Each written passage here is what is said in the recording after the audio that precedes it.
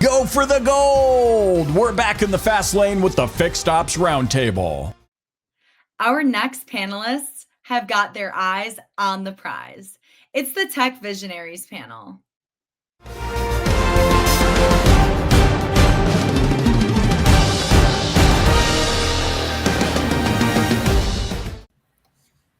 Welcome back to the Fixed Ops Roundtable. This is the inaugural panel for the Tech Visionaries. I'd like to welcome Shon Kingrey and Marco Zwanenburg, who will be doing the moderating duties today. Our great colleagues, this is the best of the Fixed Ops Roundtable. Mike Weldon on the West Coast with Center for Performance Improvement. Jim Sabino in New Jersey at All-American Ford Automotive Group. Robert Migliaccio at the CMA Valley Dealerships. Don Andres in I think coming to us from New York tonight. That's true. Long Island. Based in Ohio. So very good. Yeah. New York. We like that, Jim. And of course, Curtis Gardner coming to us from Houston, who's making a big name for himself. And congratulations to all of you. You all have big names. And Marco, none bigger than you. So I figure we start with Mr. Z in Florida. Well, thank you, Ted. It was an awesome introduction. Nice and quick and to the point. That's how we like it. Shon, I think that we have a nice team here together tonight. And I think that we have a nice subject, too, to kick off. And I'm really interested to hear what everybody has to say about that. So, I am too, Marco. I am too, buddy. So what do you think? You ready, Shon? You want to do this? Let's do it. Let's do it, buddy. All right. So, and excuse me that I can't remember who it was or where it was, but recently I saw a post about since when has it become the norm that we push our techs to make 80, 90, 100 hours a week, week after week after week. It's like pretty much the point was if you are not profitable at 40 hours per day per week, you are doing something wrong. I got to kind of think about that because, yeah, you know what? It's nice to make a lot of money. Like Tolly would say, go home rich and tired. But at the end of the day, like Curtis will attest to this, we are not machines. Doing 80, 90, 100 hours a week, week after week after week, especially in today's environment, is getting tougher and tougher to do. So let's talk about that, gentlemen. And Robert, you brought up an interesting point in the little chat we had about this. So I'm going to bring it to you first, my friend. What do you have to say? Oh man, coming to me first, getting all the hot spots. And no, it's an interesting thing. I think we have an interesting set of vehicles that we're starting to work on as well, which makes it a little more difficult to really get involved with that. With the EVs and everything that we have in the electrification of vehicles, that's making it more difficult to put a technician in the same boat as a turn rate technician pushing, 40, 50, 60 hours in a week turn. And so it definitely changes the whole scale of things on how you look at it. But to the point, I think we have a business model that kind of subsides underneath that at the same time. We're looking to utilize and make the best utilization of the shop as we can. And I think it comes down to kind of the development and what you're looking to do and how you're looking to meet those goals at the end of the day. Excellent points. Excellent points. So, Shon, coming to you, what would you say is a big player in the field of profitability per day per week? What do you see? Well, I think that answers, it's a two-step question, I think, for me. It goes back to what you originally said. Where did it come from that we're going to turn 80 and 90 hours, Marco? And first of all, I think there's some old school thinking in that, all right? Because for a while there were techs turning, and I'll be very candid. We celebrated the techs when I was in Florida. Now, those guys worked 7 days a week. They had keys to the dealership. They weren't lifting cars when nobody else was there, we'll say, even though that's not the truth, but let's call it what it is. But once that bar's set at 80 hours and you've proven that techs can do it, that's now the expectation, all right? And then now, as 20 groups become more popular again with NCM and NADA, you get dealer principals and general managers who go to these schools who that is what is preached in those schools. Miggs, I know you're in the middle of NADA right now. And I don't know what week you're in. I've been to the academy twice. When you get to the service bay, that's still a taught thing. And I'm not picking on NADA or NCM or any of the training classes, but that is the standard that's still taught. It's 40 hours per bay or they only get one bay. But as we know, Marco, and again, we talk about tech recruiting and building your own. Go ahead and try to recruit an A technician and tell them to get one bay. That conversation's over before it starts because you can't do it. Because nowadays, you have to tear cars down for inspectors. You got to tear cars down to the point of failure. You're not putting an engine half together and pulling it back outside. In a pipe dream you are, but you're not doing it. All right. But then you get down Migs and I's world on the Chrysler side of the world, where parts are on intergalactic back order still, because that's still a term, for a month at a time. What do you do? So again, I know I'm going around the question. It comes back to it's old school thinking, and it's old school thinking that's still taught this day. Absolutely. That's a great point. Great point, Shon. Thank you. So, Curtis, as a fellow technician, what is your view upon being that it's normalized that guys like you and I can easily do 80, 90 hours a week? Because it's just nuts and bolts, right? It's just a car. What's your take on this? I think it becomes the standard when you see one or two guys in the shop do it, and they make it seem like it's maybe easier than others, and they'll start talking about it, and maybe a different service manager or service director hears about it, and they say, okay, hey, there's that guy at the store next to us. He's doing 80 hours a week. He's doing 90. And it kind of ties into that old school thinking with the flat rate system is it's expected because one or two guys, or maybe three or four, can do it in a shop. But when it comes to the workflow and the amount of knowledge it takes to learn these cars these days, having only one bay, it makes it pretty much impossible. Especially, it's not just Chrysler. I think every brand is struggling with having parts on order. Sometimes you have to get pre-approvals from warranty on repairs. And so just going into it, expecting that a tech's going to turn 80 hours, but you're only limiting them to one stall, and just the amount of knowledge it takes is, I mean, there's definitely people that can do it, but it just needs to shift into what's normal and what's achievable. And then that should be your baseline. Agreed. Well said. So, Jim, since you also have the mobile side attached to this, what would you say would be a good way to start measuring utilization of the techs that you have? So I knew mobile was going to come into this, and of course it's going to point to me on this panel. Sorry. It's all good, Marco. So mobile is completely measured separately. So, you know, to go with what Shon was saying, what Mig was saying, in reference to, you know, productivity, there's a lot of buzzwords we can throw around here. Productivity, efficiency, proficiency. There's a lot of ways to measure what a technician is capable of doing every week. Okay. I firmly believe that this is a mindset. It's in their mind what they can do. Okay. And that's based on obstacles that are thrown at them on a daily basis.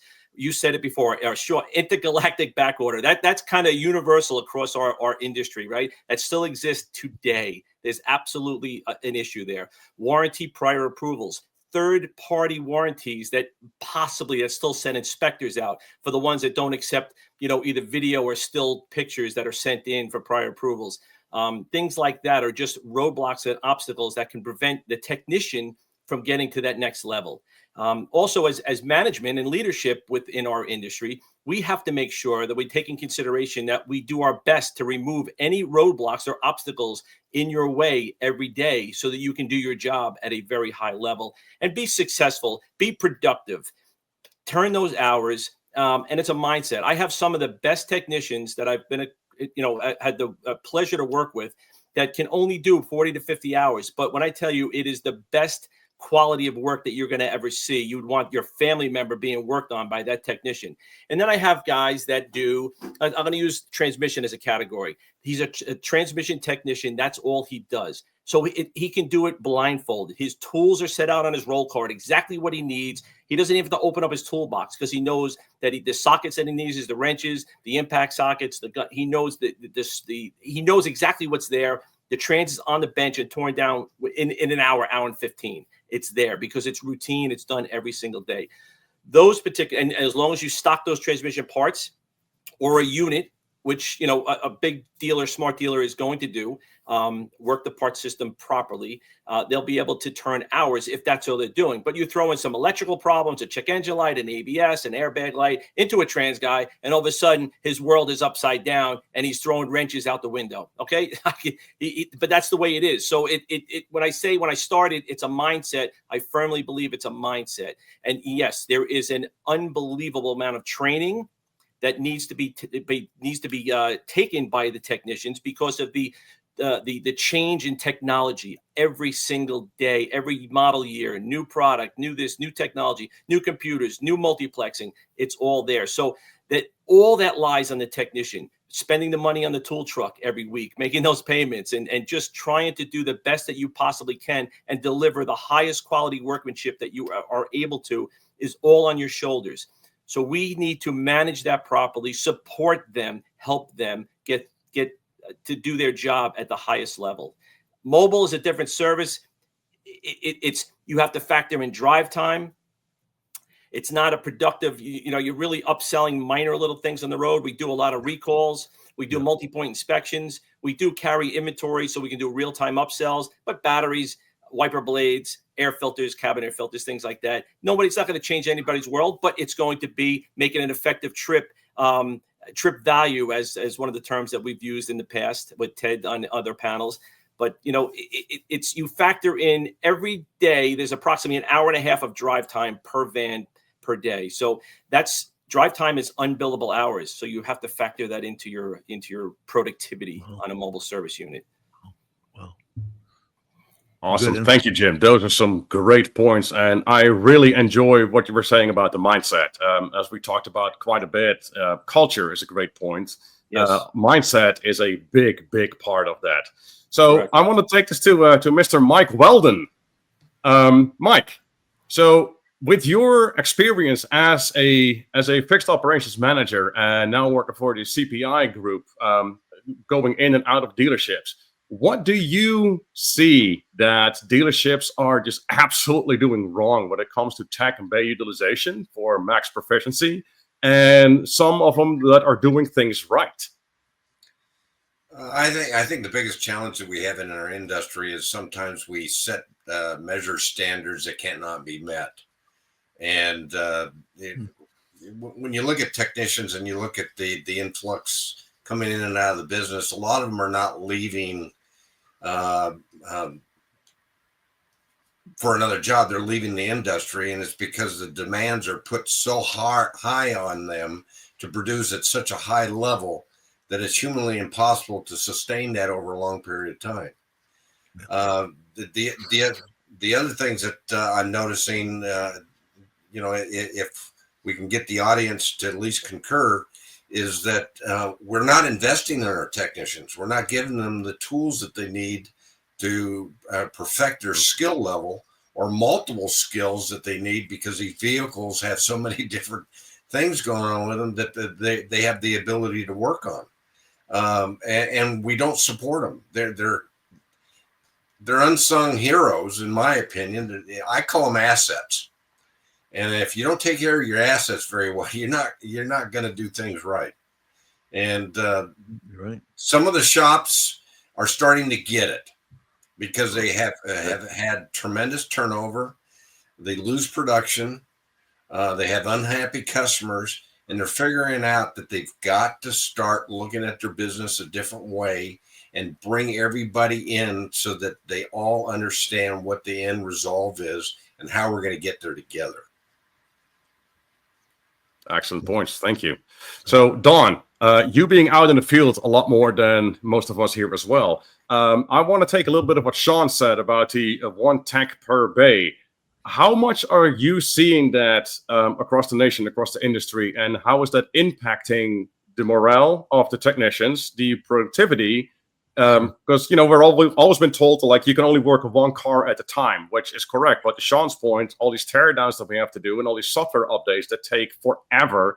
Yeah. What do you want us to do in the meantime, and how is this affecting us? What's your take, Dawn? Yeah, I think these are all incredibly valid points that everybody was hitting on.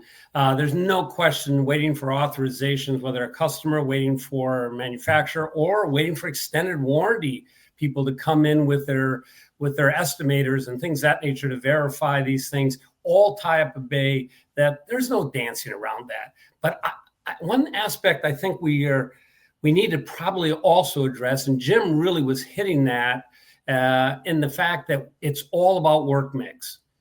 You ask a technician to diagnose all day long and think that he's going to get to 40 hours in a week, think that he's going to get to 50 hours in a week. It's just too hard. And warranty doesn't reimburse very much when it comes to diag. And then even customer pay business, you start going down a path of a problem with an open or a short or things of that nature, and you can very quickly destroy any productivity with all the best mindset, all the best opportunities you think. So work mix. They've got to be able to upsell some additional needed services. They've got to shake down the vehicle. They've got to do that video MPI, because they've got to be able to turn their brain off sometimes and just bang out some of that type of work where they're beating the times. So now that's a bigger question. Do we have quality advisors supporting these technicians who've done everything right? They've shook down the car. They found some additional needed services. And now we're going to present that to the advisor. Are they closing deals? So, you know, on the surface, when they go to these 20 groups and they talk about the fact that their stall utilization isn't where it's at, that's the beginning of the conversation. Then we have to talk about what is the work mix? What are we doing to put them in a position to be successful? Like they mentioned earlier, the roadblocks that naturally get in the way. And there's a million of them. So, yeah, I mean, I have been in stores because there was a good enough work mix where literally there was enough customer pay business that we had 19 techs jammed into 21 bays. And cars were up in the air and cars were driven underneath. And that works, but I got to tell you that only even in that scenario only worked for a brief period of time, a year and a half, while they were building a new store. At the end of the day, the math rarely works on a heavy tech, a trans tech, and things of that nature, where they're trying to make a living on one bay. So work mix. I think that's a big part of it. That's a very interesting point. Thank you, Don. I did not think about that, and I think that we can all agree on that. So, Shon, there were some very interesting points all brought to my question. So I think I put these guys to a pretty good ringer. What do you have for them? What do you want to throw out at them? Well, let's talk about it. So I'm gonna pull a Ron Overs for a second for those who don't know Ron, and I'm gonna throw a question out there that I'm gonna be honest with everybody who's watching, the audience, that nobody in the panel knows what's coming. So I'm on the board of 2 different colleges, and I'm going to tell you, and Miggs, I'm going to come to you first, just so you know, because you work for a pretty progressive dealership group. But guys, here's what I'm finding. And again, one of my stores does an unbelievable job with a college. Okay. We currently have 5 students from the college that are now full-time. We have 3 on standby. 2 of the techs are now full-time, are the female techs. And by the way, I've struggled in my 30 years in the career having female techs work. And these 2 are both rock stars. Okay. But let's talk flat rate for a second. And I'm going to go to everybody on this, but question is, guys, the new generation, whatever generation we're going to call it, I know they don't like to be called whatever generation it is. Guys, these techs don't want flat rate. And again, I know the old school techs are like, if you take flat rate away, I'll quit, because they've worked it. They know how to make it work. But the new techs, time off is far more important. Quality of life is 10 times more important than that paycheck is. Heck, half of them still live at home when they're 25 or 26 anyway. So their bills, and as long as they can put gas in the truck that's sitting outside, a lot of my techs drive, old trucks, and they can buy beer on the weekends, that's their care. So Miggs, I'm going to come to you first and ask, where are you guys? Because you have a pretty progressive dealer principal, obviously, and she's all over the internet. She's out there. We get it. She's a face of the future, and I appreciate that. Where are you guys on flat rate versus hourly? And throw guarantees in there too. So we'll start with you, Miggs. Go ahead. I'll be open. So our pay plans are pretty much set up on a basis of what works for the technician that we're working with, to be honest. We have the option of a hybrid system for those that are learning the process. So they get an hourly pay, which is a guaranteed rate that they're going to get for their time worked. Okay. And then they get a bonus per hour turn. So that ranges based on their skill level that they're growing to and training and stuff like that. Mm-hmm. Our entry level guys, we have them set up on an hourly learning to get their base training done, and then they get bumped up into that same mix. And then as we transition over, flat rate is an option for those that want to go to it. And ultimately, we kind of work it around what's going to work best for the technician and where they want to be, and help them get to where they want to be. At the end of the day, we try to keep them stress-free and not thinking about dollars in their bank, but dollars that they're turning and earning at the end of the day. So they're more concerned with how much they're going to be taking home, not so much how much they're not going to be making that day. Is there a predetermined deadline when that decision has to be made, or is it per basis? And does it cause animosity in the shop knowing that Some are on flat rate and some are on this hybrid version. Yeah, we don't have to be honest, I don't see or get any animosity or any issues or problems with it. We have a timeline that we'd like to see them go. Obviously, we try to push it through on a 90-day system for them to kind of get up and get their training done, especially you're on Stellantis now with me, Shon, so you know how that system works. They've changed their whole training structure. So yes. the base core training that they have to do anymore is not what it was in the past. So now it's just a matter of getting them certified so they can do warranty work, because obviously that's what we have coming in the door on top of everything else. And we got to be able to have technicians that can do that. So that's not only put on one person at the end of the day, but it's pretty wide open. It's a per basis. It's a per technician conversation that we have with each, and it's out there for them. And then there's levels to what they can progress to on their own. And the faster they do it, the better they can get their rate turned up. The slower it takes them, the little bit longer it takes them to get there. At the end of the day, I still ultimately feel that we try to work and push towards getting them to where they want to be and what's going to be the most structural for them. All right. Thanks, Miggs. Curtis, what about you? You seem like, I'm not going to ask your age. You seem like a young tech. Tell me where you're at flat rate versus hourly versus guarantees. Currently on flat rate, but I don't think it's the way of the future. I think something similar to the way Miggs is talking, where there's a hybrid system, a per tech basis on what works best for them. And not just at the beginning of their career, but through their career, and kind of especially on the veteran side of things, when techs get to be in their upper 30s, 40s, 50s, and they still want to be a technician, but they can't turn those same hours, is kind of bringing those pay plans into, back into the spotlight and figuring out, some of those guys can turn those 80, 90 hours we were talking about before, but 10, 20 years later, they're not able to do the same thing, or maybe they want to focus a little bit more on diag. So I think something in the future along the lines of having those hybrid pay plans and per tech basis pay plans. Flat rate has served me very well, but it's not great for everyone, and especially if there's no cars to work on or you're waiting on parts all day. Thank you, Curtis. So, Jim, I'm going to ask you, I'm going to go off of what Curtis just said. So, and by the way, we're talking about 30, 40, 50 that they can't work on cars anymore, guys. You're not at retirement, so you can't just step away. So, Jim, you have a technician that's making, and again, whatever your market's pulling for, we're at the $50 an hour range now in the Madison area, okay? That's what flat rate techs are making. How do you take a tech who's making $50 an hour flat rate, they're 35 or 40, can't turn wrenches, they need to go to a hybrid program, which, by the way, you can't pay them 50 on a guarantee of 40 hours, or you're going to go broke with your unapplied time. What's the transition? Great question. Transition is to try and utilize their skill to kind of train and mentor some of the younger technicians coming in, possibly a different opportunity within the organization, still within either parts or service or collision center. That's maybe not a physical job, but maybe a job that is customer facing or behind the scenes, maybe, mobile service, not so much on the truck, but maybe coordinating and trying to scale and build out your business model. It's a great question I don't know if there's a correct answer, because it's going to be varied based on the employee themselves, on their ability, where their head is at. So, we really have a pretty simplified pay structure in our organization since day one. And it's flat rate with no guarantee. And then the younger technicians are hourly. That's where we are. And as they train and their skill level increases and their workmanship is respectable and passable and continues to learn and grow, then we will graduate them into a flat rate system. I could tell you all the years that I'm in the business, flat rate, I wish there was an alternative, and I know there are alternatives out there, but back to Curtis saying that he was saying that flat rate has served him well, but some people it doesn't. Over the years, I've seen a lot of success and guys really cash out big with flat rate, because they have the ability to earn 50, 60, 70 plus hours in a week. And listen, they earn it. Nobody's handing it to them. They're there late at night. They come in on Saturdays. They start in the morning. They take a half-hour lunch instead of an hour or less sometimes. And they're smart. They work smart.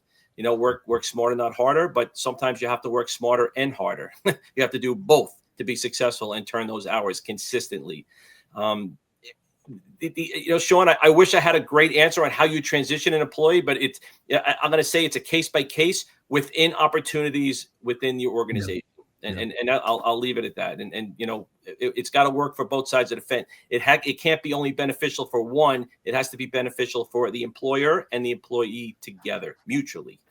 That's fair. And again, a lot of these questions, by the way, obviously they're real world. They're things that I'm living through now. And these aren't questions I'm just pulling out. These are real world. So Mike, I know you're living the life of retirement that you didn't really retire out. Give us your insight. Yeah, Mike is only 35 too. Yeah, I know. Yeah, good one, Migs. Go ahead, Mike. Well, I live in a very privileged state, let's say. I was going to say unique, but then Marco probably would have some input to that. But California, we don't have flat rate system. The laws changed. We have a hourly rate plus a performance bonus. And to be honest with you, I've worked flat rate for a number of years. I managed flat rate shops. I will tell you that we have adapted, and we've actually built a nice base on this conversion to an hourly plus performance that doesn't put the undue pressure on a technician to go above their means. Do you have some technicians that don't perform? Yes, you do, but you adjust that, and then you work with your technicians. Our apprentices are all hourly apprentices. I don't believe in putting pressure on them to perform at a high level until they have mastered the craft. I think that they need to have time to develop, and I think we need time to help get them trained properly. And you know, when we're talking 70, 80 hours a week, yeah, it's doable, but it's not sustainable. And you've got to set reasonable expectations for your technicians so that, you know, to your point, Shon, they can't retire at 50. I think they're raising the retirement age to 73. Yep. So you know, we've got to make it so that these guys can last that period and not destroy themselves, and be as productive and care for their family and take care of themselves. Thanks, Mike. Don, I'm going to go to you because obviously you see dealers, multiple dealers across the country, and obviously California is much different than other states. I live in a state that's far different on the other side, obviously. Don, talk to us. What do you got? Well, I think at the end of the day, that transition from an hourly to flat rate, Jim's right. You've got to have that plan mapped out. Migs, I think, is 100% right on the idea of a hybrid. So we typically would have some type of safety net. We said, look, you're never going to make less than this, as you know, and that may be by paying them by hourly, but we always want them to know that they get rewarded for their efforts. And the goal is, we've seen the business model not work where the tech thinks he's working as hard as he can, but because he's hourly, there is no real benefit for him to work any harder at the end of the day. So having some type, like Michael just said, a productivity bonus that they need, by the way, to get their bills paid and things of that nature, keeps that motivation going, right? So you're right. There's probably more clever ideas that I get into with stores than I've ever seen before, but all of them need to have some kind of reward for a technician who's putting in the effort, and then have tough conversations when the ones that are not measuring up. We don't have a business model like an independent. We don't have a mom and pop business model where we can pay these guys hourly. We have monster facilities. We have monster requirements and training and equipment with the manufacturer. So at the end of the day, we are demanding still, as much as possible, this idea of turning as many hours in a day as you can get done, and we will reward you for that, because the business model still has to work in a car dealership. Okay, so Marco, I'm going to lean on you to bring this home, by the way. And I tell you guys, right, that I'm reaching for some. For those that don't know, this is an armband we had made 3 years ago for Ted. Yes. And it's WWMD, which what would Marco do, by the way? Marco made that famous because for whether he likes it or not, Marco speaks for the technicians. And we need to get a button made with a pizza slice with a red line through it, because Marco's had everybody, not pizza, right? No more pizza, no pizza. And that came from Marco. Marco, you tell us, how do you take a transition? And again, I'm going to give a quick example, and Ted's aware of this. I have an employee who happens to be a friend of mine who's 44 years old. His backs went out. He's got a half of a Red Bull can sticking out of his back because he slipped a bunch of discs. He can't retire at 44, guys. He can't. And he can't afford to go to a parts position in a transition. I can career path him all I want.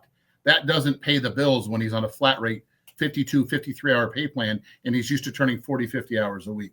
So, Marco, tell us. Bring it home. What is the transition? What's it look like? Well, that's a difficult one with the aforementioned positions you were talking about of your tech that got hurt. Because, we unfortunately, this is still life. Sometimes things happen that make you that you're no longer able to fulfill a position. So is it really our responsibility then to keep paying your bills?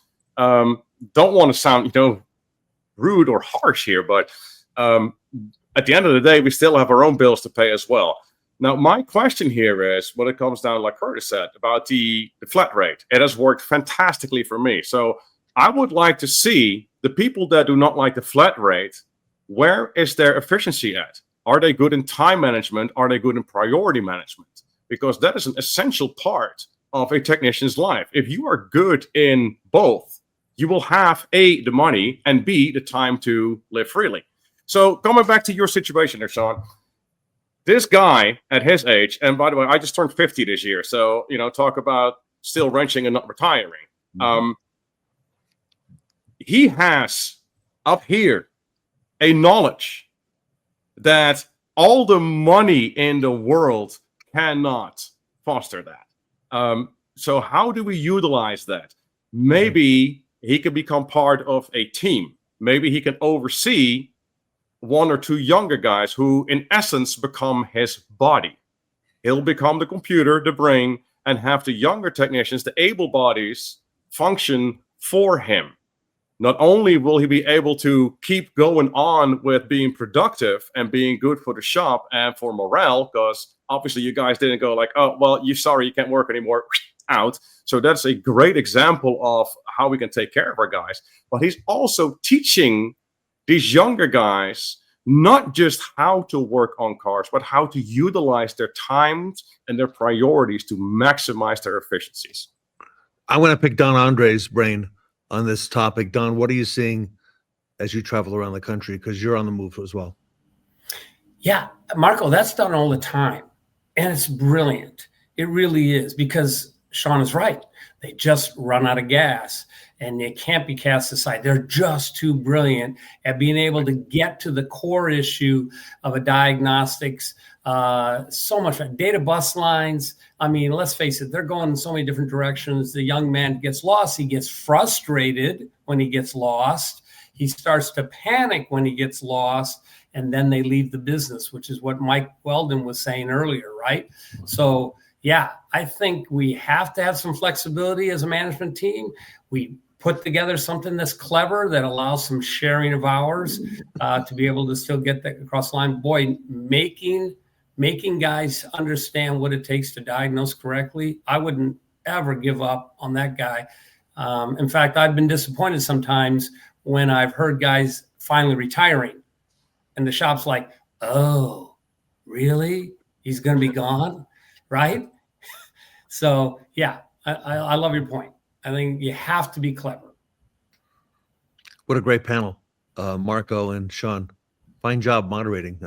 I stayed quiet to this, so I really enjoyed how you handled the question. So, Mark, I think we did pretty good. Or Shon, what do you think? I think we did all right. I appreciate this panel a ton, actually.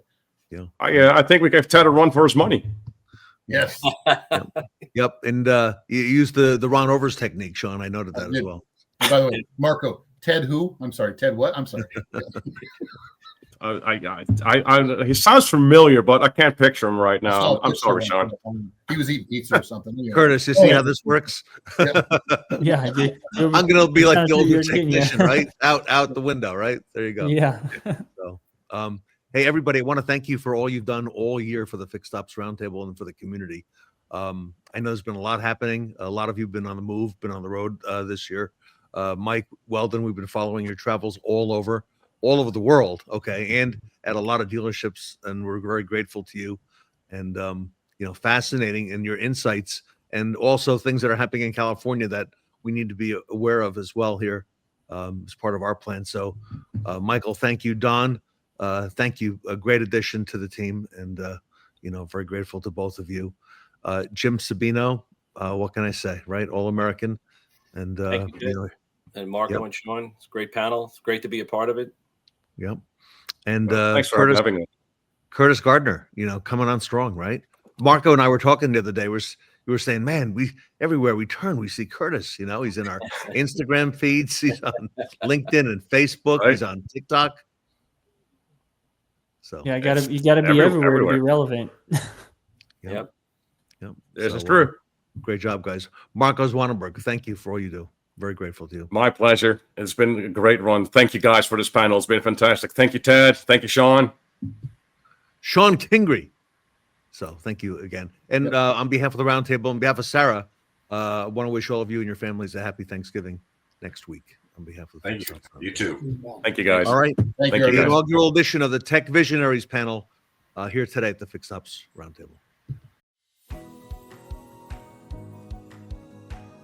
Prior to having the inspection lanes, we were doing 125 or so alignments per month. We're approaching 400 alignments per month now. Quite a return on investment. Most of the time, customers don't even know that their alignment is out. So now we're able to catch it before they start to notice any severe, pull to the left or to the right. And we're able to pick up accurate measures of their tire tread, whether or not the alignment's good or bad. And so it just gives the customer kind of a wondering of, oh, I had no idea. Thank you for telling me. And then go ahead and tell them, it's a quick, easy process. If you'd like us, to get the alignment corrected, we can. Our service lane is well equipped with camera systems all the way around, but when the Coats and the Bodyguard team came in and set up our equipment, it has helped us dramatically in savings as far as individuals saying that we damaged or we scratched their car. So as a new advisor, I could not imagine doing my role today without the inspection lane. Looking at the health report printout that I received with the ROs, I am able to myself better understand if a vehicle maybe even has bent components before even getting it on and checking it myself on the alignment rack. It definitely has a positive effect on CSI. Customers enjoy knowing that their car is in good condition, and they want to know if it's not. As far as having the inspection lane is something that we felt very strongly about. We really felt that it was going to be a good investment. It is definitely something that has high gross.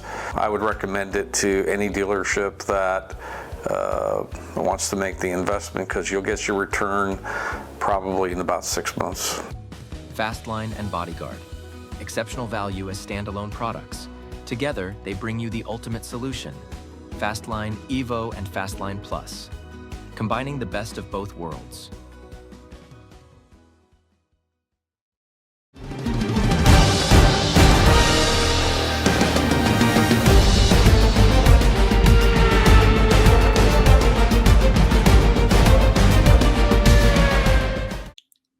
This tag team has got the speed to succeed. It's Lithia and Spiffy filmed live at our Northwood University pop-up event.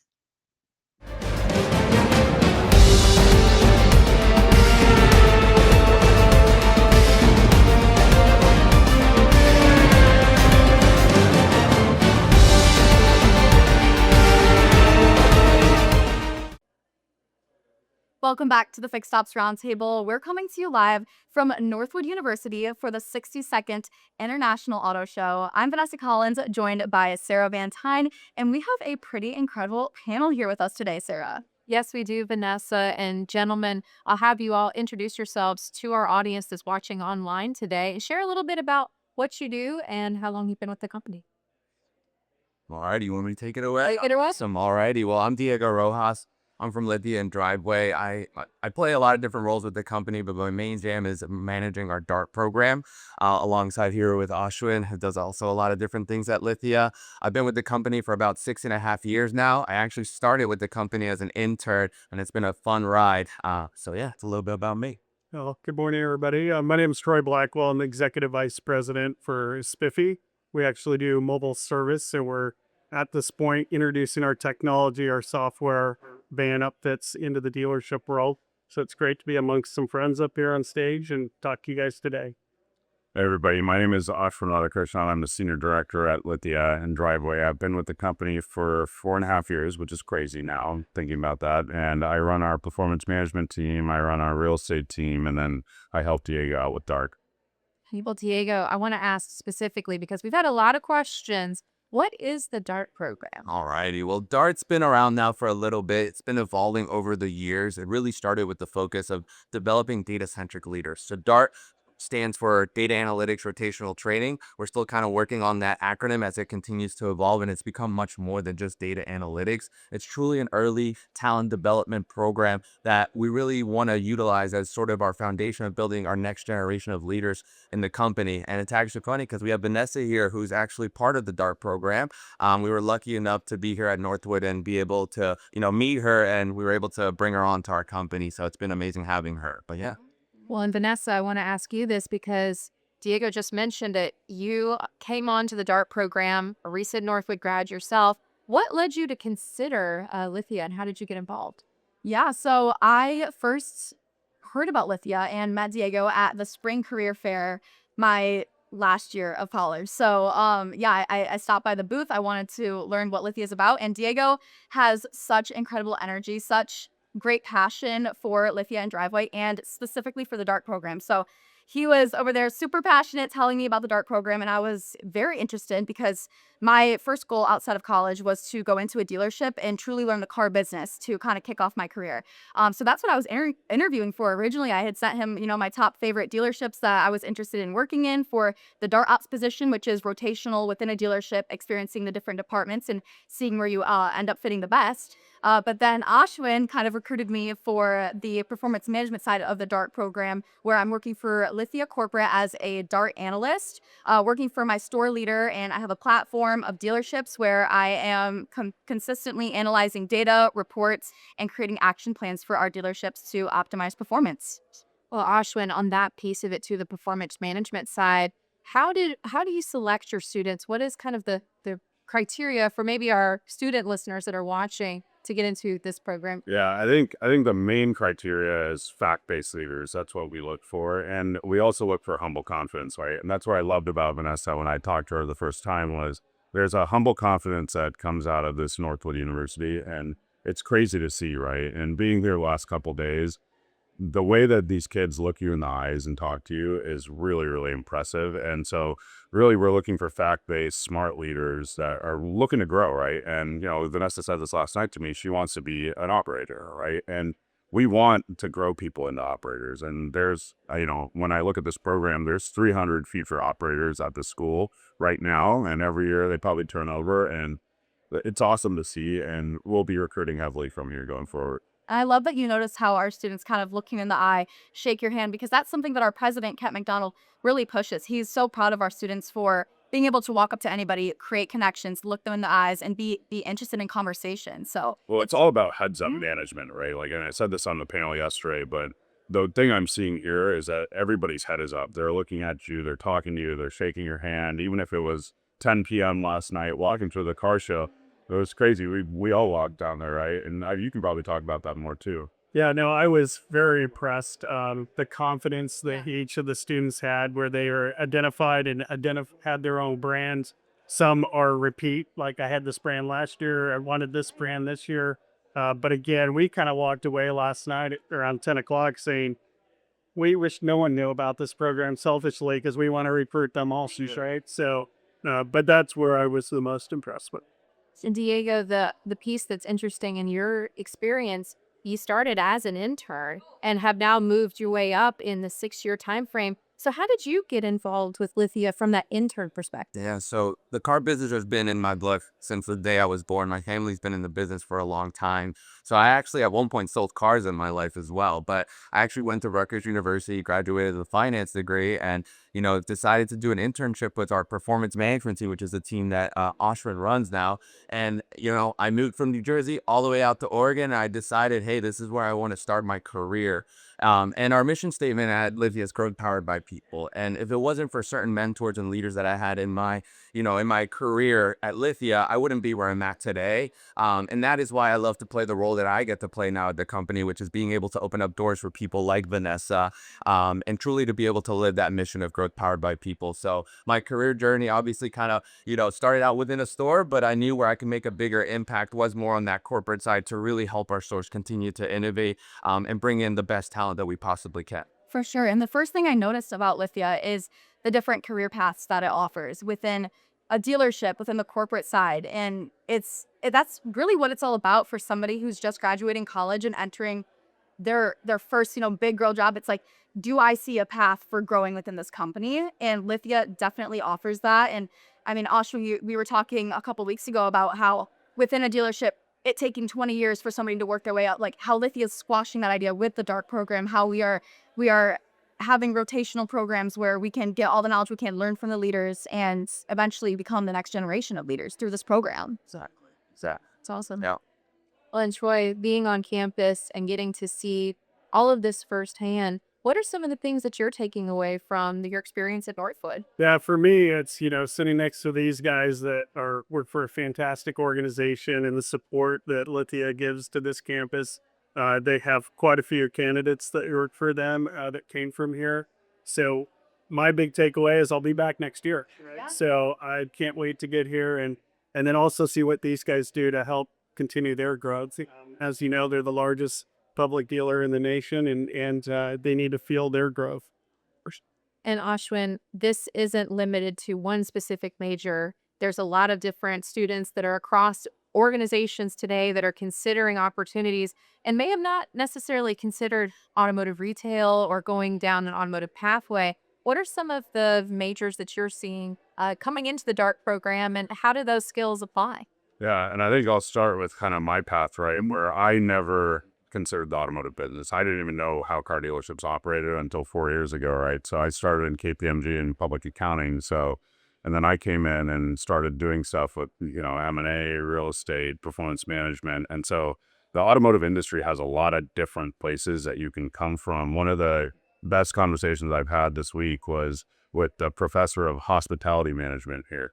And it's really interesting that how much there's a crossroad between hospitality management and the automotive business, right? So what I'd tell people is that, I told you this when you first joined, right? There's a lot of different ways to get into the business. There's a lot of different paths to grow.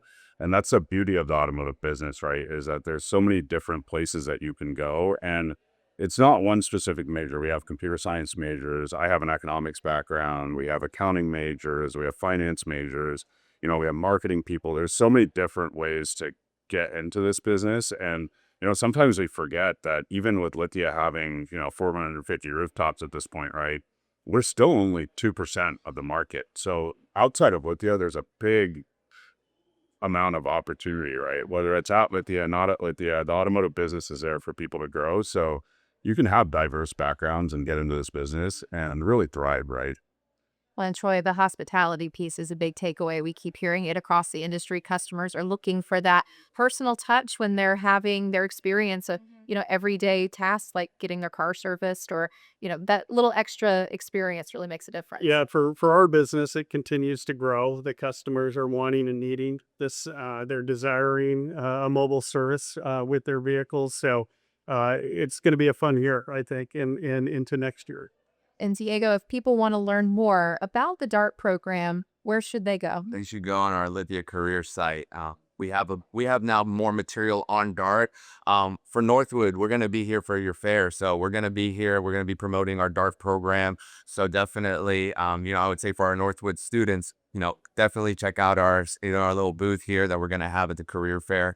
And don't hesitate to also reach out to me directly on LinkedIn as well. 100%. I would say as a Northwood student who's now with Lithia, I 100% recommend it. If you were a student, Lithia is an amazing organization to work for. So definitely stop by their booth at the career fair, reach out to DAO, and come join us at Lithia and Driveway.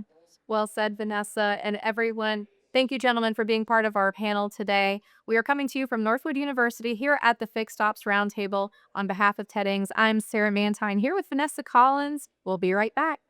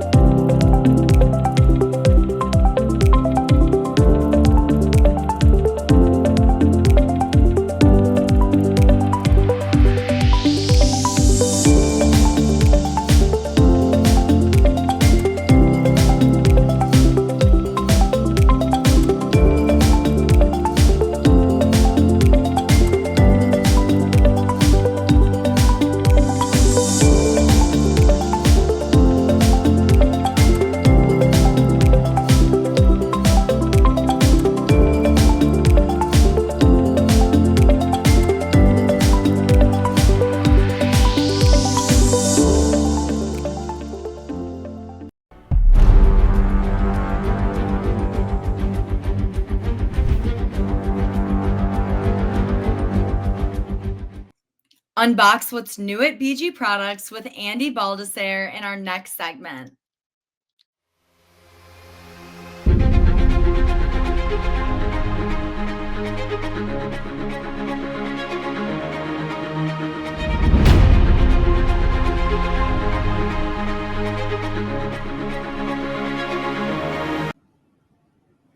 Welcome back to the Fixed Ops Roundtable. Andy Baldassarre is the Director of Marketing and Training at BG Products. Great friend of the industry and the Roundtable. BG Products has been a big part of the Fixed Ops Roundtable since our inception. Andy, thank you and welcome back to the Fixed Ops Roundtable. Ted, great to see you. Thanks for having me again. Andy, BG is everywhere. You're doing so much right now in the industry. It's hard to keep up. I thought we'd spend a little time today catching up and finding out what's new with BG. And so to do that, I figured we go right to the top to you, Andy. So tell us what's going on. A little bit of everything. We are very busy. As you know, we've launched a couple of OEM programs, one with General Motors, one with Ford. So we are investing a lot in making sure that those programs succeed, and they're going very well. But we also have over 50% of dealers who choose us that aren't GM and Ford dealers. So we're also investing heavily in the support and the training materials to make sure everybody has what they need to succeed. Training is a big part of that, though. So we're doing a lot of BG University classes with our 800 field representatives to make sure they are trained and can actually do a good job servicing the accounts that trust BG. So a lot of focus on our people. As we all know, people make the difference, right? You can have the best plan and strategy, but if you don't have the right people, it's not going to work out.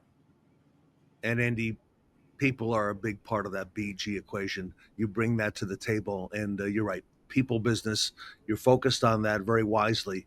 And tell us a little bit more. So what are you thinking? What's on your mind in the world of fixed operations today? So many things happening right now to get the dealer's attention, and want to kind of hear it from you. Yeah, you know, what's on my mind is everybody in the industry is busy, right? Every dealership you go to, everybody seems a little stressed out. Everybody seems overwhelmed. And what happens is customer experience breaks down, right? The process breaks down. And really, I'm speaking from my own experience going to dealerships to get my vehicle serviced. And sometimes you see a good process, but unfortunately, more times than not, I see a process breakdown. Probably not intentional, but it could just be a lack of process. Most dealerships will tell you they have a customer reception experience that they want their customers to have. A lot of them cannot hand you a piece of paper as a standard operating procedure that this is our process.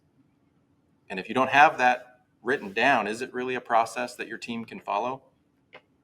And then I also find that even if you have one, there's not a lot of accountability because, you know, everybody's busy. The advisors are busy, the techs are busy, and all the managers seem to be pretty busy as well. And so what's on my mind really is that customer experience. How do we make sure that customer, let's face it, 90% of them are coming in for an oil change. So I hope that these processes are written to address the prime item that most customers are coming in for, right? So what I find is, hey, I'm here for an oil change. Here's the keys. They say, thank you very much. Are you waiting? Here's the waiting room. Or if you're not waiting, we'll call you when it's ready. And it just blows my mind that there's really no experience wrapped around that. So if most customers are coming in for an oil change, showing them not just an oil change, but what about an oil service, saying, here's our options. Of course, I work for BG, so we believe in the chemistry we provide dealers. But the basic oil change really should have an MOA additive with that oil change. It's good for the engine, it prolongs the life, but also it comes with up to $4,000 of protection for that customer for very little money. That is a huge value to that customer. It's a huge value they'll go tell their other family members about when they get their oil change there. So, our basic oil change has BG MOA and it comes with this protection. And then everybody in the industry knows we're seeing heavy oil consumption with today's GDI engines. They're burning more oil. It's affecting the engine, the life of the engine, the operating efficiency of the engine. That really affects fuel mileage and performance as well. So our performance oil package comes with BG EPR, and it cleans those piston rings, smooths the idle, and helps your vehicle run better. Why aren't we presenting a simple oil package menu? Let the customer decide what they want and the level they want to maintain. And then once they pick a package, most OEMs are also recommending a fuel injector cleaner now with a tank product like BG44K. AC Delco has a version, Ford Motorcraft has a version. BG44K is the premier product for that. When the OEM's recommending these things, you should tell your customers, right? And you should tell them up front, in my opinion, at the oil change. So there's little opportunities like that, I believe people like to be educated. They don't want to be ignorant about anything. And most people don't know a lot about car maintenance.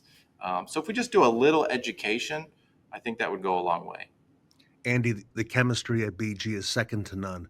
I've spent time there with you at Wichita, seen a lot of it firsthand. Going back to the reception process, I would even take it back even a step further.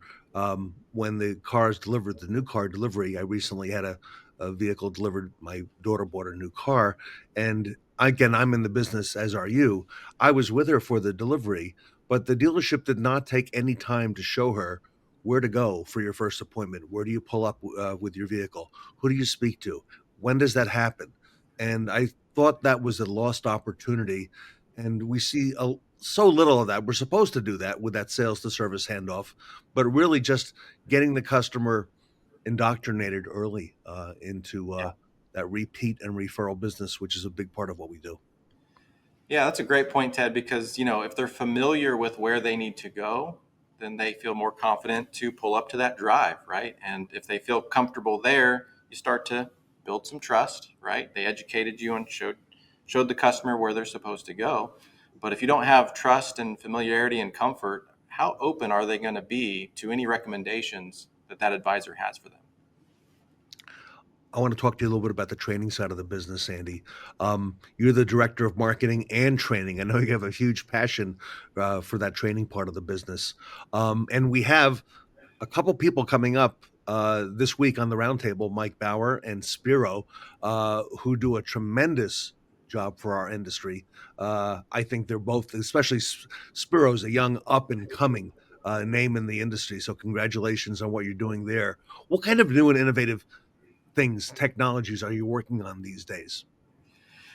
Yeah, so the thing I'm most excited about right now is we've been developing an augmented reality app called the BG Experience. It's been available on a tablet for a while, but in the last year we've released a headset version with the MetaQuest 3, and it is just amazing as a training tool. Ted, as a trainer, the biggest difficulty and hurdle of training is just getting people's attention, right? Just try to get them to forget about everything else that's going on in their world and focus on a subject for just 15 minutes, 30 minutes. So the BG Experience, we've just released a new interactive mode, and it's fantastic. It will actually create an experience that your technicians and advisors will actually enjoy doing training. Andy, hey, that's a big statement. Tell me more about this.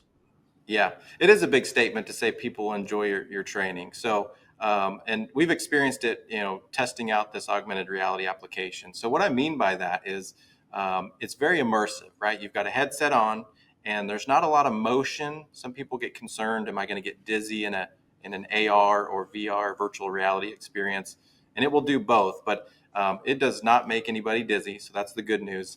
And it has such an immersive experience to where actually you see this 3D model, it's educating you on the value of doing these services, but then the interactive mode lets you actually pull out engine components or cooling system components or brake system components and learn about each of those items and why it's important to maintain, your oil changes and add MOA because of the timing chain. You don't want it to stretch, you don't want it to wear out, or how does the turbo affect oil and degrading that oil quicker? How does any of these components actually help? What's the function of that component? And it's so funny is usually training people are ready to eat the pizza and get out of there and get back to work. With this new training experience that our BG representatives can to bring to all these dealerships, we actually have to tell them, hey, it's time for somebody else's turn, or it's time to get back to work. So it's very immersive, it's very interesting, it's very engaging, and I think dealers who haven't experienced it yet, ask your BG representative to bring it out.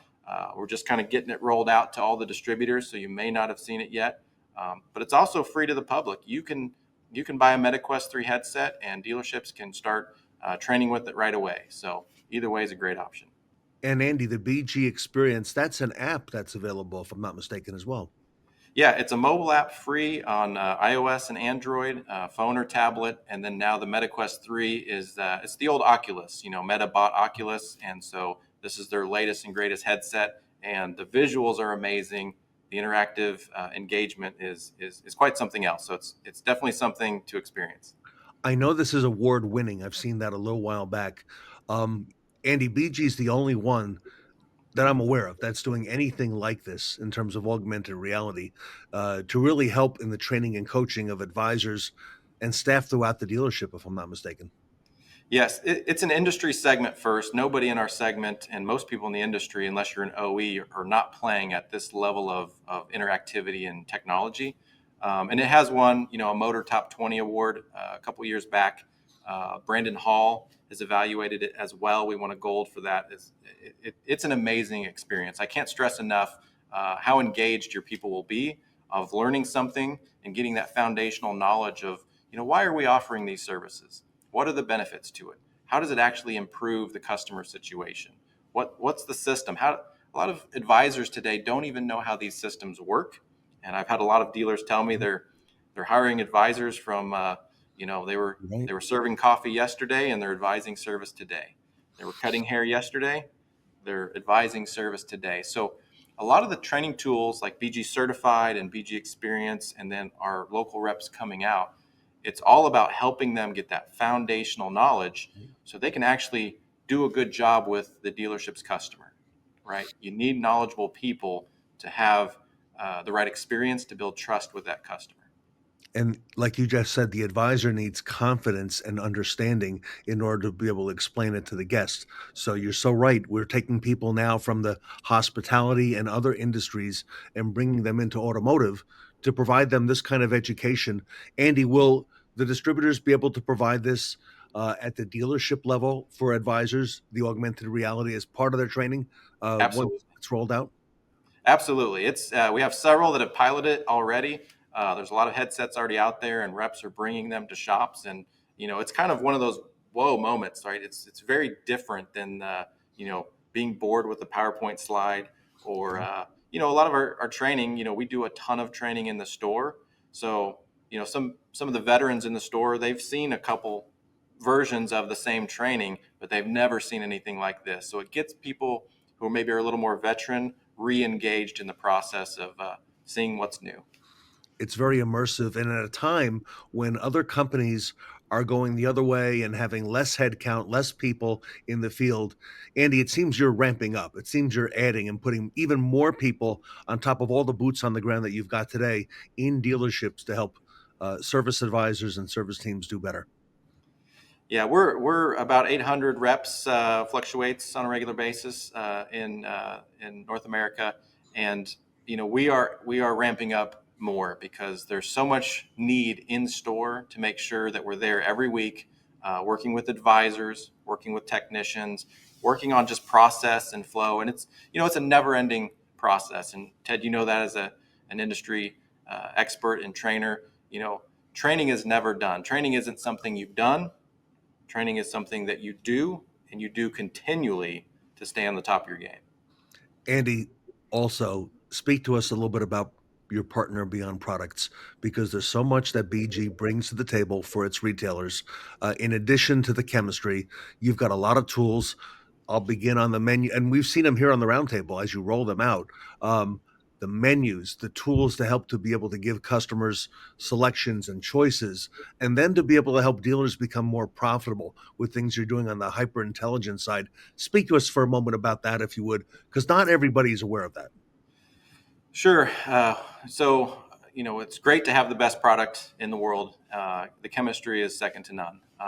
But I always joke with our reps when they come to BG University and tell them, how many of you know that the best product does not always win, right?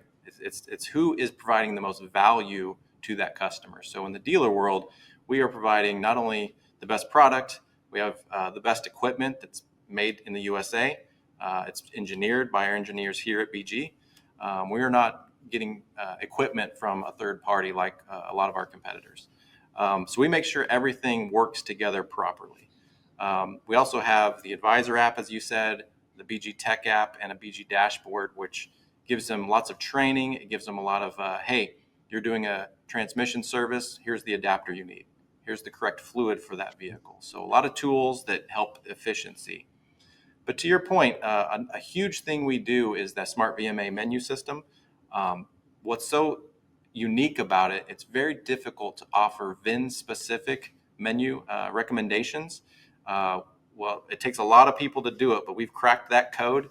And when you can offer customers VIN-specific recommendations that show them the manufacturer's requirements or really recommendations of the services they should be doing, but also offer severe conditions or dealer recommended services based on the environment those vehicles are in. It's a very powerful tool. We often see a 30% lift in maintenance services when that tool is put into a store, regardless of the OEM. And we're actually, we just hit over 15% of dealers are using that tool now. So it has significant penetration in the market because dealers are seeing the value and the results. Customers are getting these great services. A lot of them come with the lifetime protection. So all of these things between training, sales resources like Smart VMA, retention programs like lifetime protection, it's the full package of your partner beyond the product that's great to make sure that you're succeeding and that your customer's succeeding as well. And Andy, finally, congratulations on the General Motors and Ford programs that you have been rolling out nationwide over the past year or more. That has certainly, provided a big win for the industry and big win for the retailers and the opportunities within the OEM. If you want to speak to that, I think that's an industry first, as far as I know. Well, it's been a great partnership. It's really great because they've validated not only the chemistry with their engineers, and so that speaks volumes and what our lab team does to make sure we have the best product in the market. But also that they recognize that today's engine technology in vehicles, they need more maintenance than vehicles of 10 and 20 years ago, and not every dealership has caught up to that mindset, and definitely not every consumer has caught up to that mindset. And so we have a big job to do with education, and the more that the OEs are recommending those services really brings a lot of validity, credibility to the customer to say, hey, we're recommending this fuel system treatment for this engine. It's what GM recommends for your car. It's what Ford recommends for your vehicle. And so it's been huge to have that validation. And we're just excited to continue the partnership, grow the partnership, make sure everybody's taken care of. Andy, we're in a great space, fixed operations and BG products. I believe it's 54, 55 years now.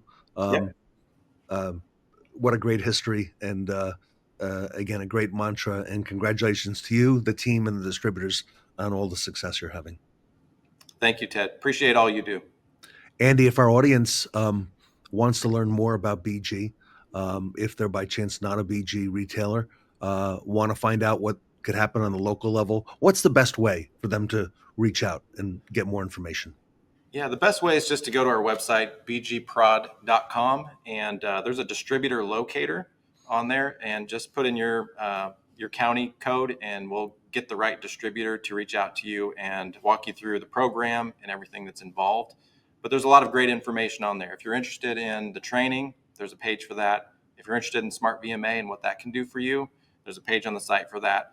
If you're more interested in our equipment, the site is full of great resources to educate yourself before you reach out to one of our distributors. But when you are ready, the distributor locator on the site is the best option.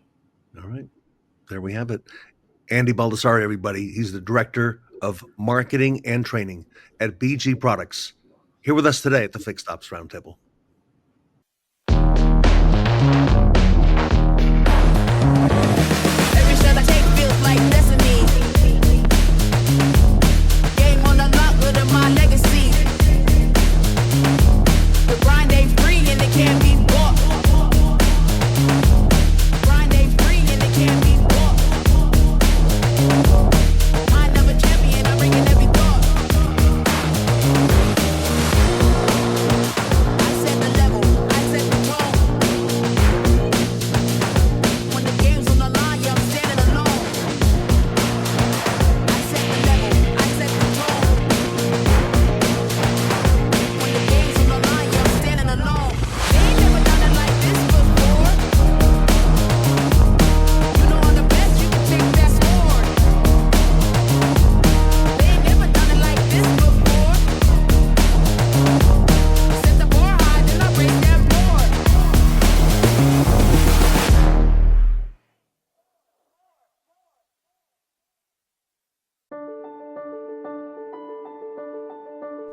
BG Experience provides a window into today's vehicle systems, including the engine, brake, driveline, and cooling system. You will learn about how each system functions, the challenges they face, and BG Products' preventative maintenance solutions to these challenges.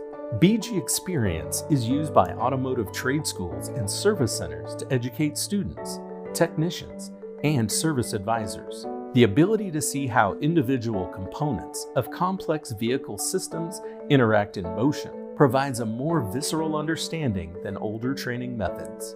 We partner with over 50,000 shops and service centers around the globe. BG Experience is an essential tool to engage and educate automotive professionals worldwide.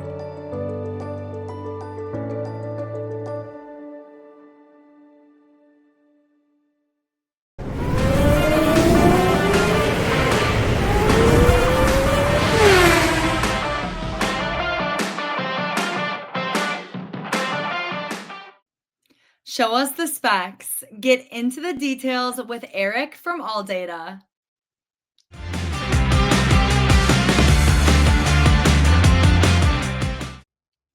Welcome back to the Fixed Ops Roundtable. Erik Zuniga is with us with a company called ALLDATA, ALLDATA Automotive Intelligence.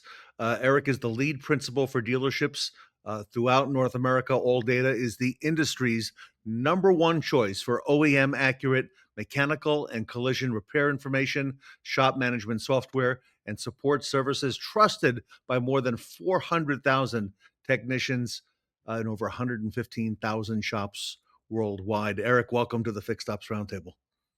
Yeah, thank you so much, Ted. First off, just make it clear, what I'm sharing today really represents my own views and experiences. I've had the privilege of working with incredible teams across the country, and really excited to talk today about what's changing in fix ops and where the opportunities are at. Erik, really honored to have you and ALLDATA with us here at the Roundtable. A lot of eyes are on the fixed ops departments these days, and I don't see that changing anytime soon. So if it's okay, I want to talk to you a little bit about things happening in the industry. First, on the tech side, Erik, technician turnover, that continues to be a major challenge across the industry from your experience. How can better access to data and repair information help our dealerships retain their techs and ultimately make their jobs easier? Yeah, that's a great question, Ted. Retention is one of those topics that hits really every location right now.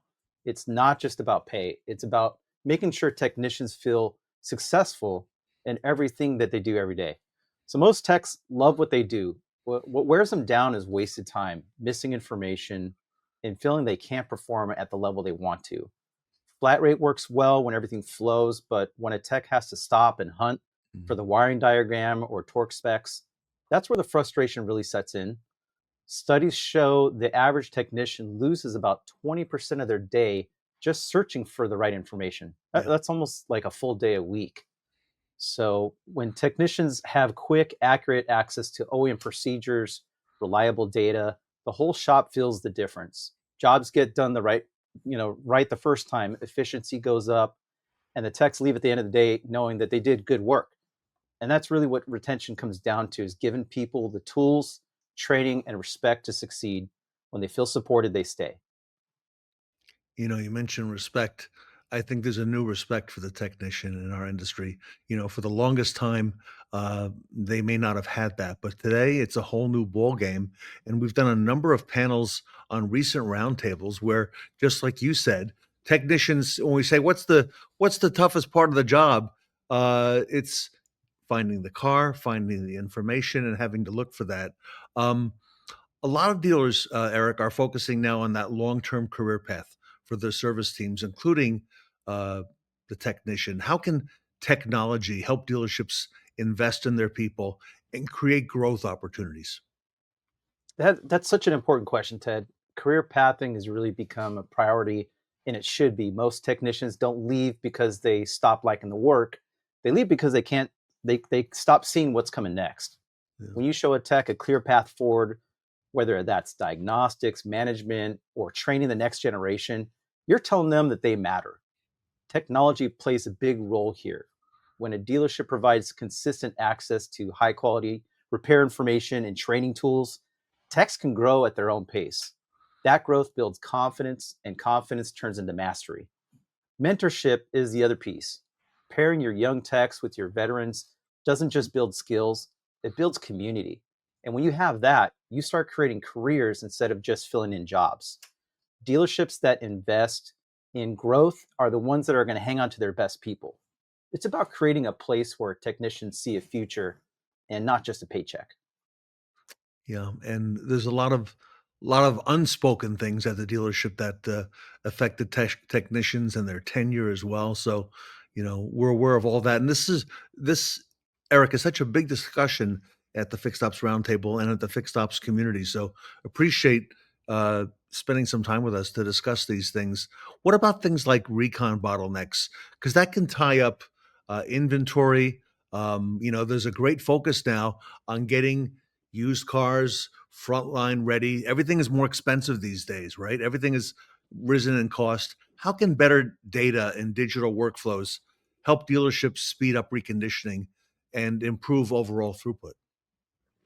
That's a great point. I mean, recon has become one of the biggest opportunities in fixed ops. 10 years ago, it wasn't even a headline topic, but now used cars are driving dealership profitability. Across the country, dealerships are selling roughly 2 used vehicles for every new one. So every day, a vehicle that sits in recon is really money that's left on the table. The biggest issue is usually communication. Vehicles get stuck between departments. We're waiting on parts, estimates, or approvals. But when you connect everyone through a shared digital workflow, that starts to disappear. Now the whole team sees the same information: what's done, what's waiting, what's approved. That transparency speeds up decisions, and that shortens cycle times and improves cash flow. So when those recon vehicles hit the lot faster and are in better shape, it builds customer trust. It tells people this dealership does things right. Fast, clean, consistent recon doesn't just move cars, it moves profits. You're right, Erik. The bottlenecks are often waiting for decisions, right? And being able to speed up those decisions and use technology to do that. And recon, maybe at one time was like a front end, the sales department, but really it involves the fixed ops and the service department having the parts on hand, looking at the car. Erik, I don't see that going away or changing anytime soon. I think it's going to continue to be a great focus. What do you see there? Agreed. I mean, that's just going to continue. That trend's going to keep going in the same direction. Yeah, I agree. Dealers are surrounded by data, but it's often scattered across systems. I saw recently average age of a vehicle now in the at least in the U.S. still over 12, approaching 13 years. That's not getting any younger. Recently, we had a seminar, and Brian Benstock mentioned that the DMS systems, many of them only go back 5 years, but the average age of vehicles is 12 to 13 years. Okay, and the dealers can't get a lot of that data out of their DMS. How can leaders use information such as the information that ALLDATA provides to make faster and smarter decisions in fixed ops? I love this question, Ted, because that's something that we're all thinking about. We're trying to figure out. More and more businesses are learning how to use data to improve customer satisfaction and loyalty. One company that comes to mind is Google. They're constantly analyzing how people search, what they need next, so they can deliver exactly what users are looking for before they even ask. Another one's Microsoft. They use data across all their products to understand how people work and make those products more intuitive and connected. Both companies show how powerful data can be when it's used the right way. ALLDATA, that's exactly how we think too. It's literally in our name. We have access to so much valuable information, and we're using it to build predictive tools that help fix ops teams make faster, smarter decisions. The goal is to improve repair times, strengthen relationships, and ultimately build brand loyalty. Data is going to keep evolving, and we're excited to keep finding new ways to use it to make a real impact in dealerships every day. Data isn't just a report anymore. It's a tool for leadership. And the dealers who embrace it are the ones who will run leaner, smarter, more profitable operations. ALLDATA, the information that you've got, Erik, it really impacts the entire dealership. It's not just one person or a group of people, the technicians or the service advisors or managers. Speak to us about that, because you're right. We're living in an Amazon society. We're all used to picking up our phone and being able to use our thumb to make the decision. The customers like that also when they follow their vehicle in for service, and hearing from the tech, is the vehicle ready yet? What does it need? Doing the approval this way. It's a whole new world. Yeah, absolutely. We really talk about shop workflow. It's really key to key. The customer comes in, drops off their vehicle, picks it up, and we really come in and can help partner to help that shop workflow, because I think that's where we see the opportunity is improving that efficiency in that key to key process. And we can all agree there's an opportunity somewhere in that process, and we're a great partner that can come in and help provide solutions to solve some of that. Here we are in the fourth quarter. We're in November. The year's almost over, maybe another 6-7 weeks, and dealers are making their plans now. Projections for 2026, things they're going to be doing, focusing on. So this is a real important time for the dealership. And then, of course, in January, before you know it, we're going to be at that big convention at the end of the month or early in February. As we look ahead to 2026, Erik, what do you think fixed ops directors need to be focusing on right now to stay ahead of what's changing in our industry? Yeah, that's a big one, Ted. Looking at 2026, 3 standout areas for me are people, process, and technology. First, people. Okay. We know there's a technician shortage. That's not slowing down. The dealers that focus on developing, mentoring, recognizing their people, they're going to be the ones that really stand out. And then as we think about process, the silos really have to go. Service, parts, recon, sales, they all need to work together and communicate constantly. We talked earlier about that shop workflow. So when information moves freely, the entire operation becomes more efficient. So that's key. And then I think finally technology. This is where data intelligence, AI, predictive tools, having the right tools for your technicians is really going to change the game. These systems are helping dealers plan staffing levels, forecast needs, improve accuracy in every part of the business. And by 2026, this isn't cutting edge anymore. It's going to be expected. So for leaders, the mindset has to be proactive, not reactive. Build the culture, tighten the process, and let the technology, tools, and software amplify what your people already do well. In the past, Erik, a lot of folks in the business for a long time, myself included, we made decisions, based on our gut, right? And what we thought. But really, speak to us now about the importance of the data, because really the data doesn't lie. And that really, like you just said, that's going to help all those areas, the people, the process, and of course, it's going to impact the technology as well. Yeah, I mean, we have, every vehicles are becoming more and more complex, right? And, more systems, computing, so many things to keep up on top of, and giving your technicians the access to that information in real time, keeping them at that bay and not walking away is giving them that data is so key. And that's really what helps to that efficiency that we talked about, because shops where you have text going back and forth or slow down your process, that's really going to disrupt the operation. So giving your technicians the access to that information, not on just a laptop, but a tablet, even their cell phone, and giving them access to full diagnostic information for any vehicle, that's the game changer that shops are experiencing across the country that partner with us. In the green room, you and I were talking about a mutual friend, Ed Roberts at Bozard Ford Lincoln. He's a big anchor, big part of the roundtable. We just did a panel, Erik, with all fixed ops directors from all over the country. There were 9 of them. And one of them pointed out that here in November, we have fewer working days than we do last month or the month before that. So it's going to be a tougher month because I have fewer days. And then one of the managers said, well, we're in a state where in our neck of the woods, he said, we're closed on Saturdays and Sundays too. So we have even fewer days. And then it was pointed out that in December, we'll have even fewer working days. So, these are some tougher months ahead. And Ed Roberts pointed out, wait a second, but you're still going to have the same customers with vehicles coming into your shops that need work, that need to get done. And relying on some of these tools that ALLDATA helps provide is really going to help make us more efficient, because the vehicles need repair no matter how many days there are in the month. And, it's such an important part of what we need to focus on to be successful. Absolutely. And another thing to think about is, when another thing that happens, not just shortened days, right, is sometimes you have technicians that call out. Sometimes you might have a master technician that calls out. And so your shop, you need to run an operation. You got to, cycle out those bays quickly.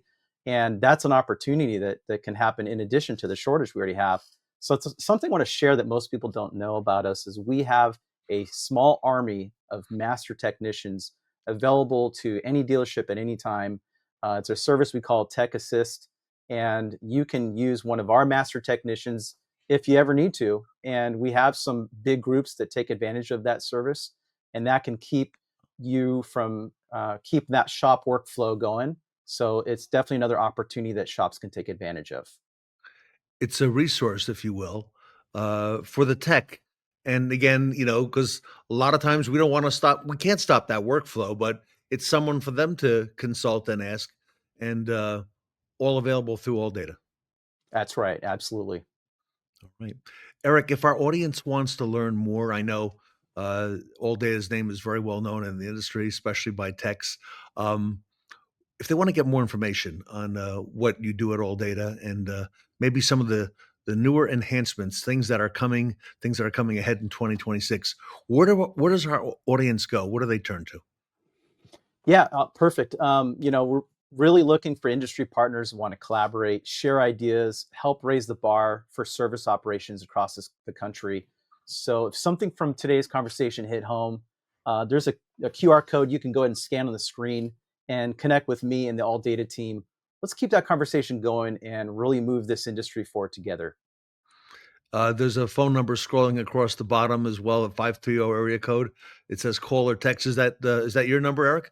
Yeah, that's my direct line. Just shoot me a text. We'll connect. All right, everybody. Well, there you go. Erik, so honored to have ALLDATA with us. And if it's all right, I'd like to invite you back and let's, maybe take this up another notch or two at our next event. And, we'll ask you some more questions, get some more information, because it's amazing in between these roundtables how much changes from one event to the next, even though it may just be a few months later. Yeah, that's great. Looking forward to it. And thank you for having us today. Everybody, Erik Zuniga with ALLDATA Automotive Intelligence here with us today at the roundtable. You can reach him via the QR code that's on your screen now. Also, cell number that's scrolling across the bottom. Erik, on behalf of the roundtable, I also want to wish you, your family, and the ALLDATA family a very happy Thanksgiving next week, and on behalf of the Fixed Ops community. Thank you so much. Same to you, Ted, and everybody out there. Appreciate it. Everybody, Erik Zuniga with ALLDATA Automotive Intelligence here with us today at the Fixed Ops Roundtable. Thank you.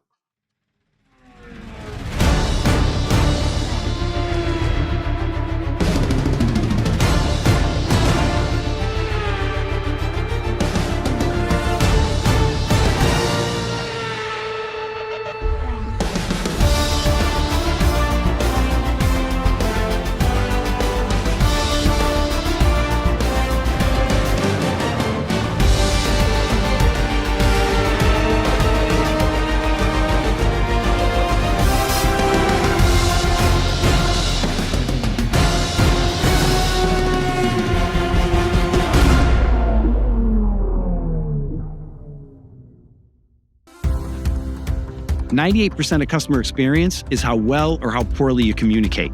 Well, how come my software partners spend 98% of their development on workflows?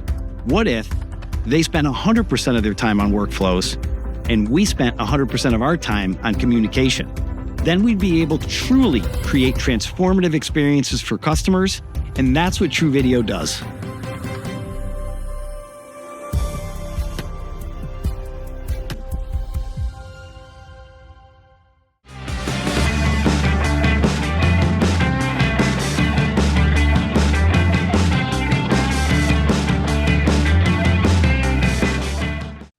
Cruise over to our next segment with Randy from PayJunction.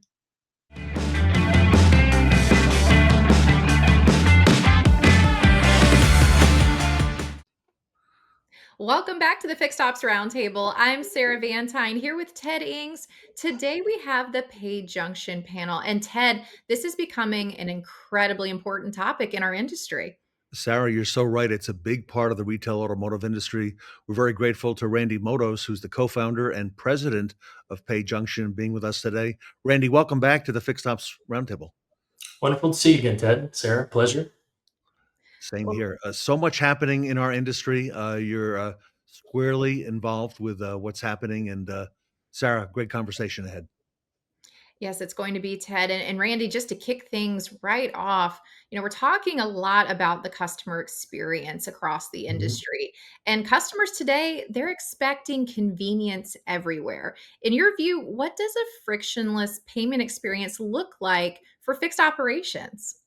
It's a great question. I actually want to break that into two, because when you think about frictionless, there's the customer's experience and there's also the dealers or the fixed ops experience. So just let's go into the customers first. So, there's common things that everybody expects today. They want to be able to tap, click, pay remotely. That's just not only in fixed operations, but just in commerce in general. So long lines, callbacks, any manual entry, all that stuff kind of creates poor CSI scores, and you really want to make it as easy as possible for the customers. So what are common things that are useful in fixed operations? Text to pay. So you let customers skip the line, the cashier line, and pay before they pick up the car, eliminating bottlenecks, creating kind of 24-hour service opportunities, really nice things to consider there.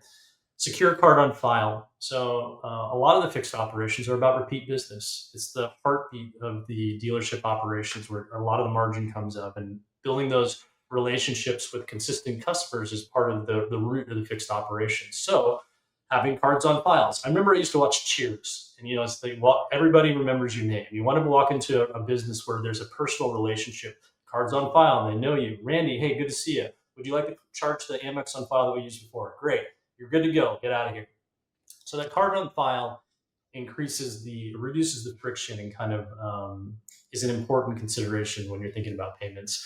The next thing is conveniences around mobile wallets. So a lot of people are not carrying plastic these days. Are you set up to be able to take the tap to pay in an appropriate way for a nice contactless, smooth checkout? That's one half of the equation. And the other thing is the friction from the fixed operations or the dealer's side of the operation. So many times cost of transaction is extremely important. So the fixed operations of the dealers will choose payment systems that may not be integrated into the fixed operations software that they're doing. They may have a separate payment system. That means that there's additional time for data entry, and the unintegrated nature of that sets up friction, not only for both the fixed operations people, staff, but also for the customer. And that friction is time. It takes more time to run the transaction. Things aren't kind of wired together. Now they're cutting costs on the payment costs, but at the cost of friction for the dealerships. So it's really about thinking about integrated systems that are offering frictionless payments for the customers, efficient processes for the people running the fixed operations, and it's about simple, effortless control for the fixed operations staff that delivers the best experience. Randy, you mentioned friction, a frictionless experience for the customer. There's also the employee as well. That's a big part of the conversation at the Fixed Ops Roundtable. One of the pain points that Sarah and I hear a lot about is the endless entry of keystrokes multiple times into multiple systems. And, that can be a pain point for employees at the dealership. How do dealerships get ahead of that? Yeah. So, dealerships may have different software in different parts of the operation. You may have your primary DMS, you have different service lane software, all sorts of different things. And as I mentioned before, cost of the operation is critical, and the cost of payments is something that the controller, CFO, and the back office staff are constantly looking at. Sometimes in those decisions, many times in those decisions, they'll choose the lowest cost provider to optimize those payment costs and put in unintegrated systems.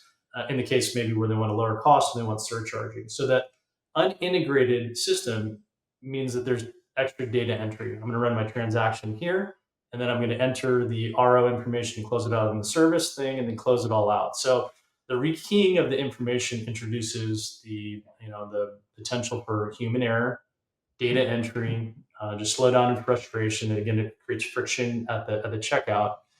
And the solution for that is integrated systems. But the big magic trick is, or the question is how do you get integrated systems and still keep the lowest cost of transaction? In general, your integrated payment providers with your software are going to be the highest price because they're integrated. So generally what fixed operations think of is there's a trade-off. I have a little bit of inefficiency in data entry at the cost of lower transaction fees. And many dealerships choose lower transaction fees at the cost of the data entry. Now, what many dealerships and fixed operations groups don't know about is there's a new set of technology that's available in market called no-code integrations. And that allows the dealerships and the fixed operations to choose the payment provider that they want to integrate into the software that they're using to run the business. And that software seamlessly integrates into either the DMS or the service lane software to introduce either the features or the rate plans that weren't available in the system that they're using. And so the no-code platform, we have a version of it. It's a general technology out there. It's a movement in basically payment processing in software in general that returns that freedom of choice back down to the dealerships and the fixed operations group, so they can choose an integrated provider that eliminates the data entry, solves all those kind of friction problems, and then returns the power back of choice to them for the payment processing. So the other thing too is you're thinking about reconciliation. So the fixed operations groups are obviously working with the controller in the back office to make sure that everything is seamless in terms of like reporting. So for example, like an integrated system, an unintegrated system, you may run a transaction. You're going to charge the card. That RO number may not be associated with the transaction. So if you have a chargeback later, or you're trying to close out end of month or end of quarter, there's a constant back and forth getting everything to line up in terms of your close and your reconciliation. An integrated system solves that because the data is all linked up, everything is smooth and connected. So the reconciliation process is not only better for the customer, for the fixed ops group, but also for the back office in the end of month and end of quarter close. We know how much time that takes an entire dealership to do that. So it's a very interesting new technology that every dealership and group should understand, that they now have choice in terms of an integrated payment processor that isn't the default integrated payment processor that came with the software that they're using to run the operation. Well, Randy, I want to go back for a second about what you said about the controller, because as Ted and I know, if the controller is unhappy, everybody is unhappy in the dealership. And, the controller they're responsible at the end of the day for the dollars and cents on all of this that is happening back and forth between, the dealership, the customer, and anything else that they're using in that integration in between. So, many controllers tell us that reconciliation, especially across rooftops, is one of their biggest headaches if they have multiple stores. So what's the smartest way for a dealership group to really simplify all of this? Yeah, thank you, Sarah. And that's exactly what I was pointing out. We have the same conversations with the controllers as well. So some of the issues are, for example, if you're running an unintegrated payment system, like I've mentioned before, they're going to run it through the payment system. The RO is not linked. So if they need to line something up and kind of work out an issue in lining up a transaction, it's hard to get everything to line up. So they're constantly stitching together data from different payment providers, different rooftops, different departments, putting everything together for their end of month and end of quarter reconciliation. It's a lot of time that they all spend. So it's an interesting problem. So the issue really isn't the effort. They're working hard. The issue is disconnection. So when you choose a lower payment provider cost at an unintegrated system, you create more work for the back office.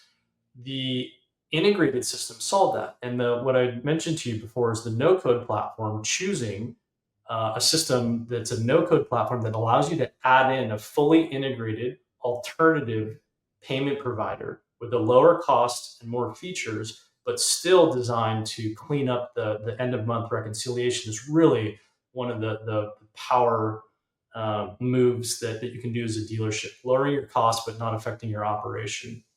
So the controllers can log in, they can see every merchant account, every department, every brand. They can get a breakout between parts, finance, service, which departments are surcharging and not surcharging. They can choose which departments they want to turn on the surcharging.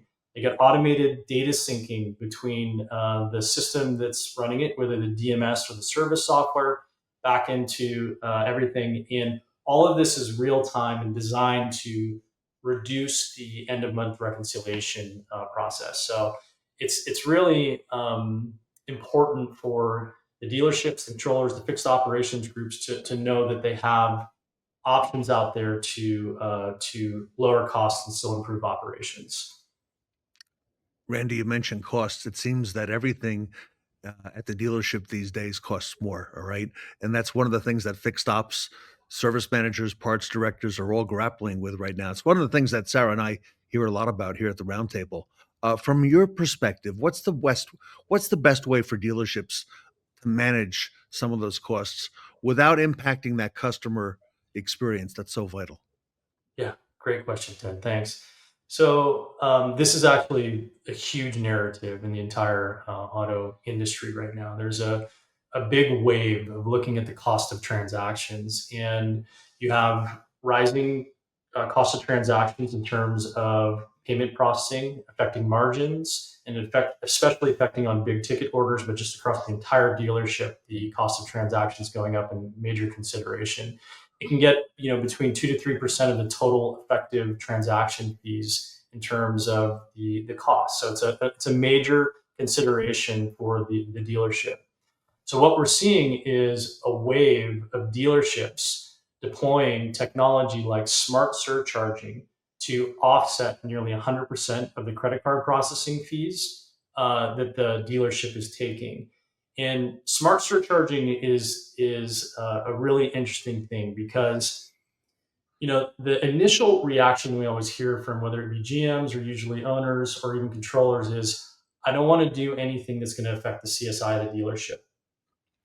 And what we educate the market about is when consumers are presented with freedom of choice, meaning that they're shown a route of transaction on the terminals that presents a route with a surcharge and without a surcharge. What I mean there is when you pay with a credit card, you have a surcharge.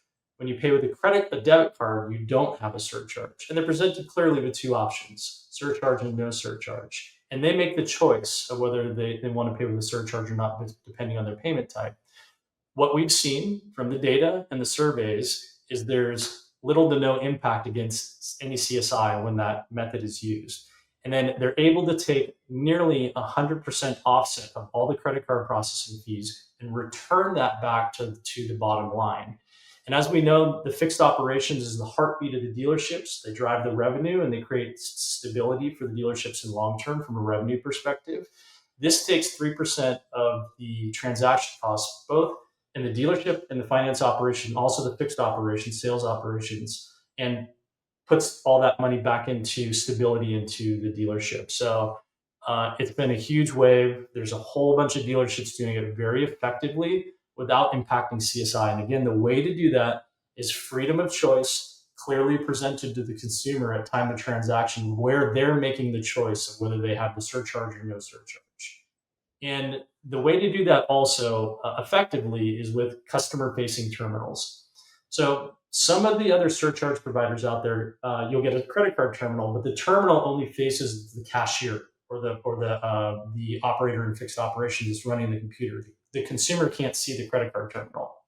So what that means is the person behind the desk has to explain the surcharge to the person. And they have to explain it in a compliant way to make sure that there's a proper disclosure, to make sure that they're explaining the options correctly. And that communication requires constant training and retraining of the staff. So customer-facing terminals ensure that the freedom of choice is clearly communicated to the customer. Legal disclosures are properly communicated so that there is no hole in terms of any compliance issues. And that consistent communication is a protection against CSI. And then from our data allows people of the dealerships to recapture the cost of transaction without any impact on CSI. And just to put a dollar figure on this, so, example, real dealerships that are using the smart surcharging technology with customer-facing terminals, no impact on CSI, have lowered their effective rates 58%, and we're seeing about $130,000 per year savings per rooftop on the dealership groups. So take that on the multi-rooftop dealership group and multiply that. And you can take a look at the potential financial impact with, negligible impact against CSI with the correct technology, right? So that's the impact of it all. Randy, if I can follow up, that customer-facing terminal is also much more transparent for the customer because the customer is in control. They can see everything, and like you said, we don't have to have that constant training of someone to explain that to the customer. Yeah, what you'll find is the payment providers who do surcharging and offer employee training constantly because they don't have customer-facing terminals. It's just a constant battle to keep your dealership staff trained how to properly disclose it in a way that doesn't impact CSI, making sure that they're giving the legal disclosures properly so you don't get in trouble either at the state level or at the card brand level. And with the customer-facing terminals, it's all handled because they can see it and they have all the information they need. It's their choice. And again, consumers don't have an impact on CSI when they feel like they have choice and everything's clearly explained to them. Everybody, Randy Modos is the co-founder and president of a company called PayJunction. They work with dealerships. They're in the dealership space. They work the entire dealership, and they bring modern convenience of payment to the customer. Randy, this is an exciting space to be in right now, and it's probably one of the last things that a customer remembers, paying for the service. And it's so vital in fixed operations, since I would imagine in most circumstances, the customer pays with some kind of a card, a debit or a credit card. And, that's a big part of the process. It is, yeah. A lot. I mean, a vast majority of the transactions occurring in the dealerships are on payment cards. And again, the technology that gives this choice to the customer clearly handles all the compliance issues, like little nuanced things like, are you identifying credit and debit correctly and applying surcharging only to credit and not debit? Are you giving the proper legal disclosures based on state and other scenarios? Are the consumers educated in what they're doing? When all that's done correctly, you can very efficiently return all of that margin back to the bottom line, strengthen the fixed operations margin through that, and also the margin through the rest of the dealership. Randy, our audience is making their plans now for the year ahead. If they want to get more information on PayJunction and how you can help them, what's the best way for our audience to reach out and find out more? Listen, we love talking to our customers. We're very engaged. So you can call our phone line, get on with a specialist who works specifically with dealerships. We will take it. We will learn about your different organization, whether it be a single rooftop, multi-rooftop. We'll learn about the fixed operations and the entire dealership operations, put together reports that show surcharge saving reports, or if you don't want to do surcharging, just basically payment reports. We'll give you a demonstration of technology. Our website, which will be shared here, has a beautiful breakdown of how we service the auto industry with videos and walkthroughs of everything. And then we'll be at NADA, of course, in person. If you guys are there, we'd love to meet. Sarah, exciting times in our industry. It just gets better and better. It does, Ted. And Randy, this is so exciting to hear how you're leveraging technology and also keeping the customer experience top of mind. Thank you. I appreciate the time, Sarah. Randy, congratulations to you and the team at PayJunction. Everybody, you can visit them on the web. You see the scroll down below. Randy Modos, again, president and co-founder at PayJunction. PayJunction, everybody, with us here today at the Fixed Ops Roundtable. Credit card fees cutting into your profits? PayJunction's compliant smart surcharge has helped dealers save $130,000 per rooftop annually with tools that protect CSI. Our customer-facing terminals offer clear pricing options, so customers are given the freedom to choose for themselves. Want to unlock modern payment features like smart surcharge, text-to-pay, and cards on file?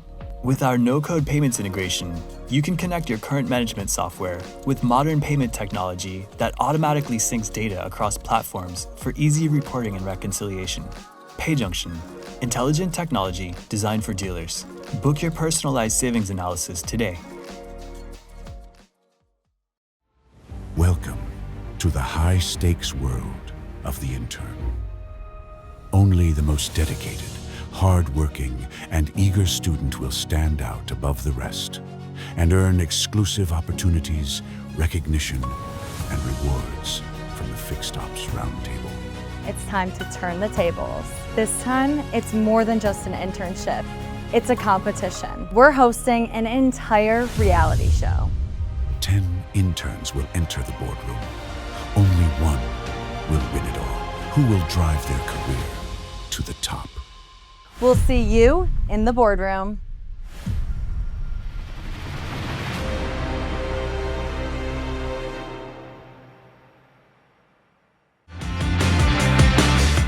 Put the pedal to the metal. Welcome back to the Fixed Ops Roundtable Fastlane event. Take a break from riding rings around Saturn to join us for our next segment from Jupiter Warranty.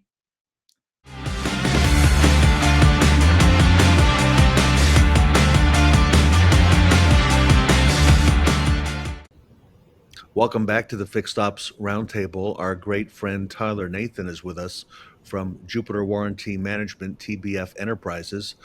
Janette Darcy joins us today. She is the Hyundai Warranty Administrative and Team Lead for Jupiter. Janette and Tyler, welcome back to the Fixed Ops Roundtable. Good morning, Ted. Good to have you both here. I think this is a very timely topic. Tyler, one of the things you've been telling us over time is that you have folks at Jupiter who work with dealers who specialize in particular OEMs, and they're expert in that, and they come from the retail world. And I thought maybe today you'd kind of frame our discussion with Janette and kind of set the stage for what we'll be talking about. Thanks, Ted. Yeah, I'm excited today to have Janette Darcy joining us. She's our lead at our Hyundai Genesis department. And so she has quite a few employees that she works with directly to make sure that our Hyundai claims stay to the very best quality. And she processes those claims on a daily basis and works with dealers. She does an amazing job. I'm excited to hear, to introduce her to everybody. Okay. Well, welcome, Janette. And for our audience, as warranty continues to grow, it seems that the dealership audit process is very much under the microscope these days. And Janette, I want to start with you. You specialize in Hyundai. What is a Hyundai warranty process review exactly? Hyundai warranty process review is pretty much an audit. It used to be referred to, some people refer to it as a mid-level audit, where Hyundai comes in and they're going to review 100 ROs for compliance. And in doing that, it's going to be more than them looking at, did you capture the correct signatures? Did the service manager sign on that stock car RO? Did the tech punch his time? Or do we have Stewie photos to back it up? We're seeing some results where they're not just looking at the commonplace compliance, which a lot of us know and understand.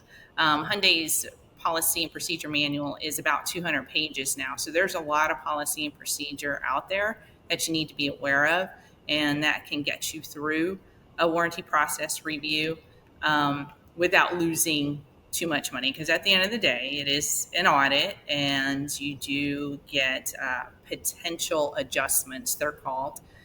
After the audit, you get about 5 days to appeal with the auditor, start to gather information. If you're missing signatures, missing original owner's affidavit, you can gather all that and appeal to him. And then after that, you have about a week to write your appeals to go to national for any adjustments that they found. But what I would like to touch on just a little bit here is some of the results we've seen, like I said, are outside of what is considered standard compliance. And what I want to bring to light so that the dealerships know that these are potential reasons for an audit. A case where a short block was primary reason for adjustment was listed, and some of this might surprise people. So this short block was tagged as potential adjustment for missing the service machine sheets not attached to the RO, missing before and after GDS ECU updates, no AC measurement document or printout attached to the RO, no alignment sheet attached, engine diagnosis worksheet not attached, PA not attached. Secondary reasons, and this is important. Required parts not billed on the work order or claimed on warranty submission as outlined in the shop manual. That included the steering U-bolt, high pressure fuel pump pipe, fuel pump mounting bolts, fuel pump O-ring, and flex plate bolts. So where this becomes surprising, and some people might not be aware that this is reason for a debit, is they're probably just looking at, do I have the original owner affidavit? Did the tech replace the engine? Did he write a good story? He did. In this case, we had all that. But what we didn't have was the attachment to support the story.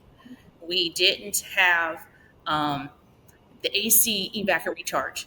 The tech took the compressor and bolted it, moved it aside. He didn't evac and recharge the car. But in the shop manual, it says you have to evac and recharge. Had he put in his story that he unbolted and moved it to the side, that would not have been a reason for debit. But because he didn't include any variation of what's written in the shop manual to what his process was in his story, it was used against them and used as a reason to debit the claim. So again, a lot of times people think commonplace compliance is just, making sure you have certain documents, whatever, but it's a lot. It's the alignment sheet. That's because in the shop manual, it says to drop the engine from under. Tech pulled it from the top. Really had to do an alignment. And this was a $15,000 debit for these reasons. Yes. So what we're seeing is not just these, again, standard compliance stuff. It's things like missing required photos as outlined in TSB, which goes back to STUI requirements, which hopefully we'll get a chance to touch on a little bit today. Not identifying the root cause of the failure in their story, the miles in and out not supporting test drives, no goodwill statement on goodwill repairs, failed DTC printouts not being attached.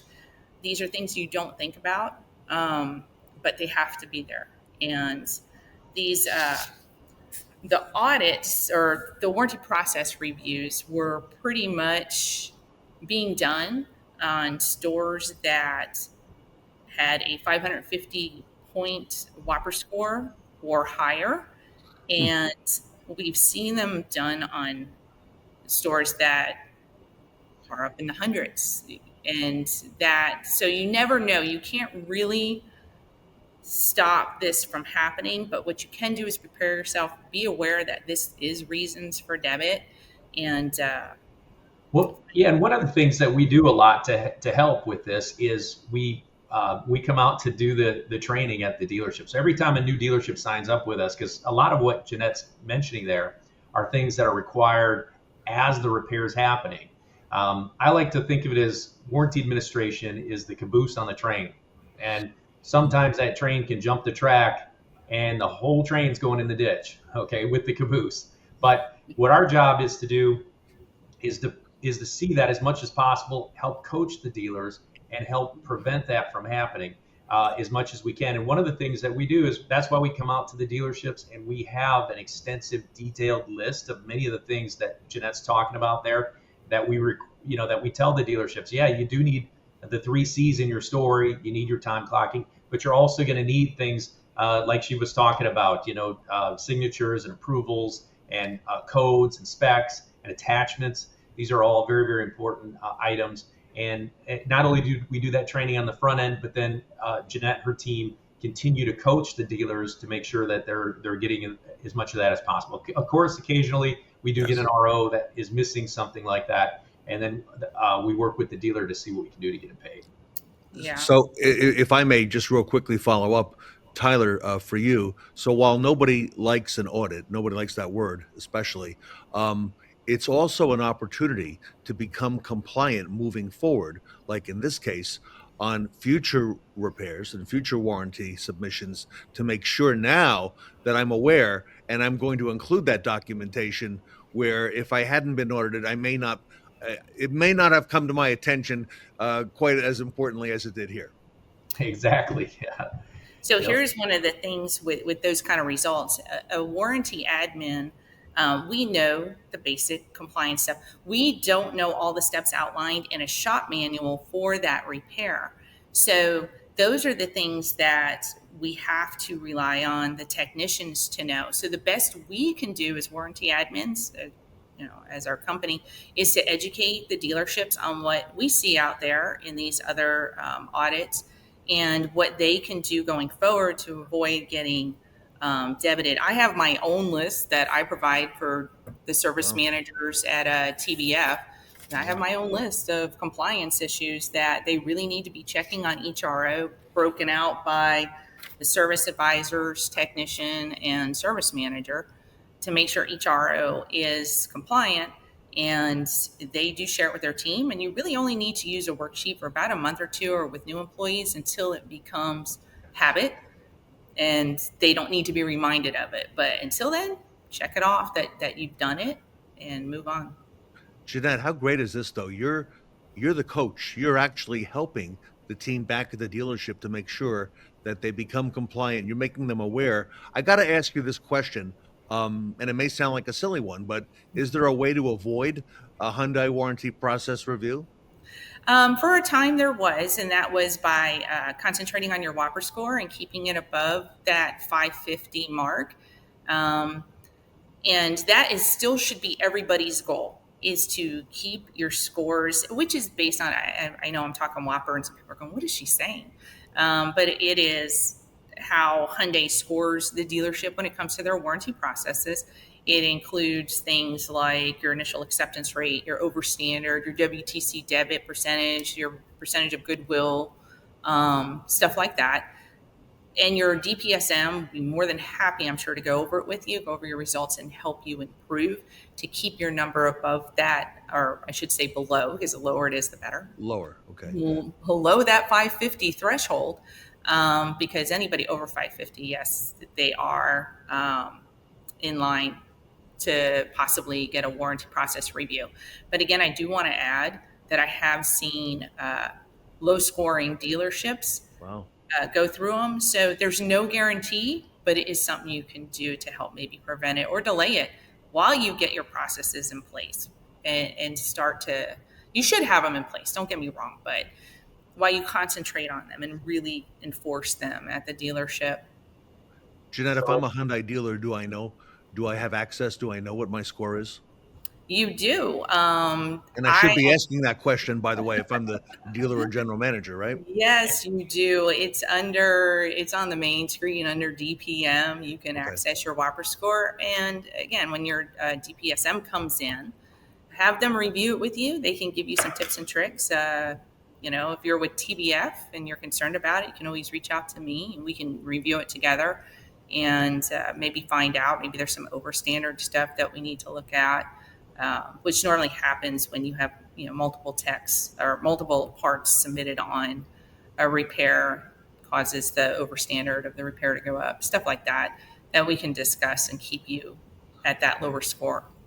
Yeah, Ted, this is where we talked before in the past where basically we had some of our fixed ops directors come in and mention how we can help dealers avoid an audit in the first place. Now, in what Janette's saying is Hyundai, it used to be that way where you could just keep your numbers in line and pretty much they stayed away. Now, if your numbers are out of whack, you're just raising your hand asking for additional attention.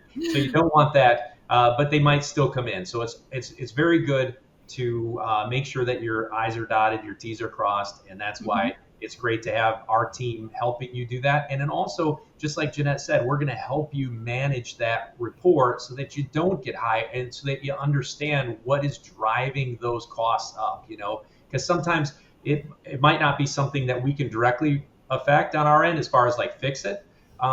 Because if you're, putting too many parts on a vehicle, if you're having repeat repairs, things like that. But if we can show you the root causes of what's driving your expense to be higher than your peers, that can be straightened out.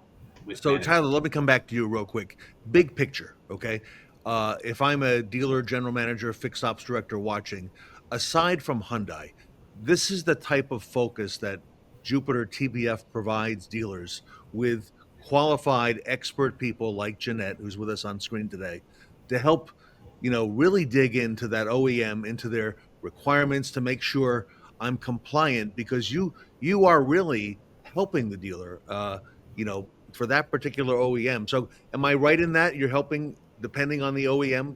That's why we call it warranty management. We're more than just administrators. We're really helping you manage your warranty receivable schedule, your the way the payments are happening, and of course these audits and chargebacks. We want to help you manage the whole process and make it better. Yeah. Janette, if I can ask you, it seems that not just in the car business, not just in warranty, but all around right now, there are businesses and insurance companies, as an example, who make sure that they want to get things like prior approval. With Hyundai, when it comes to the warranty process, why is it important to read a prior approval in its entirety before doing, as an example, any additional repairs or ordering any parts? Great question. A lot of times, Hyundai, just so everybody knows, Hyundai requires prior approval on any engine, any transmission, or any repair that is outside of the warranty on the vehicle, along with EV batteries. You have to have prior approval. And a lot of times people put in, how many engines do we do? They'll put in for an engine prior approval. They'll get it. They'll look over at the tech and say, hey, we got approval. Go order the engine. Don't do that.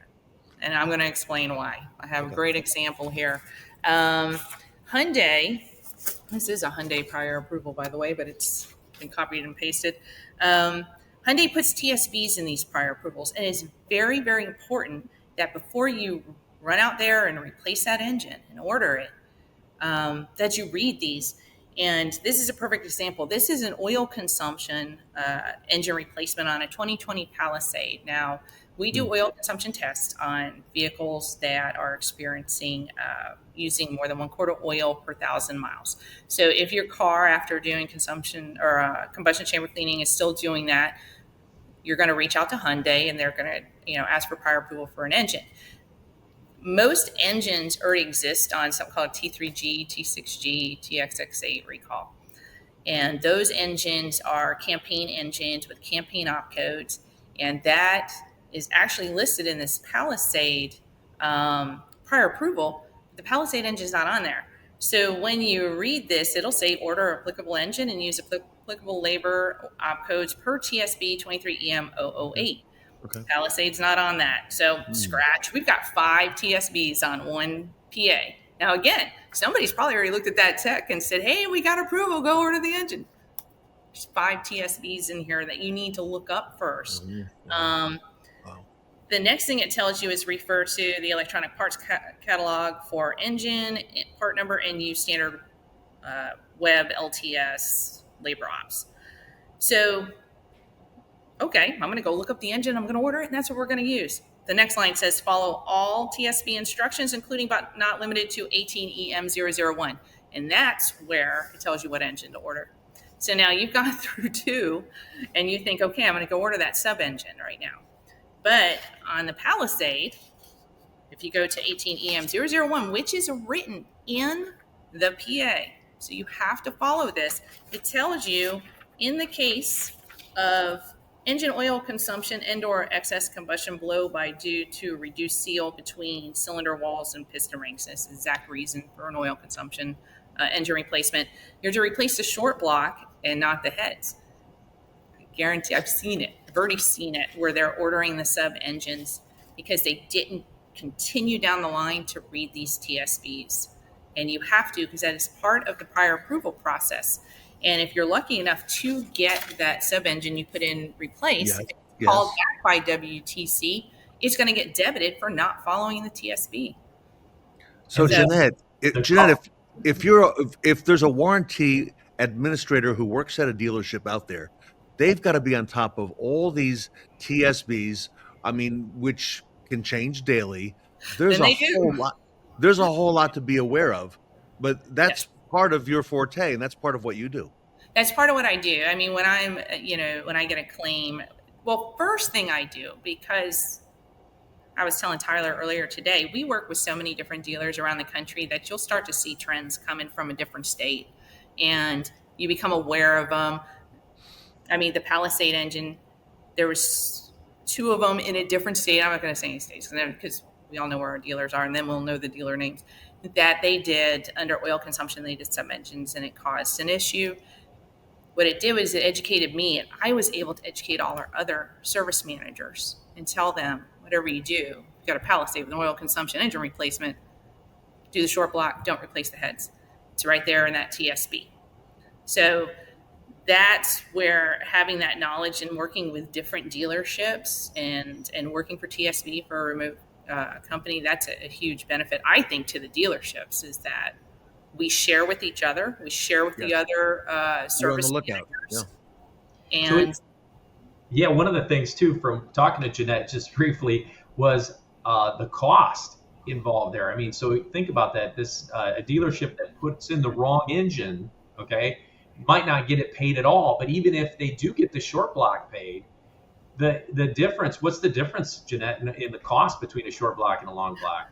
And in this case, it was probably like $3,000. I mean, we had markup we could move and play with, because of course we went for down part reimbursement. But in some cases, they won't pay for the engine at all, correct? Right. Yeah, yeah. You're asking it because you have to be upfront about it. If you were to if you realized your mistake after the fact and then just submitted the short block, now we have a huge compliance issue of different parts being billed out on the RO, whole different story versus what you are filing for just to get it paid. And one of the big things that I feel is it's the warranty admin's job to get things paid, get them paid to the fullest, find all that money, sitting out there that was left on the table, but it's also to keep the dealership paid after you go through a warranty process review. It's great to get that money, but somebody comes in a year later and takes it from you, it meant nothing. It's just bad, profit reporting at that point. Worse, because you paid commissions and salaries on all that. Oh yeah. You can let the tech go, but that doesn't get you back your money. Tyler, I think part of your strength at Jupiter is your people, big time. And, today, spending this short time with Janette, instantly everybody watching can see she's really well versed on this. She knows this inside out. And she's a tremendous asset to any Hyundai dealer who's watching here today. And thank you. We're so glad to Tyler, have it's your people. Yeah. So, Janette, I got to ask you another question. One more question, if I may. It's a specific one, and I think you're probably going to know the answer on this. On the Z05 white paint warranty extension, what can a dealership do to make that process easier? We've heard about that, and assure that their claims do get paid. Okay, so there's a lot of Z05 white paint warranty extension claims going around right now. We've pretty much streamlined it, because in the beginning we had some dealers who were just doing a lot, and then we have some dealers now who are just coming into it, just starting to do their first cars. And I had set up a list of what a dealership should do, because in the beginning so many of these claims got returned, and they are huge high dollar claims because most of them are all paint claims. We're talking about 10-year-old cars with multiple panels peeling. Anytime you have over four, just to explain what I said, anytime you have over 4 panels or 4 or more panels that require refinishing, it's considered all paint, and all paint is the maximum Hyundai will pay for any paint claim. That's another thing you're going to find with the dealers, and I don't want to get into it today. Don't shoot the messenger when your admin has to come back to you and tell you you're over the maximum Hyundai will pay. That's the maximum they're going to pay. And it's written, in the TSB for the Z05. If you were to get a, PA for paint, it's always written in there. So, but what I want to talk about is things we can do to get the claim paid. Sure. So on my list, what I have set up is follow these steps, please. Have the customer bring the vehicle to the dealership, not directly to the body shop. Bring it into the dealership. Pull the VIN stat, verify the VIN is not branded, verify the vehicle is within the 10-year extension, and that there's no open safety recalls. If there's an open safety recall, do it while the car is there. In the shop. Take the photos. Do not rely on the body shop to take the photos. This is the biggest problem that we have seen. Oh, well. Take the photos, because there is a photo requirement that you have the VIN and date on a Post-it note, or now they have this little electronic stamp you can have at the bottom, is in the picture. So most of the claims got returned in the beginning for missing that. Read the TSB, understand what peeling is versus what outside influence, rock chip, rub marks are, because the TSB is very specific about the peeling defect and what it looks like. There's great images that show you what it is. Make sure every panel that needs refinishing is photographed.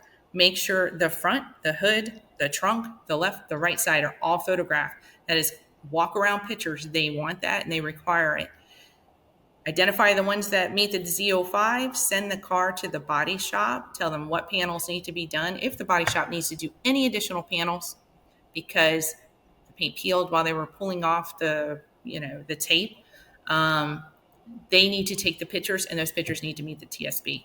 If you fail on any of these points, it's going to get returned, and we're going to have to fight it out with Hyundai. It's just that simple. And in the beginning, we've had some success with blaming the body shop. The body shop didn't take the right pictures. That's only going to work for so long. I know how Hyundai works. You're going to get by with that for a while. That's why you need to bring the car to your shop and do them, because Hyundai's going to eventually say, no, the TSB specifically says what you need. The car should have come to your first. Tyler, you help dealers play by the rules, especially now. A lot of dealerships don't have body shops like they used to.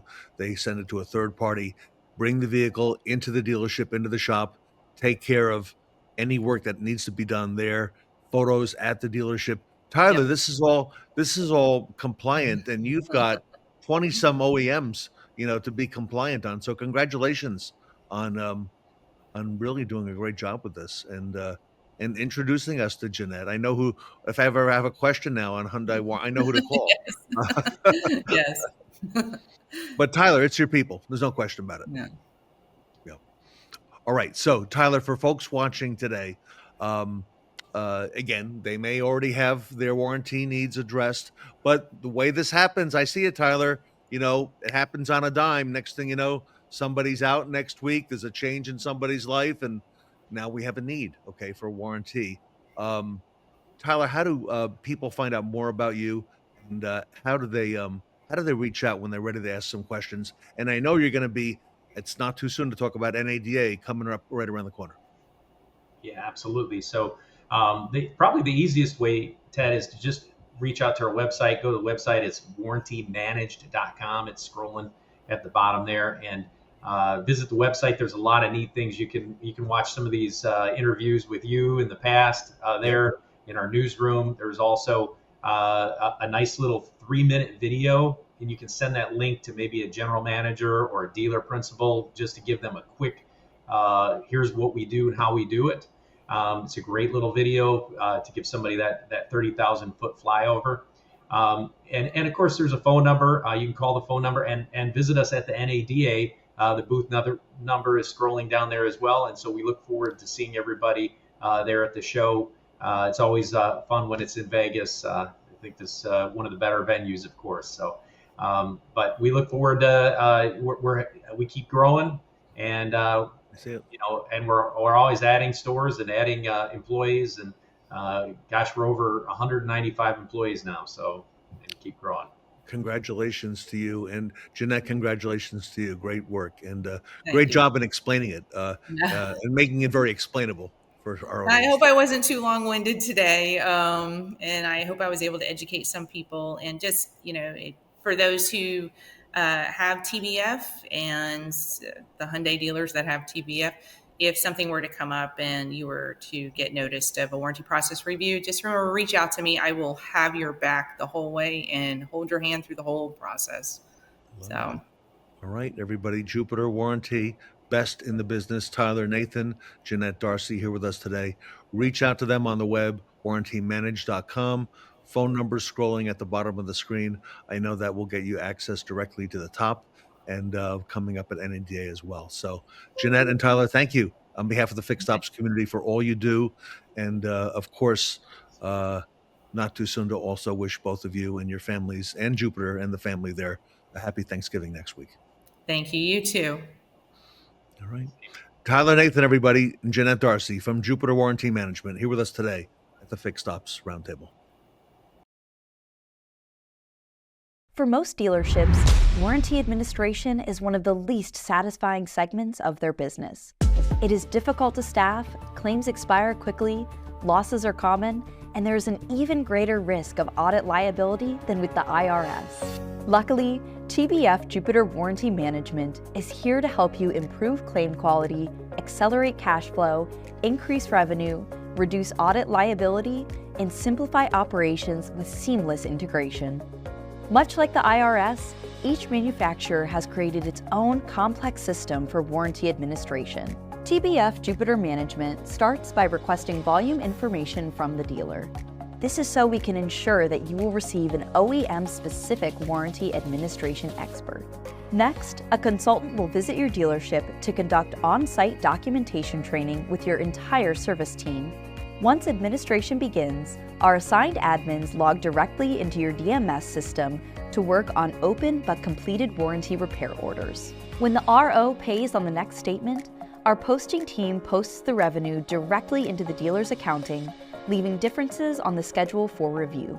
And you will never have to ask us about an age discrepancy because our statements team reviews your warranty schedule each month and creates a status report of all aged balances. These overlapping teams make our service the best in the industry. Our dealers have a personal relationship with their assigned admins, and those admins get support from our entire team. That support allows our admins to process more claims than other systems and improve their efficiency. Since we collect more, improve claim quality, and cost less, the real question is, why would you do anything else? To learn more and receive a personalized quote, please visit our website and complete the online contact form at warrantymanaged.com.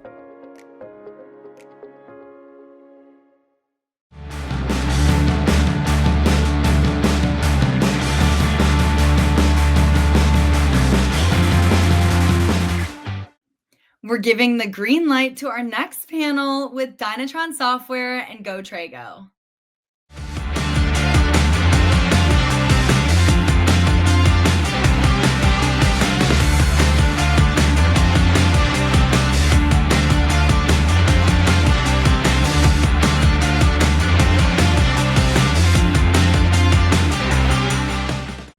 Welcome back to the Fixed Ops Roundtable. We are coming to you live from Northwood University for the 62nd International Auto Show. I'm Vanessa Collins, joined by Sarah Van Tyne, and we have some incredible industry professionals with us today, Sarah.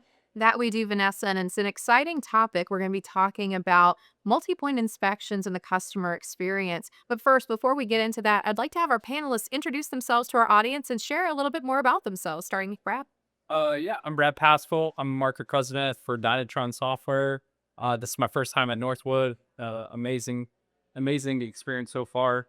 Awesome to see students that are that engaged, and our future's in good hands. I'm Maureen Martin. I'm the Vice President of Strategic Alliances for Dynatron Software, and it's been my privilege to be up here speaking with the students 2 years ago. And it's just been incredible with the CAM Summit and just being out there and the auto show. It's my first one, so I'm super excited about being here today. I love it. My name's Cobi Collins. I'm with Go Trego. We're an employee assessment company in and for the auto industry, helping dealerships and those who serve them field their A team so they can achieve their ultimate goals. I'm Curtis Gardner. I'm an Audi Master Technician and also the founder of NARD, which is a company focused on shop efficiency and organization. Curtis, to jump right in, I'd like to come to you first because you're really the hands behind the scenes when it comes to the multi-point inspection process. And there's a lot of debate in the industry right now about what the future of that MPI ultimately looks like, both from a customer experience and from an employee experience. Could you share with us a little bit more about what you found to be some of the efficiencies that are best served for the technician and how you refine your process? Creating a multi-point inspection is all about muscle memory. If you can look those cars over in the same order every time, it's going to be faster. You're going to remember more about the car, and then you're going to be able to provide a better video inspection about the information that you've learned on that car. And then at that point, I'm trying to bring the customer out to the shop, not physically bring them out, but through my video, bring the customer into the shop so they can see in their car, under the hood, and learn a little bit more about either their concern, their service, or something that I may find on VE. And Maureen, we're seeing this really evolve also on the dealership side, where the MPI process is really gaining a lot of traction when it comes to that consistency, but then also from the reporting side of things, really looking at areas that you can optimize some of these efficiencies. Absolutely. You know, when you think about it, it's all about the customer, right? It's about them really having confidence that we have the best technicians on the planet. We have factory parts. We know what we're doing on all of it. And it really helps the technicians to build that confidence with the customer. And as you said, the video was a game changer. Just the ability to show that level of the technician. And we see it also on the reporting side from the standpoint of, how effectively are we doing it? And are we perfectly priced for it? And are we enabling them and the service advisor to have that confidence? Because at the end of the day, the service advisor then communicates and follows up with the customer to really help to protect their vehicle. And it's really about the safety. And if they don't need it now, but they do need it in the future, how do we help them to prepare for it? And Brad, a lot of dealerships are looking for solutions that really solve some of the challenges that they've traditionally experienced in the MPI process. Yeah, I think one of the things I look at whenever I'm looking at an MPI process or anything in a dealership is what provides the most transparency to the customer, because that affects this experience, right? Nobody gets mad at, I use example, nobody gets mad at Krispy Kreme because they can watch the donut cook out. So conveyor belt and everything like that. And so nobody gets mad at a Jiffy Lube or other places because they can watch your car get worked on the whole time. So any way that we can provide more and more transparency to the consumer, transparency equals amazing customer service and amazing experience for the customer. Absolutely. I like that comment because I feel we're all consumers. And if we're looking at a video of our cabin air filter and we're actually seeing it with our own two eyes, that makes all the difference in the world than just being told, you need this, you need that. It's actually seeing it for ourselves and not transparency.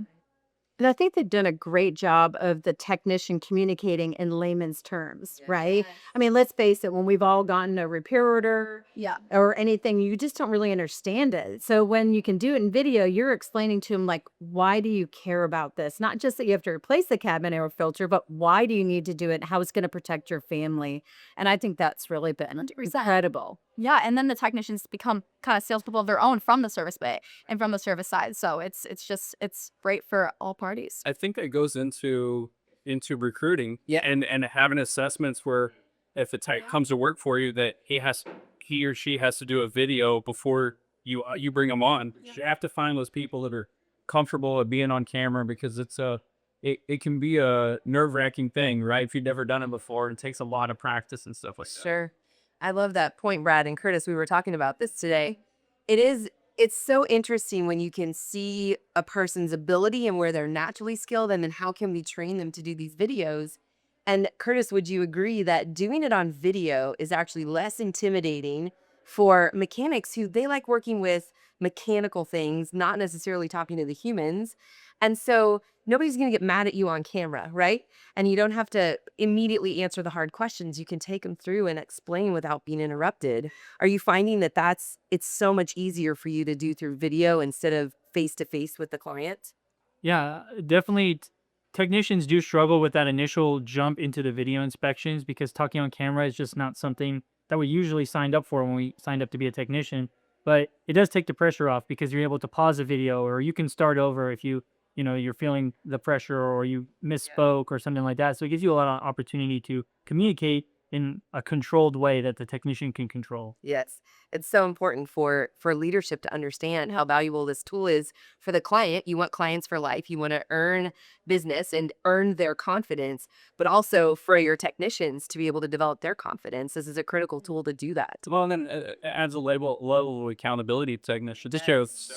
So there's multiple dealerships that tie video MPIs to pay plans and stuff like that. I always tap like you have to hit a certain percentage to send that out, but that's where like it's all an employee to bring the transparency to the customer. Right. Think about the coaching, right? I mean, now you have these videos, you're able to sit with the technicians and really share with them, here's where you really excelled, and get everybody speaking consistently. Because I think that's one of the challenges, right? If we all describe the same situation differently, it's hard on the customer. So I really love that. And it really kind of then comes into play with capacity and forecasting, which is critical, right? The profitability of the fixed operations is so critical to the net profit of a dealership. And that has been an area that has really exploded for them and helps in service absorption. So that's really critical. Yeah, 100%. And Curtis, you and I were talking yesterday about how technicians it's not always about the mechanical aspect. It's communication and having those soft skills. That's actually a really important part of the job. So could you speak to that a little bit more? Just touching base on what Maureen just said is not just the pay plans, but I encourage dealerships to give positive feedback on the videos. If there's a customer that left a comment or a survey, share that with your technicians, because that goes a lot further than you would think. Right. I know for me, it's changed my whole thought process on video inspection. So the soft skills are the soft skills are a key aspect that we're having to learn as technicians. Just how to communicate with the whole team in a better fashion,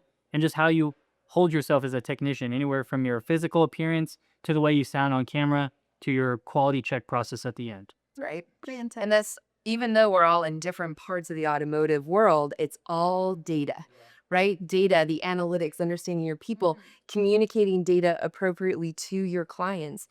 There are things that you cannot get anywhere else in the process without data. And so now the guesswork is gone. It builds trust. It builds great leadership, strength of team. And then at the end, performance. And so we're looking at performance analytics. And so we all work with this data. And we are here to tell you that data is power in so many ways. This is definitely a subject that we could continue to elaborate a lot of conversations about. But it's really exciting because really at the end of the day, and listening to all of the things that we've brought up across this panel, people are at the heart of it. We have people like Curtis and Cobi and Maureen and Brad that are here with us today, helping to elevate the industry. And so thank you all on behalf of TEDx for being here at the Fixed Ops Roundtable today. Thanks so much. Thank you so much. We are live at Northwood University for Auto Show Weekend. I'm Vanessa Collins. Sarah Van Tyne and I will be right back. Hello, everyone. It's Vanessa Collins. And Katrina Ness. We are here at NADA 2025 at the Dynatron software booth. We are here with Maureen Martin and James Grogan from Dynatron Software. First and foremost, if we could start with a little introduction, who you are and what you do here at Dynatron Software. Well, I'm Maureen Martin, and it's my privilege to be our Vice President of Strategic Alliances. So I have the privilege of working with all of our industry partners, working with large dealer groups, our advisory council, Fixed Ops Roundtable, and anything that has to do with fixed operations. I have the privilege to represent Dynatron in that way. Yeah, James Grogan. I'm the Executive Vice President over Sales, Marketing, and Client Success. So basically, I have the joy of being able to engage with not only our clients, but our salespeople and coaches, and been here with Dynatron for about a decade and super excited about our growth. That is awesome. So tell us a little bit about what Dynatron Software does. So Dynatron Software really solves for a problem most dealers don't even know they have, and that's revenue leaks in their service department.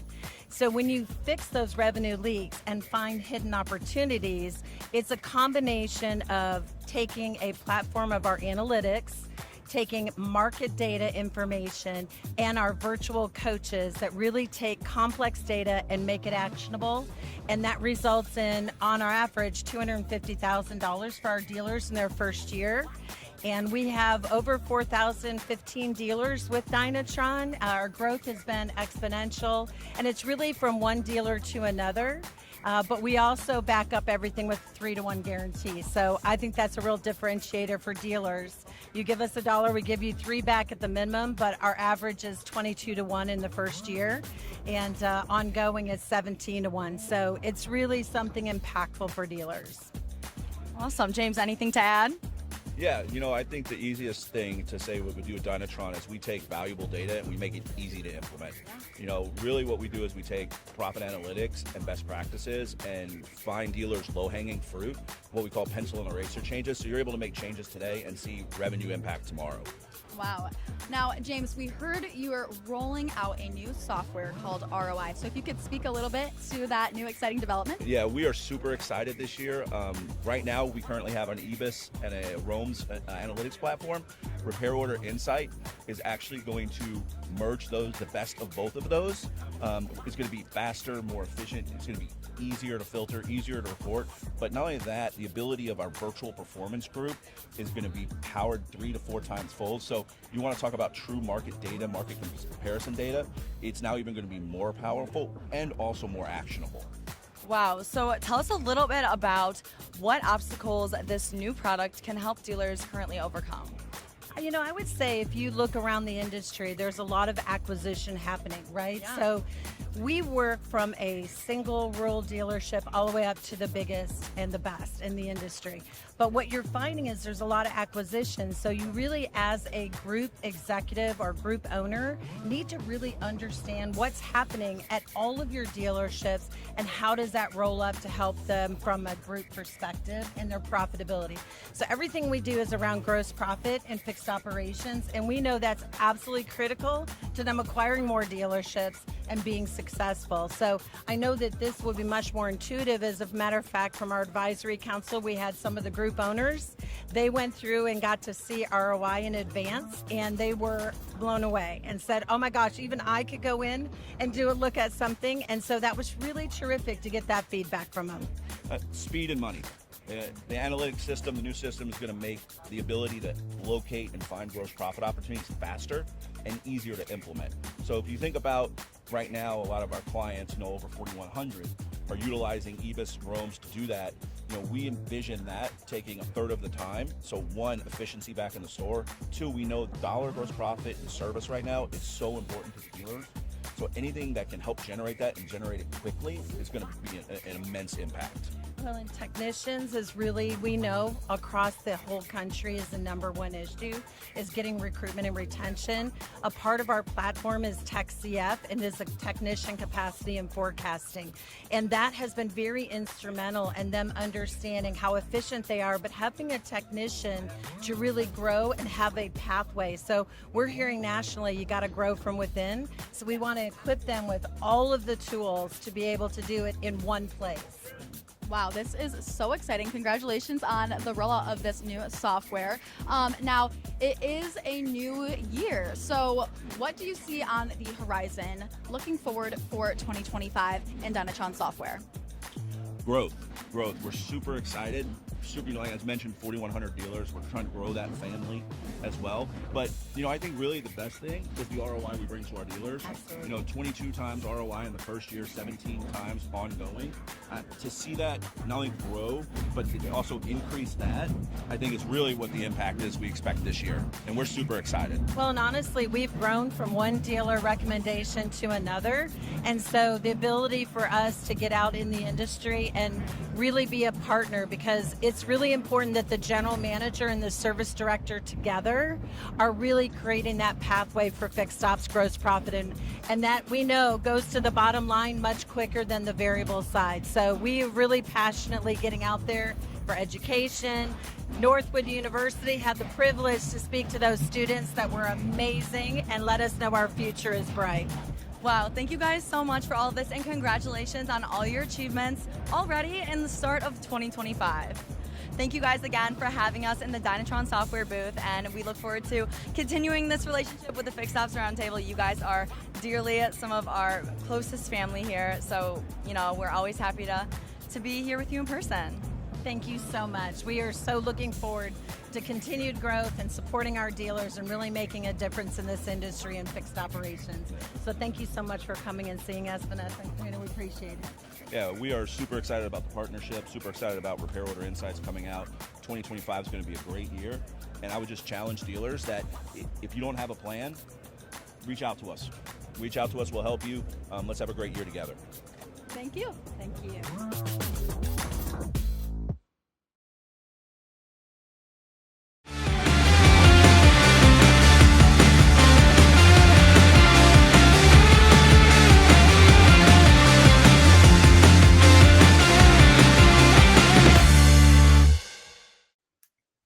Check your rearview mirror and spot our next panel with VisionAST.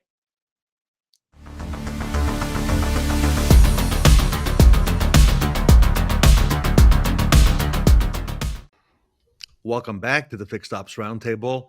Measuring data has never been more important. Fixed operations is on top of mind. With us today are Pete Carusone. He's the president and CEO of VisionAST. And we're joined today by Ed Roberts, the COO at Bozard Ford Lincoln.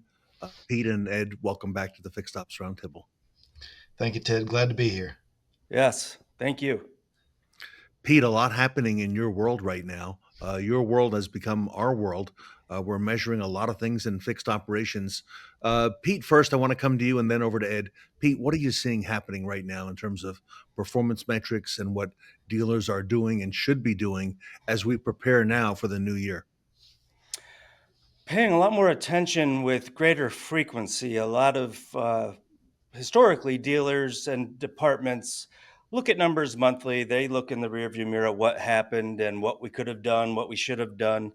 I'm seeing a real shift to more real-time metrics and where are we pacing? What do we need to change today, midstream, to make a month out of this or a quarter out of what we're doing here, and not looking back at what should have been, but what is going to be, because we're going to make some changes right here and right now to improve what we're doing. Ed, does that sound something like you might be doing at Baldassarre as well?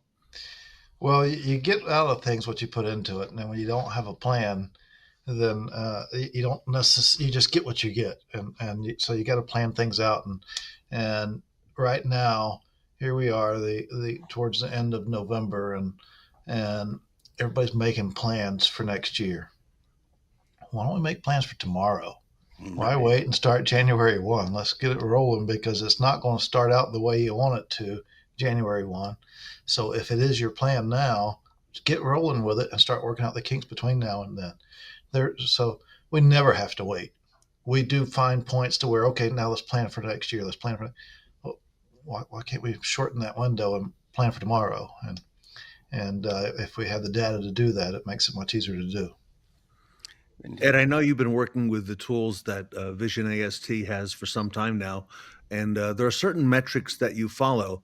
But one of the things I like about what your approach is, Ed, is that, you know, there may be a whole lot of data to follow, but you're really focused on really certain things. I don't know if you want to speak to that, but those indicators are important. So I'll challenge the audience with that, because a lot of times we got our manufacturers, we got our owners, we got our department heads, and everybody looks at something different. Well, it all gets compiled to where we all look at all those things, and then it becomes analysis paralysis. And by the time you look at all those things and you try to come up with something to do something with, the day is gone and you haven't made any progress.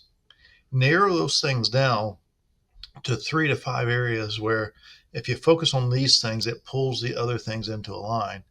And when you do that, now you can really be specific in what you're chasing down and really pinpoint some progress or target some progress that you want to make. And the rest of the stuff just miraculously comes in line. You don't have to work on everything. You got to work on the overall picture. So pick 3 to 5. I have 3 to 5. And they don't have to be the same. Pick 3 to 5 that you think you can make an impact on, and then go make the impact. That's the issue. That's the ticket right there, is the doing rather than the planning. Go make the impact rather than, okay, we got to get better here. What's our plan? Pete, your thoughts, and how do you custom tailor this? That's exactly right. We have so many metrics that we measure, and so many things are available, but you have to start with a few. We do a lot of product demonstrations where the prospect wants to see all these different features and benefits. And as soon as you say, okay, well, what are you measuring right now? And the answer is nothing. Well, let's just start with a few.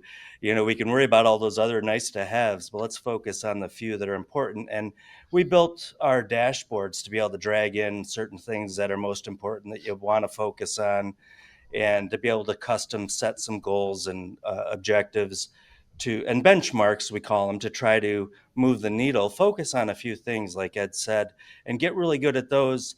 And then we'll move on to the next metrics that are available. And, you know, train around a few key things that everyone's rowing in the same direction on, and they'll move those other metrics. And those can be good lagging indicators of your effort, but get everyone rowing in the same direction on just a few that everyone can relate to, everyone can see their impact on, so they get some reward from their efforts and really have an impact on the entire department.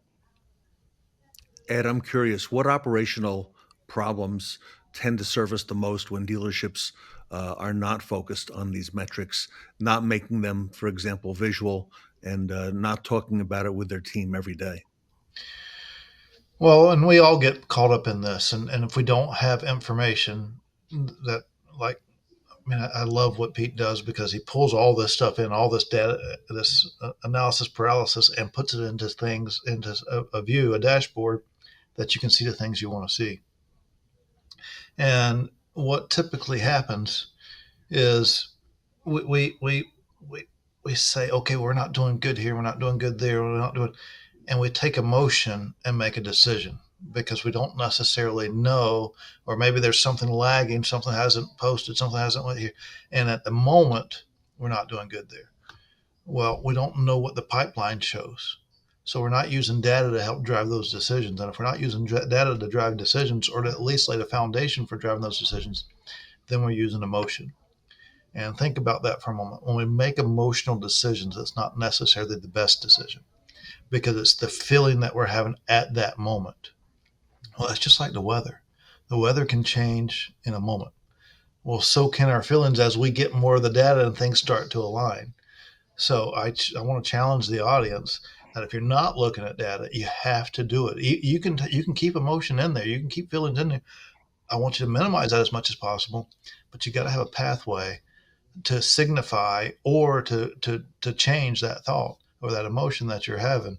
And that comes from having clean data that is live and being able to see the pipeline of where it's coming from.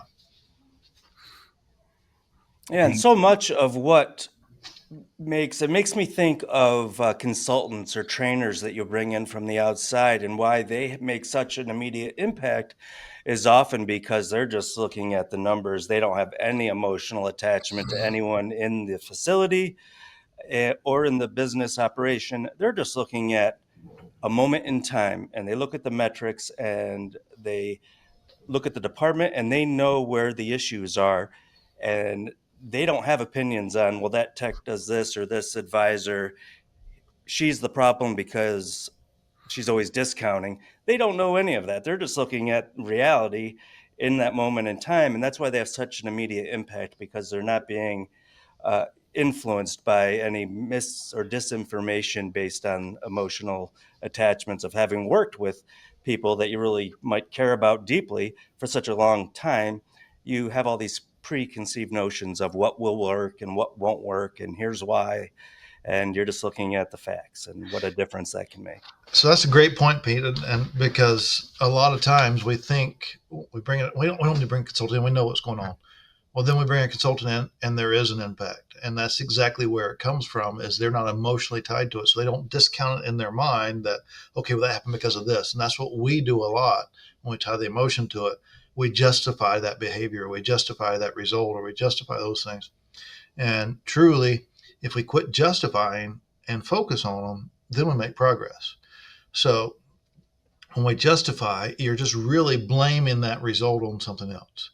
And if we quit blaming and focus on it, then we can make the progress. But that was a great point of, hey, this is a view with taking the emotion out and looking at it by just the data. That's exactly what it is. That's all we have to go by as consultants when we come in, is the data that's provided to us. And the data that's provided to us is the data that's there. And then we can say, okay, well, that makes sense because I see this and I see that, and it all lines up. And when we're in the trenches, we start justifying in our minds, and justifying becomes a different version of blaming. We're saying it's okay for it to be that way because of this. And if it was okay, you probably wouldn't be looking at a consultant to begin with. Bingo. Ed, Pete's got a great looking dashboard, easy to understand, which I think is important, especially when it comes to fixed operations. How do you use some of these things as training tools and use them as tools to help improve your people? Because I think at the end of the day, that's really what we want to do, is get better at what we do. Well, all of us have been in the car business for quite some time, and there's other industries that pulls these in as well. But let's just look at it from our industry. People in our industry that's been in it for any period of time, or that's committed to it for any period of time, are very competitive people. And so when you're competitive, that means you want to be better than somebody else. You want to be better than how they do it, whoever they do it. And that's where data comes into play with Pete, is now I can show, hey, this guy can do this, this, and this. How do we get you there? And then the mindset doesn't change to, okay, well, I get there. No, the mindset is, I can beat that person. But not having that data, you can never create that competitive atmosphere. But having the data and layering it over top of it, then you can create a competitive atmosphere. And not only does performance go up, but everybody has a lot more fun. Yeah, keeping score is so important. It is competitive, and we're not in denial of the fact that it's a competitive business. And a lot of the players within the dealership, both in fixed and variable operations, are competitive.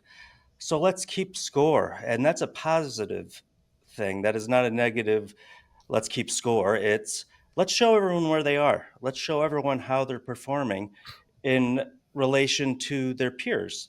And that drives a tremendous amount of performance. You may, as a service director, say, geez, I don't have time for training right now. It's the last thing I have time for. That's okay. Let's just keep score in real time and let everyone know how they're stacking up. And that'll drive a number that is sometimes beyond what any training can do. Just putting the numbers in front of everyone, making it simple to digest, and the numbers should be numbers that they can move. And they are. They're all numbers that can be easily affected by someone's effort. And that act of putting it in front of everyone, and I say everyone, so everyone knows where they stand against their peers, that moves the needle often more than training alone can do. Ed, you've got some unique things at Bozard, and I mentioned earlier, Pete and his group have been working with you. You've been working with them. What about things like mobile service? What have you found there in terms of metrics? I know Jeremy's been doing a lot of work on that as well, but it seems that that's a whole new element, and certainly you're doing it on a grand scale there at Bozard. Well, I'm hearing a lot of noise about this mobile service. You think there's something? You think there's something to it? You think I should get into the mobile service business? Maybe. No, with that, the one of the things that everyone asks is it profitable? Is it this? Is it that?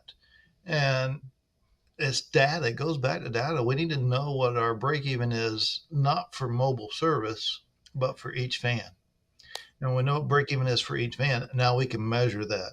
And so it still goes back to data, have the information, because it's a much different conversation when someone's outrunning break even versus the ones that are not outrunning break even. I have both sides of it. Some of them outrun it hugely, some of them not so much, and some of them doesn't break even yet.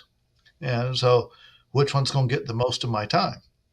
The ones that's not getting there yet, because that's the ones I got the biggest opportunity with. The ones that are getting there, we say, hey, it's possible because they're doing it. And so it goes back to if you didn't have the data, now you're looking at it as a whole department and you're thinking, oh my goodness, is this really worth all the trouble that I'm putting in it? Well, when 80% of them are profitable and 20% of them are not, then let's look at it as the work mix. Do we have them driving too far? What's the elements of that? Is it the personnel that we have on them? And we can really break it down to enhance that department rather than question that department. Pete, what are you seeing on your side? Because this is a whole new, for the automotive retail industry, the last 5 to 10 years, it seems, especially the last 2 or 3 years, a lot of focus on finding new ways to become more efficient, and from the customer's viewpoint, make it more convenient for them as well. And obviously we want to measure all those things internally as well. Well, I talk about mobile service with other dealers quite often, and I reference Bozard and Ed and the job they're doing. And, I think the challenge is to find a starting point, a jumping off point for dealers to give it a try. It's so overwhelming and so outside of the norm of what people have spent their whole career doing that they just need some hand-holding. Hey, start here. Here's how we started. It takes some guts. And the payoff is obviously there. The reward is there. But I'm seeing an effort, and you speak of Jeremy. I know he's considering putting a 20 group together for mobile service. And I think it's a brilliant idea. Everyone's in their own silo, and having a peer group to talk to about what you've experienced, what's working, what's not working, and sharing that data so you can say, okay, that is a success. It may not be the same exact metrics you're seeing in the traditional service phase, but what does it look like? Am I scratching the surface of something great? Am I even going in the right direction? And there's a desire for this mobile service to be incorporated as part of a larger service center, and dealers just need some guidance on where to get started, and metrics specific to that are certainly helpful. Let's chat on that a bit, because you're exactly right. Jeremy's putting that together, and he's gotten it off the ground, and we got some participants in it. Let's look at it from our standpoint. When someone, maybe it's one of our kids, they're involved in sports, they do something great, we want to go tell people. Well, that's no different in our professional life. We have this new thing that we're working on. Let's call it mobile service. And someone goes out and finds something that really, really works. Well, guess what they want to do? They want to tell people about it. Yeah. Well, if we can have 10, 15, 20 people that we meet twice a month or once a month, and they all have those success stories, then that gives the others ideas to go back with. So it isn't just like it's one success story. Everybody's bringing something. And so you can call it best idea, you can call it whatever, but people will brag about what's going well for them. They don't want to talk about the things that they're struggling with. So hopefully what's going well for one, maybe what someone else is struggling with, so you can help with that. But nobody likes to air out their dirty laundry. Well, if we can win with the success stories, we all still get better. And then the dirty laundry we still have to focus on. Then we have to get a little more vulnerable with that. And maybe that becomes one-on-ones and says, hey, Pete, I'm going to call you after the call here. I got something I want to talk to you about. And that's what those atmospheres do for you. And then everybody wins from it. Mm-hmm. Indeed. Ed, I'll reference again VisionAST. Finally today, what are some of the things that you've recognized in having worked with VisionAST, using that dashboard, having your team look at it? I know you've been working and helping to develop Pete with this. But what are some of the things that have jumped out at you? Some of the aha moments, if you will, from some of the metrics that you're able to track using Pete's tool, VisionAST. Well, we talked about it earlier, having all the different variables out there, all the different things that you go chase after, and let's narrow that down. Well, still, most of those things come in different places. So you spend time going and chasing it down and running reports. Well, VisionAST pulls all those things together, centralizes it, puts it in one spot to where you can go to one place and have all the information you need. Now you're not having to run all these separate reports and try to figure this out and analyze that and whatever else. It's there. It's already put together. So in the world we live in today, we're always looking for efficiencies. And we can pull all that stuff back in one spot, have one dashboard that gives us the things that we want to look at because it's a personalized dashboard. And then we got one spot and we go there and we create the plan for today and not talk about what we want to do when the year gets here. We got a plan for what we can go do now. Yeah, and speaking of efficiencies, I was reading this earlier this morning. Service volume is up 15% this year, and hours sold is only up, I think, half of 1%. So there's opportunities for efficiency. It tells me there's a lot of work left to be done, certainly on my little part of it. And the volume is there, and it's going to be there. And we need to maximize. I think what I'm always preaching these days is maximizing every opportunity. We're fortunate that there are a lot of opportunities in service and parts. So it's time, if you're not already, to really work on maximizing every opportunity and not just survive the volume and survive the mad rush, but slow it down a little bit and measure what you're doing and ensure that you're maximizing those opportunities that come through your drive. And let me touch on that for the audience real quick. Listen to what Pete said, that service volume was up 15% and hours is up less than 1%. And that's our fault as industry leaders out there, because we know that when our workload increases, that our inspections decrease. And we're doing a lesser service for our customers when we don't inspect their vehicles correctly or fully, because they are trusting in us to take care of their vehicle. And we still need to be doing those inspections for our customers, to advise them of their needs and let them know the things they need to plan for. Never anything they don't need. Always what they need today and what they can plan for. And if we do that, then those hours will continue to grow with the rate of volume. We have to be ready for that volume, not just react to it. When we react to it, now we got to take things away to be able to meet it. And that's not beneficial for anybody, because at the end, it ensures to a customer that maybe that wasn't the best place for me because I just took it there last week and now my brakes are grinding. because we didn't inspect the brakes. Pete, for our audience that wants to take the next step and have a different look into their metrics, into the performance metrics, things that they track and should be aware of. Pete, how can our audience ask questions of you, take a look at the dashboard, and get more information? Yeah, call me directly. My number's on the bottom of the screen, so is my email address. We're easy to connect through a chat on our website if you're more comfortable. And just let us put it in front of you. Take a look. We do some really good product demos that we really let the prospect steer the discussion. We have no canned approach to anything. We find where the challenges are specific to that prospect, that dealer, and tailor our presentation to where they perceive their challenges to be. And again, like I mentioned in mobile service, finding that jumping off point to get started. And that's why I talk so much about the leaderboard, because that's an easy place to start. Let's just get the numbers in front of everyone.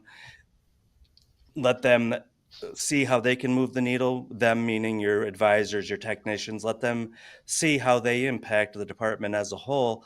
And that buy-in to impacting the overall success of the department can be led just by showing people how they're performing. And it also has really nice byproducts of showing that you care, that you're helping them improve their performance, and giving them a way to measure how successful they are, and a reason to give someone a pat on the back when they're doing a good job, and all those things that come with it when it's data driven. You can throw some emotion in there. We keep talking about taking the emotion out. Throw the emotion in based on the facts, right? And that's the right way to go about it, and that's the impactful way to go about it. Yes. All right, gentlemen, thank you for this discussion on performance metrics. Pete Carusone is the president and CEO of VisionAST, works with a lot of dealers across North America, has deep experience in the retail space, works with Ed at Bozard Ford Lincoln, and Pete's information is scrolling across the bottom. You can visit them at visionast.com. Pete's email and phone is there as well.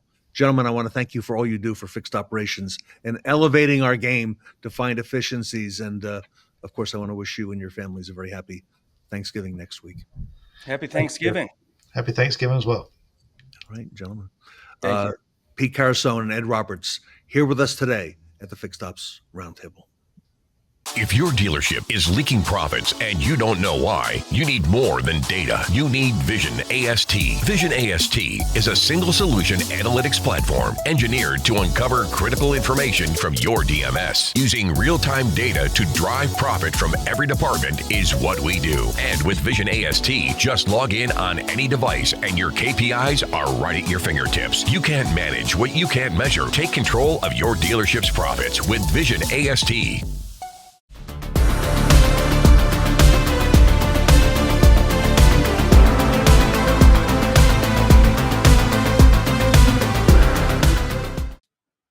It takes a strong team to make it to the top. Hear from Alliance Dealer Solutions up next.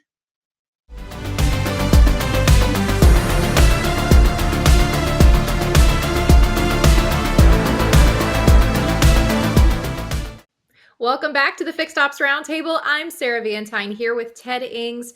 Today we have the Alliance Dealer Solutions panel. Alliance Dealer Solutions provides a full spectrum of automotive services designed to help dealerships thrive. And Ted, their expertise in innovative hospitality-focused approaches is really cutting edge. Sarah, there's that word again. We keep hearing it, hospitality. We want to welcome Brandon Hall, Vice President of Alliance. Brandon, welcome to the Fixed Ops Roundtable. Thank you very much. Sarah and I have been watching on social media on the various platforms your people at Alliance who work in dealerships throughout the United States. And I tell you, their stories are very captivating. Congratulations to you on the success you're having. And, an overnight success 30 years in the making. Thank you very much. Yeah, it's going very quickly. All right. So let's maybe kind of start at the beginning for the audience watching here today. Brandon, tell us, what is Alliance Dealer Solutions? What do you do? We're a complete source for automotive dealerships in the sense of we really have the approach, and it's not meant to be a knock on dealerships. I think dealerships are great, and their core focus is two things: selling cars and repairing cars. And that they have every right for that to be their main focus. We look to come alongside of them and provide the resources that have a huge impact for them to be successful in that area. So it could be anything from sales and service porters, pickup and delivery drivers, car wash, complete detail integration to their detailing their inventory for new cars and used cars, as well as providing an avenue for them to build up a client base for customer pay detail options for their customers too as well. Well, Brandon, we're talking today a lot about how hospitality is the new currency for customers today. A lot of customers are looking for that differentiator when they're choosing to interact with a business.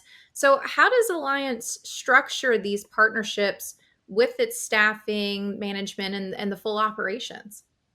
Yeah, absolutely. So I think the key thing is the hospitality for us, and not just in frontward facing positions with the porters. I mean, I think there's several different ways that you can look at things of the mentality to going into hiring people.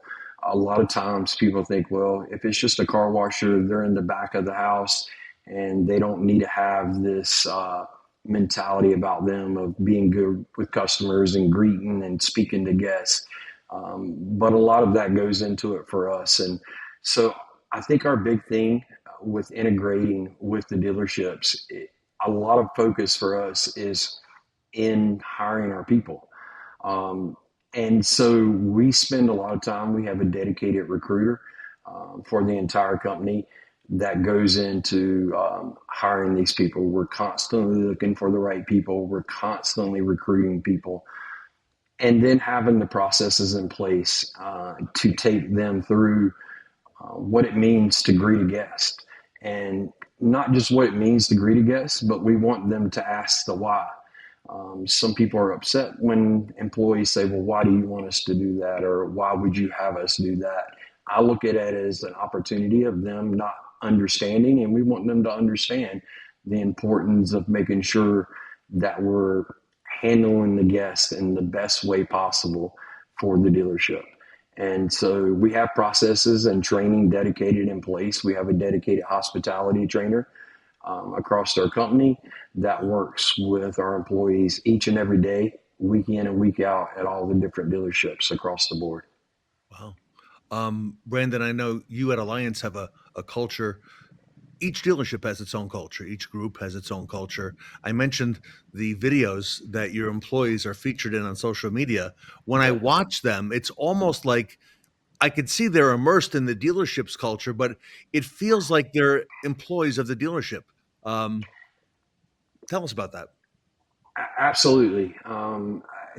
We laugh about it all the time. People, you're out and about and people say, what do you do for a living? And you're trying to explain this to them. And some people just don't get it, because most of the time, when somebody pulls onto the service drive or when somebody's at the dealership, we don't want them to know that it's any different of an employee. So right down to our uniforms are customizable. When somebody pulls into the dealership, they have no reservations in their mind that the employee that they're interacting with is an employee of the dealership. I think that's a great thing for us to provide to them, because the customer sees it as being a seamless interaction, that they're not dealing with two different companies, that they're dealing with the dealership itself, and it puts them at ease. I'd like to say that it's easy, and it's easy for me to say that here, but there's a lot of work that goes into it and a lot of different people that help put that together. Brandon, I want to go back a step, because one of the things that dealerships often struggle with is this, all of these roles that you're describing, the greeters, porters, all of the individuals that really are doing those behind the scenes tasks that really elevate the customer experience. But dealerships are probably wondering, what's the difference between what Alliance does versus a temp agency? Can you explain, the differences between that? Absolutely. I think that's a great question. I always am really quick to say this, and I think it's true and prevalent, but years and years ago, if you had a popcorn machine and a coffee machine in your service department, that's kind of what got you, for customers to think, man, they really have it together. And as times are changing, we're now seeing dealerships with driving ranges in the back of them for their service customers. We're seeing Starbucks integrated into the dealership for their customers and all these different things. And I think what it boils down to is people, and it's how they're treated after the purchase of a car and throughout their service with their car. A temp agency is literally just a provider of people.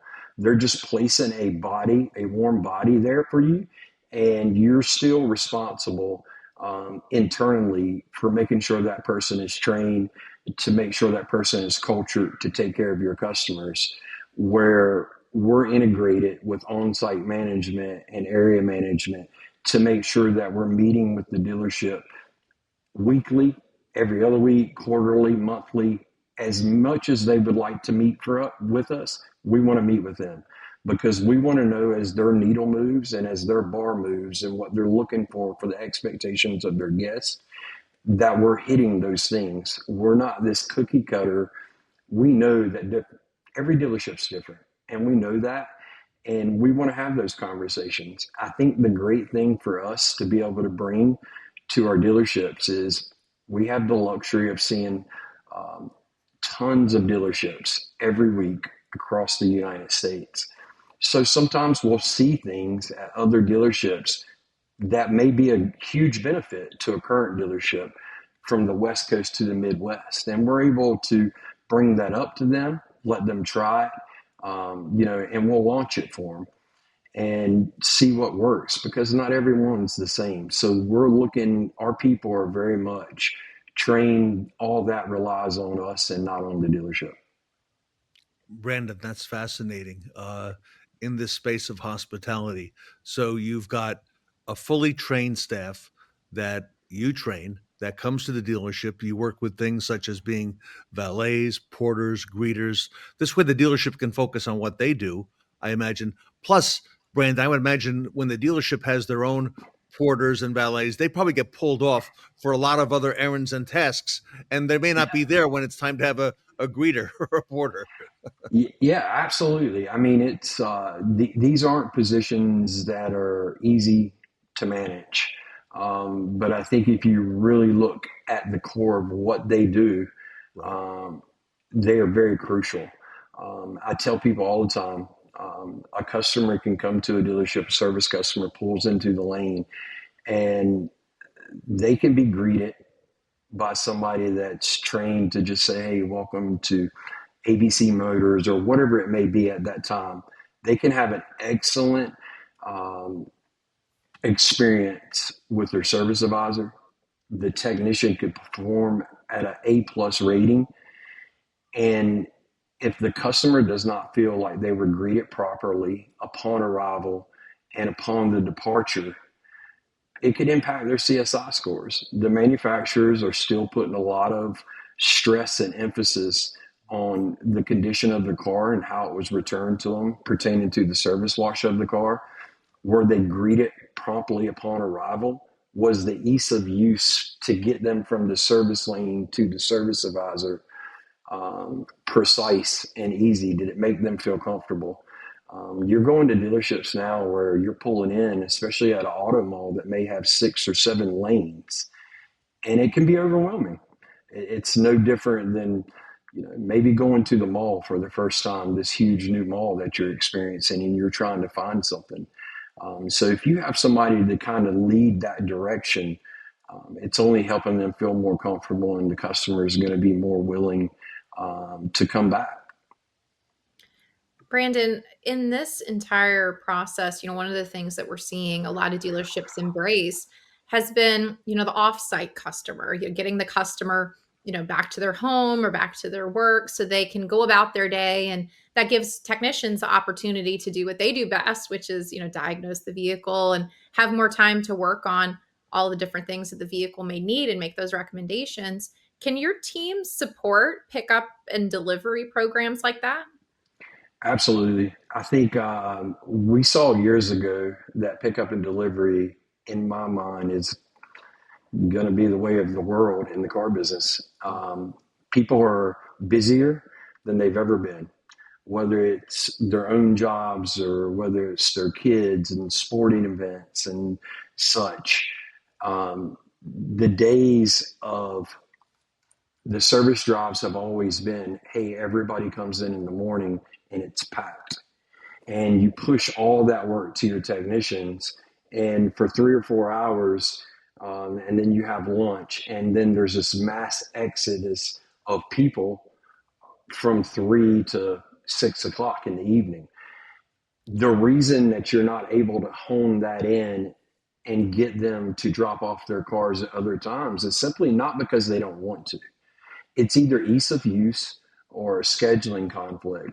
So if you can figure out a pickup and delivery system that works to get the customers coming in throughout the time period, it's huge for technician capacity, for shop capacity, for loaner car capacity, and all those things. And I think if a customer is able to have their car picked up and delivered to them with no questions, then you open up your schedule to better benefit the service department, the technicians in the shop, helps your CSI score.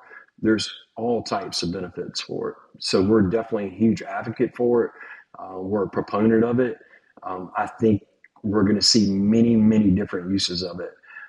And I think it opens up dealerships to be able to pull from other markets. So there's that aspect of it too.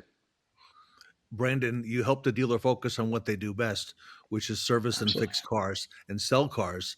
And you handle, I think, some of the most key points. The early part of the process, making sure the customer is greeted, when they arrive. The cleanliness of the vehicle with detail and car wash that you provide as well, and making sure the customer remembers that. Brandon, how do you measure quality at Alliance for your staff? And how do you, how do you supervise your folks and hold them accountable? Yeah, those are all really, really good questions. I think for the quality standard, there's several different things depending on what function it is. When we typically partner with a dealership, there's usually a reason a dealership wants to partner with us. It's either they feel like they're underperforming in that aspect. They may just be having a hard time recruiting these positions. But typically they want to see improvements. So our big thing with our porters and greeters is to make sure that we're having monthly CSI meetings with them. There's things within the CSI that directly relate to the porter function. And so as far as measuring the quality on that, we're looking to have a monthly meeting with the dealerships and say, hey, have you seen incremental improvements of the greeting of the guest? What are the questions and answers and responses on the survey as far as the cleanliness of the cars coming out of the car wash? So I think that's one way that we're measuring it for those type positions. As far as the detail positions that we handle when we integrate and take over the detail department, it's a little bit easier and more on us. We have proprietary software that tracks everywhere the car is in the process of detail. And then at the end of that detail, that car is QC'd and it's shown either in green, red, or yellow in the system. So the dealership knows that it went through a QC process, and we make sure that we tell our employees, we want our detailers to understand that we're expecting there to be failed QCs. We're not looking for perfection. The QC process is to catch it before the car is put on the lot for sale. So I'm hopeful the QC process becomes a part of our training. So at some dealerships, we have dedicated QC people where that's all they're doing is QC in a car. But we're able to take that weekly and evaluate it and we assign a grade and a score to each detailer that we have at each location, and we're able to go back and coach with that. But the QC is not to dismiss them or document them or disciplinary action. It's to teach them to get better and to let them understand that we have areas for improvement and that we want to catch this before it goes onto the lot. I tell all of our detailers it's the same thing. If we were all three in a room right now painting it white and it was originally brown, we could have the best intentions to make sure we didn't miss a spot, and we've done that all day long. And the first person that came outside of the room and looked in there would say, hey, you guys missed a spot. And, we tell our detailers the same thing. They're looking at these cars 3 and 4 hours at a time. They're going to miss something. And when we miss something, it's not meant to be a detriment to you. It's meant to let's catch it before we want the finished product that's going to the dealership to be perfect.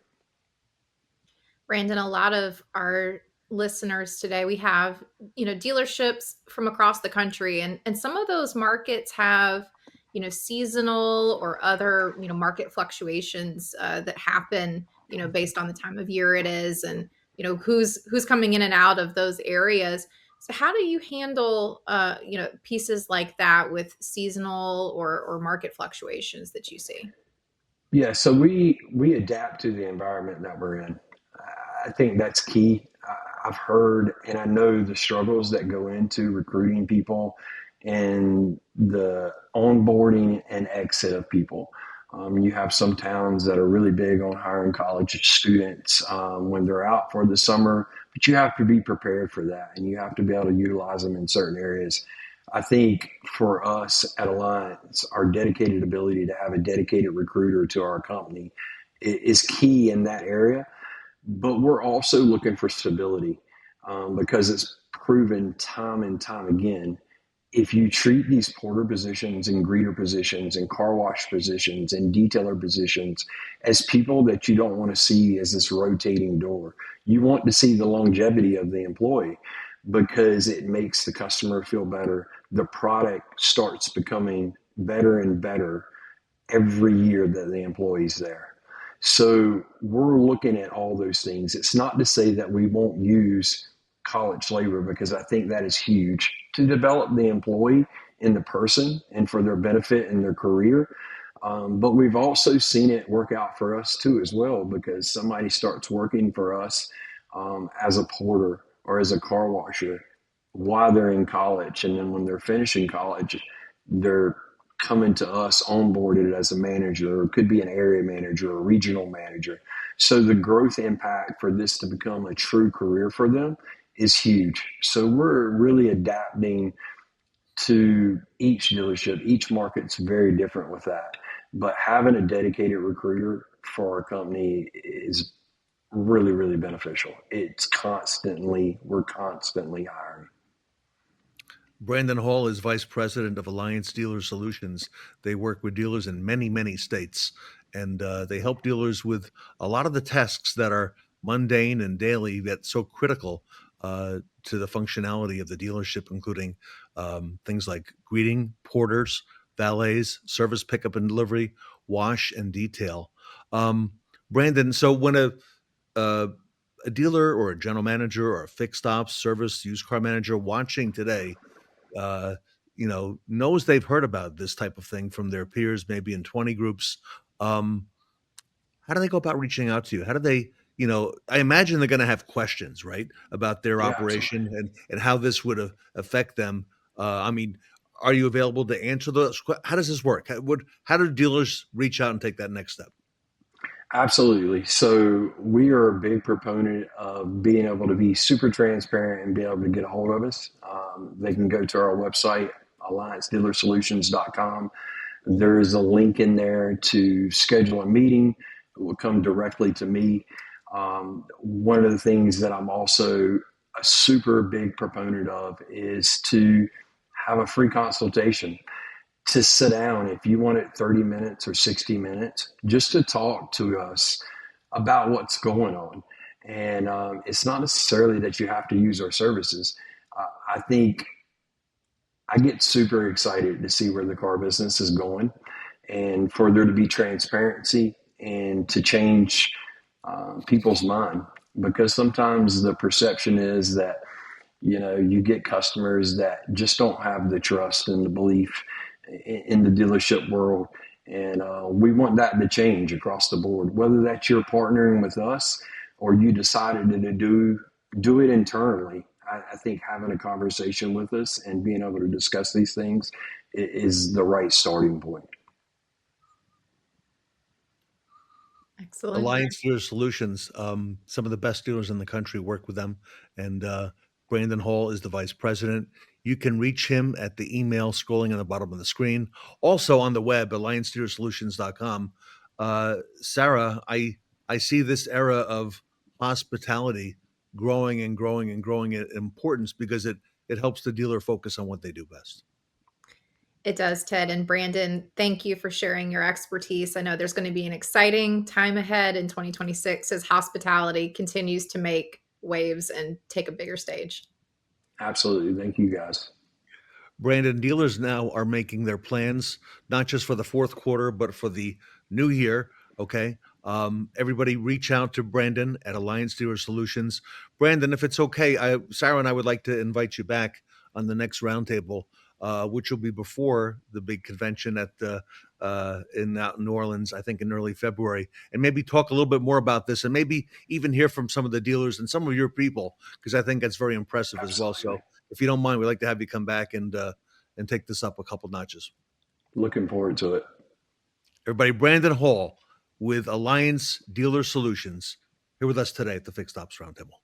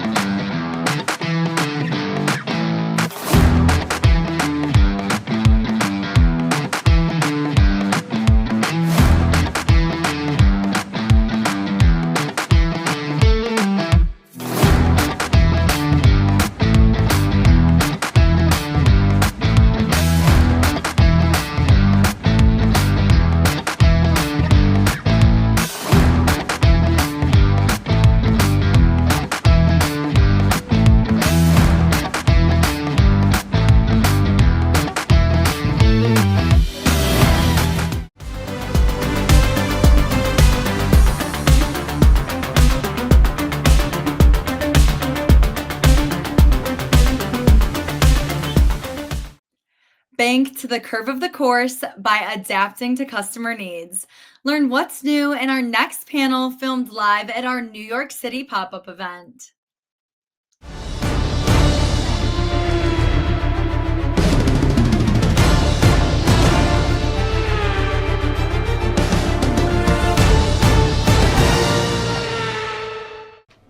Welcome back to the Fixed Ops Roundtable. I'm Sarah Vantine here with Ted Ings. Today, Ted, we're going to be talking about communication, and we've got quite the panel assembled to talk about it. We do. We have a great panel of retailers and partners. I want to come to West Her Automotive, Tom Druzynski, who's on the panel first. Tom, how have you evolved your communication strategy at West Her to meet changing customer preferences? Well, I always teach the management team, we can't expect all of our people to adapt to the way that they communicate to our styles. We need to be able to adapt to their styles, right? The same goes with our customers. We can't continue to force them to adapt to the way that we do business and only communicate by phone. We really have to give the time. So, utilizing things like text, utilizing video multi-points, and not just for the initial delivery of, hey, here's what we've looked at for the vehicle, but also for your updates. How powerful is a quick video update sent via text, for a customer to watch it at their time? Really, it's just more so trying to stay with the times and flex our styles to work with the customers. And at Bozard, you don't just have a communication strategy, you have a communication center. Absolutely. Communicating with our customers is no matter what we do, we never communicate enough. And we feel like people want to communicate with us the way we want to be communicated with. But like Tom said, we should be communicating with our customers the way they want to be communicated. Some won't text, some wants the phone call, some wants the video chat or the chat. But that's what we need to determine, or we need to make sure we're asking the right questions of how they prefer for us to communicate with them. And if we do that, then we're already starting to meet them at their level and building layers of transparency. And that's where it all begins, is building layers of trust. Jim, what are you seeing at All American? We're doing, texting is the primary. It seems to be the most popular through our consumers or our guests for the interaction. We do video multi-point inspections. We do them in our shop, which is very, very successful. Emails is kind of in third place, but texting is the primary function that we use as a communicator. Chris, when you're thinking about transparency and how it's important and really the customer experience today, how does transparency play into building trust and boosting retention? Well, I think no matter what business you're in, whether it's our business related to retailers or your business with consumers, I mean, transparency is really everything, and there's been a lacking of that, I think, in our industry for a while. And now it feels like we're going the opposite direction. We try to make sure that we walk the walk from our side, that we're being transparent with our customers. But I think it is the number one thing that contributes, to loyalty and customer retention. And Ashley, transparency is becoming more important, not only in human communication, but then also technology communications. Yeah, 100%. And I've studied communication styles for many years. So it's not just about figuring out what vertical your customer wants to be communicated in, but in what way. If you have somebody very direct and you are more conversational and salesy to them, you can instantly kind of turn them off, versus if you're a direct person like I am, and I communicate with you in a way that I might turn you off by trying to be your trusted advisor and giving you information up front, whether it's via text or on that MPI or on the video. But I'm communicating with you in a way that I think I would want to be communicated with without recognizing your unique communication style. I think that is a big key player as we continue to evolve the types of technology we use.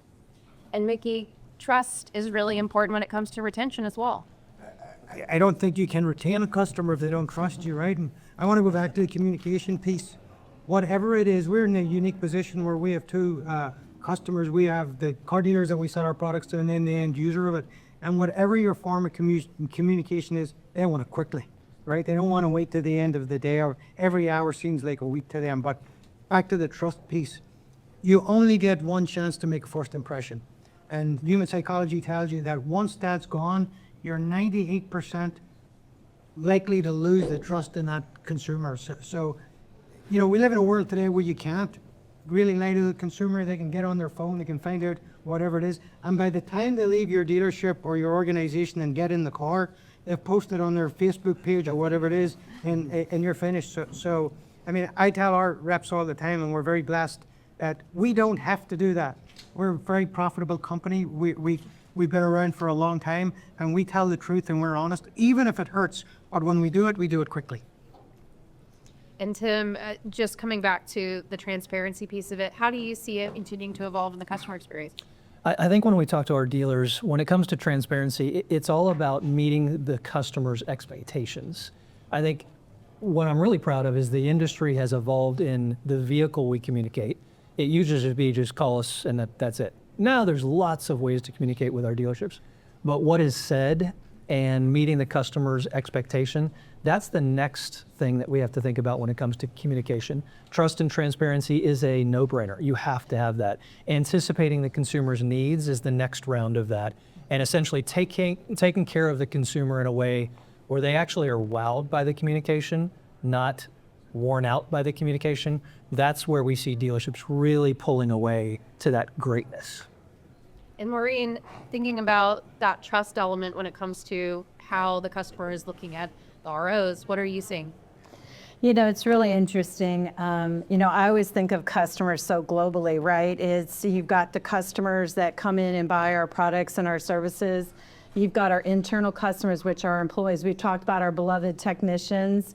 And uniquely as a partner, we have all of you that are our partners. And when you ask for input, you have to take action on it. And one of the things that we have instituted is an advisory council made up of uniquely different sized dealerships from different areas of the country. Because if you don't understand your customers' pain points, it's very difficult to actually service and deliver excellence. And that same whether it's within the dealership. So on a best practice example I'd love to get it is David Long is a huge supporter of Fixed Ops Roundtable from Hansel Automotive Group. And he said, I realized that as an executive GM, I was meeting with all of my F&I managers, all my service managers. I never met with my technicians ever. And so he started doing a roundtable with technicians, but took it another level farther by having them do minutes and then getting back to them at the next meeting on exactly what they had accomplished. And that began to build trust, and it begins to build because now people want to come work there, right? Because what you do takes action, and that builds trust. And without trust, we have nothing. If I can follow it up, Chris, at Reynolds, we've been very successful at helping retailers being able to retail anywhere, if I can use that phrase, and to do that without slowing down the process. In fact, making it more efficient. Speak to us about that and the evolving customer needs that you're helping fill. Well, it was just, I don't know who mentioned it earlier, it's about meeting customers, where they are. I mean, people don't really want a phone call, anymore. It's too long. It's too interruptive to their day. They want to be able, to respond. Conversely, you have to respond back to them. It's like, I'm sure everyone in this room, when you leave a text message, you expect an instant response. It's not an email that you can get back to me the next day. You expect an instant response. So it's about enabling them to meet the customer where they are. So for things like, when you're testing a customer about, adding work, to repair order, we see the acceptance rate, is much higher. We see a decrease in one-line ROs. So all the things that we want to see, moving, those are the things that we see moving just from communicating to customers in a different way, but in the way that they want to be communicated with. And Maureen, at Dynatron, you're helping dealers to do that as well. Speak to that, if you would. Yeah, I mean, when you think about a customer, for them to understand that you've really taken market data to have the perfect pricing with quality technicians, mobile service, AI, all the things we've talked about today, it's really important there's transparency with the customer so that the customers understand it, but it's also the transparency between service advisors and technicians and understanding we're a team and how do we communicate it. Because if they're busy running around doing that, they're not taking care of the customer. And that FaceTime is so powerful, as well as the management to be developing the people. So a big part of what we do is really helping them to do that.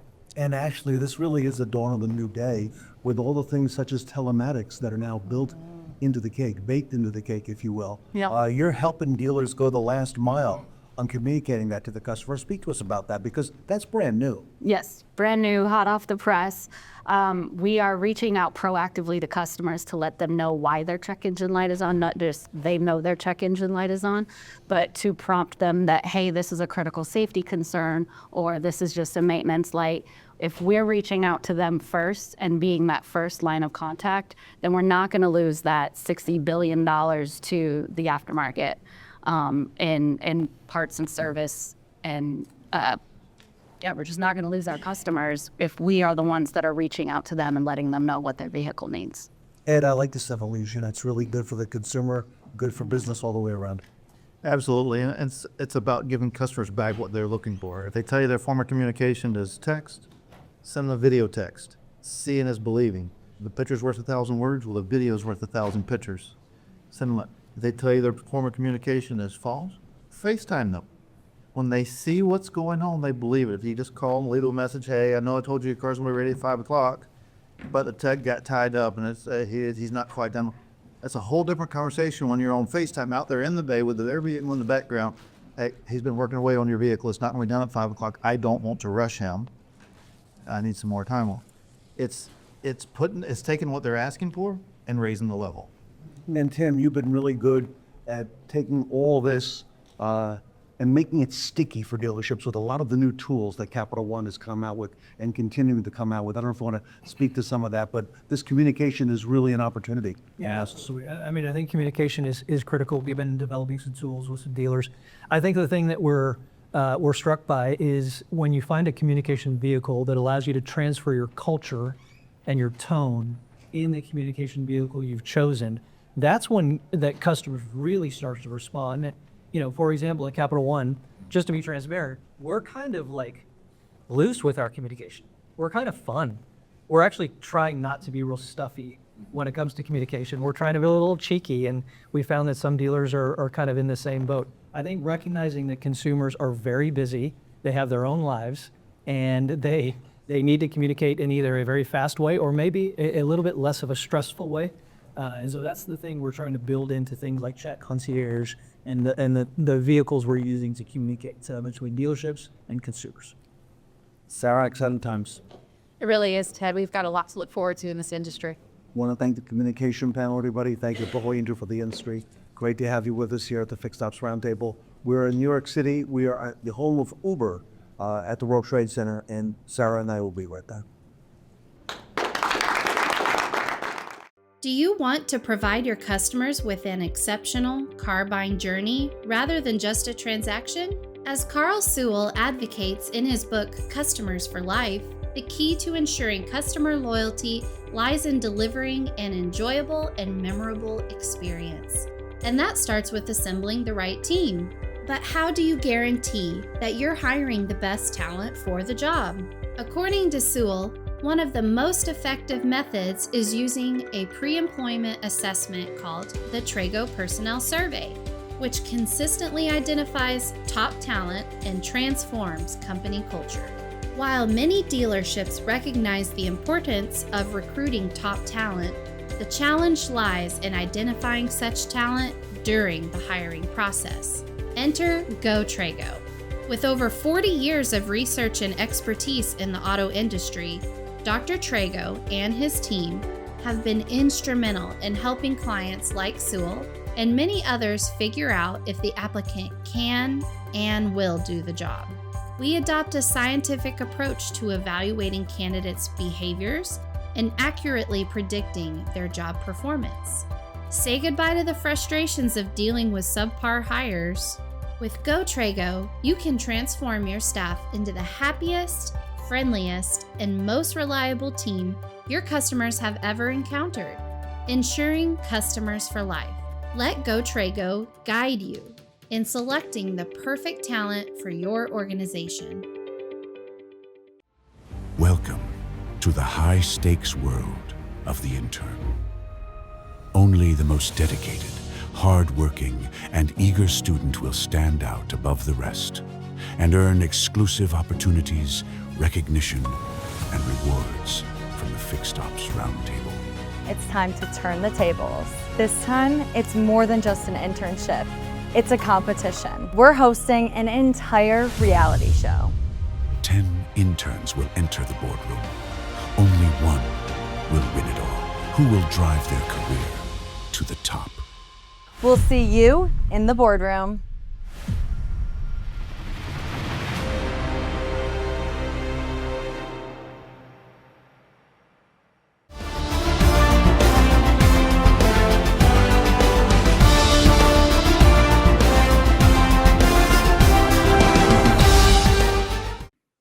Set your radio frequency to our next speaker, Robert Wooden, as he gives us the Fixed Ops Intel.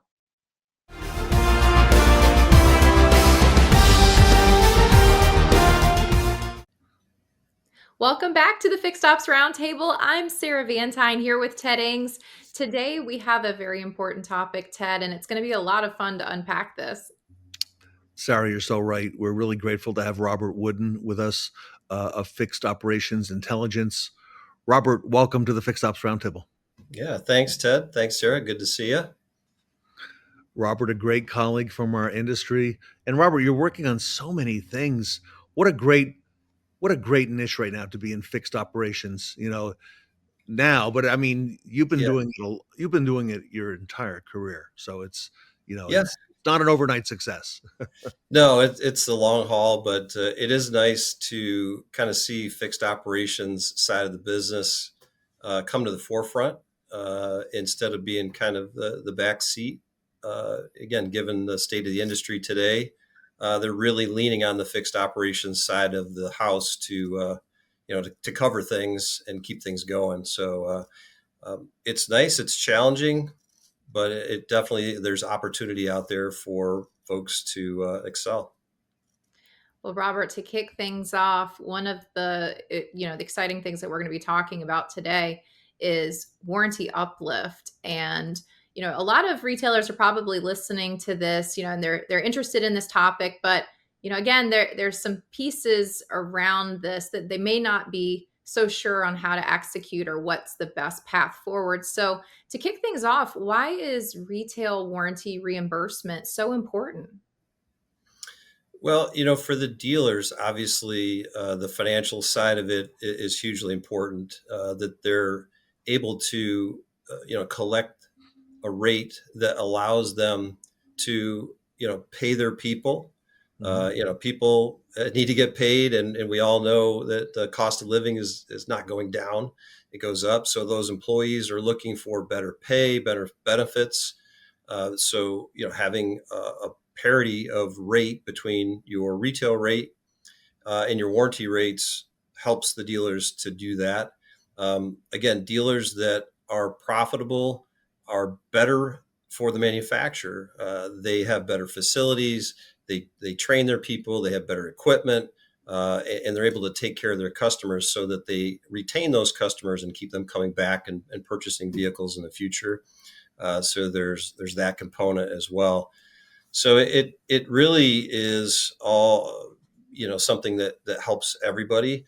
And, people don't really think this far into it, but, if you go back many years ago, when the warranty rates were really low, a dealer would have to raise their door rate or their customer pay rate to make that offset, right? So now with that parity between the two, really the customers are benefiting because a dealer doesn't have to raise the rate that much higher to make up for it and make that profit. So it's helping to even the playing field a little bit.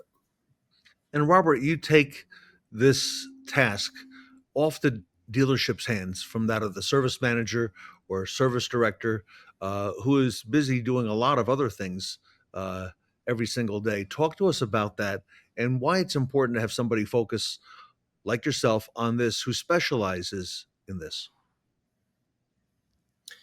Yeah, and that's a question we get quite often is, how come I can't just have my manager do it?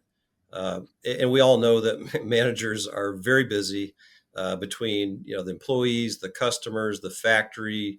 There's a lot of pressure on them to, to keep things going every day. So to add one more task into their day is a lot to ask of them. But even at that, even if they have the capacity to do it, I always say, do they have the tools to do it? You wouldn't want your technicians to go out and tackle a job without the proper tools. And it's the same with warranty uplift. Your DMS is a great tool for a lot of things, but it's not designed to do this specific task. And that's what Fixed Ops Intel really does.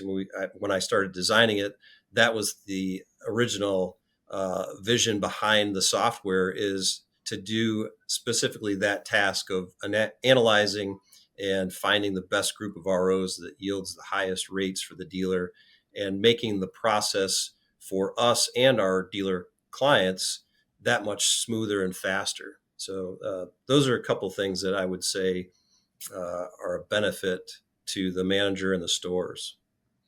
And Robert, you've been doing this for a long time. Tell us about that.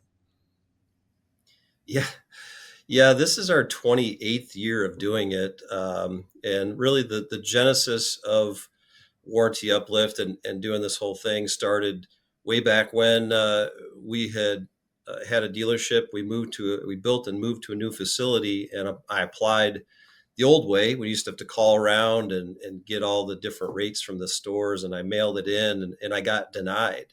The factory just said, no, you're still a rural dealer. And at that point, my labor rate was $20 an hour less than anybody else's. And so I went through a process very similar to what today's retail rate process is in most states. And I went from, being $20 below everybody to $10 ahead of everybody. And it kind of sparked people reaching out to me to do it. And then, almost 30 years later, here it is. Kind of, I feel a little bit like the grandpa of this industry that seems like everybody wants to jump into nowadays. Well, and Robert, you touched on, just again, the expertise that you have in this area and mentioned, sometimes the dealers at the beginning of the process may say, well, why can't I task, my service manager with this process? But there's a lot of elements that go into this. I mean, from a legality standpoint, from, understanding the differences in different states. And, right now in today's climate, there's a lot more, electric hybrid vehicles that are on the road that have, maybe some different processes. So how does it affect, electric vehicles or hybrid vehicles specifically? Yeah, that's a great question, Sarah. So today, we all know that electric vehicles are going to need less maintenance, in theory, right? So there's not oil changes and a lot of the stuff that we would normally do as maintenance. So that portion is going to impact fixed operations departments in the future. As far as the warranty side of it, we also know that those components, and especially if we want to talk about the battery packs themselves, are extremely expensive right now, and they'll come down in price, I'm assuming. But right now they can be tens of thousands of dollars. So if you look at the way that some of the manufacturers are trying to position themselves, is some of them have tried to say, we're not going to pay you a markup on that part because we're just going to give you a handling fee. Well, that's not legal if they're doing parity rate in their state.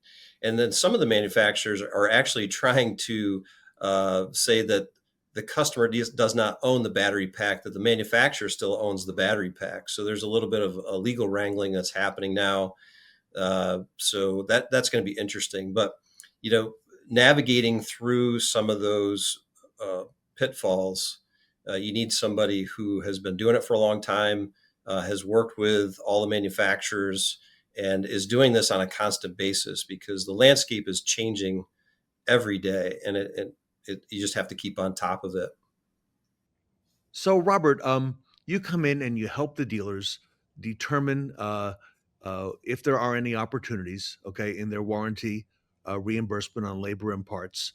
How do you go about doing that? And of course, the question is bound to come up, Robert. What's the dealer's investment to obtain your services to do that? Yeah, good question. It always comes down to money, right? So the first thing I'd tell you is we always do the analysis for free, right? So we're going to get your data from your DMS company, and we're connected to all the major ones: CDK, Reynolds, DealerTrack, Techion, PBS, Automate. And so we'll do that ROI analysis for you. And we charge a flat fee. We don't charge a percentage of the uplift. We don't charge a contingency fee. You don't pay us anything for the next 12 months. You pay us one flat fee, so you know what your investment is. And often that investment is recouped within a month or less, depending on the volume of the store. So we're going to tell you up front what you're going to get, and if it's worth the investment or not. And sometimes it's not, and if it's not, again, we have the data that we oftentimes can tell the dealer or tell the manager, here's the things that we're seeing in the way that you're billing or documenting or whatever it is that you need to modify, and maybe wait a month, 2, 3, whatever it is, and then we'll do another analysis, and maybe at that point you're ready to go, and then we'll make it happen. So that's how we do it. And Robert, a lot of our fixed ops managers that are listening today, and general managers that are listening to this, maybe thinking, all right, 2026, there's a lot that I've got on my plate coming into it that I'm going to have to figure out. There's a lot of, questions around, parts. There's a lot of pieces on, how the customer landscape is going to be looking. Why should this be at the top of any fixed ops manager's 2026 priorities? Yeah, again, you guys are hitting me with some good questions today. Every year, obviously, you're going to look at forecasting for next year, and I've never been in a forecast meeting where they were going to go, let's make less money, right? It's always, we need to make more. And again, with the cost of inflation, cost of everything rising, it's natural that rates are going to change. So again, in that forecast meeting, they're going to look at this fixed ops director and say, you need to make X percentage more than last year. The lowest hanging fruit is warranty uplift. And the reason I say that is because that money is just laying out there to be collected, and hiring us to do it, you don't have to do anything. Yeah. I mean, really, we do everything for you, and you literally sign a letter and we're going to submit it for the manufacturer. So it's the easiest way to pick up additional net profit that you can do. Robert, this is a very busy time of year for that. We go into this last quarter and things really start to ramp up because those meetings are starting to happen. I was going to say that's exactly the conversations that are happening right now that we're hearing, because the dealers are meeting with their fixed ops team and they're looking at next year. And you're right. They're saying, okay, here's where we need to be. How are we going to get there? And you and I and Sarah all know that warranty seems to be increasing in performance or in importance with the complexity of vehicles that are out there. If you want to talk about that, because that's a huge chunk of income. Yeah. The vehicles are obviously getting more complex. And as we talked about before, the EV vehicles, even more so. So, fixing those is more technical. It's more difficult. It can be sometimes a lot more time consuming and expensive. And it takes an experienced technician to do that, and a technician that's been well trained. So I go back to, the original. One of the original questions is, why is it important to to get that higher rate? It's so that you can invest in those people and have the trained, spend the money on the training and pay them well to do those jobs that are important. They're important, they're expensive. Sometimes they're a little bit dangerous, working on these electric vehicles. It's not easy. And not everybody can do it. So we need to make sure that we're retaining those very skilled people and paying them well, and getting the new generation into this field as well is very, very important. And can I ask a follow-up? You mentioned that when you filed for this the very first time for yourself, when you were in retail, you filed for it for that small dealership and you were declined by the manufacturer for whatever reason. You mentioned being too small. Yeah. I know as part of the process, we hear from a lot of dealers when they file on their own, okay, they get declined. And I imagine that's going to happen no matter who they file with. That's going to be part of the process.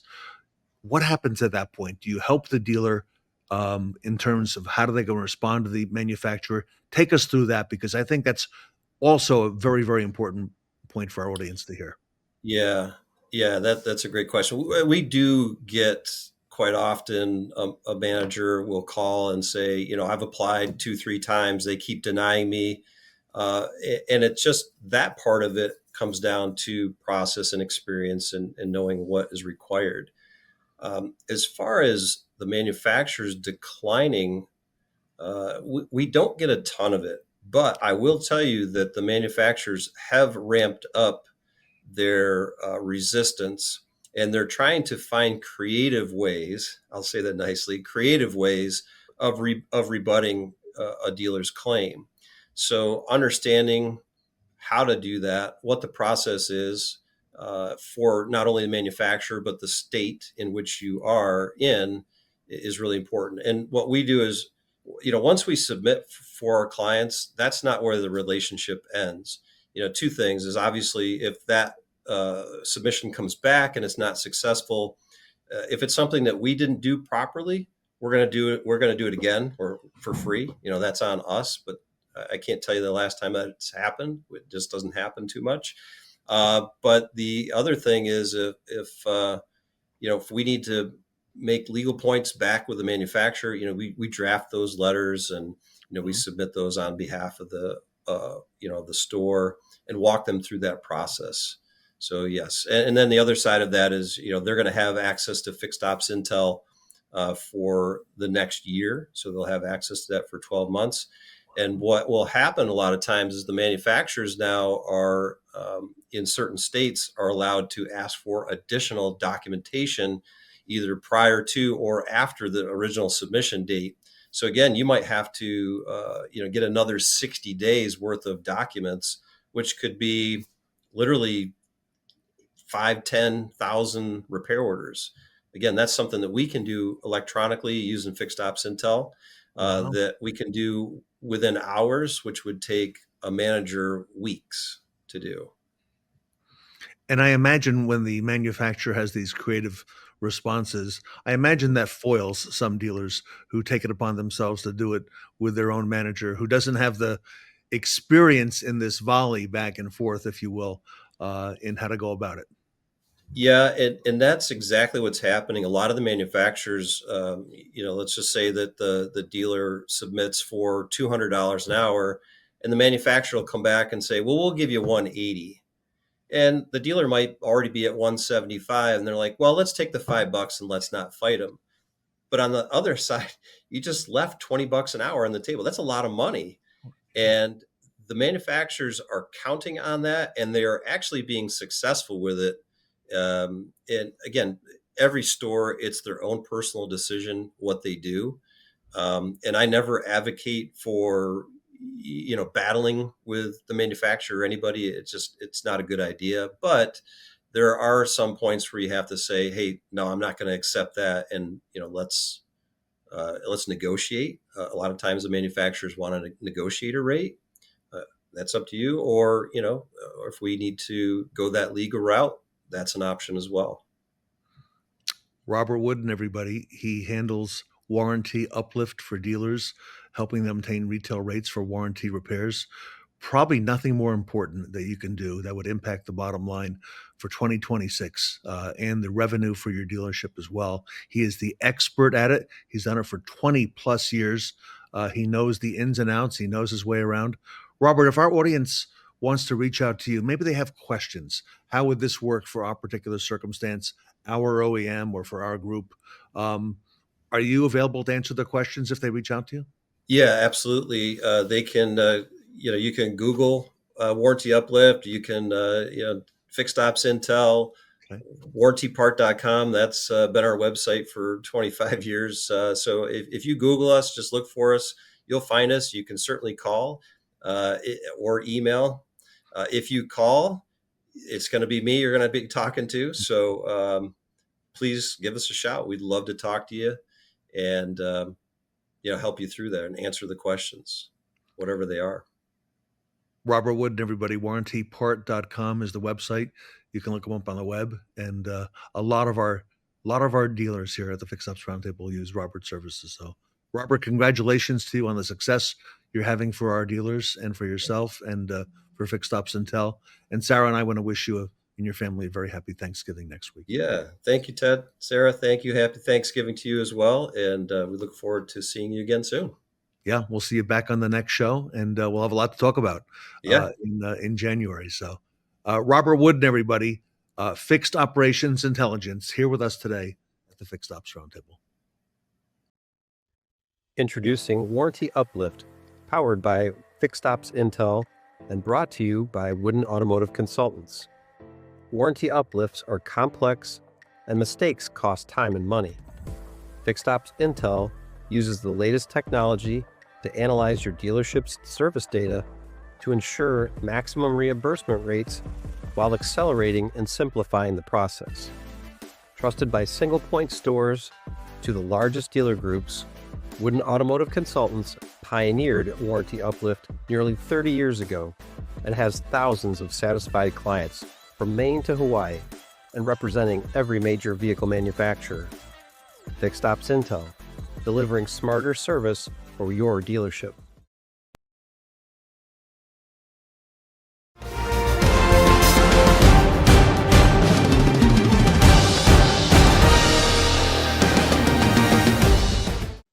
Take a final lap with Revolution Parts for their year-end co-op webinar.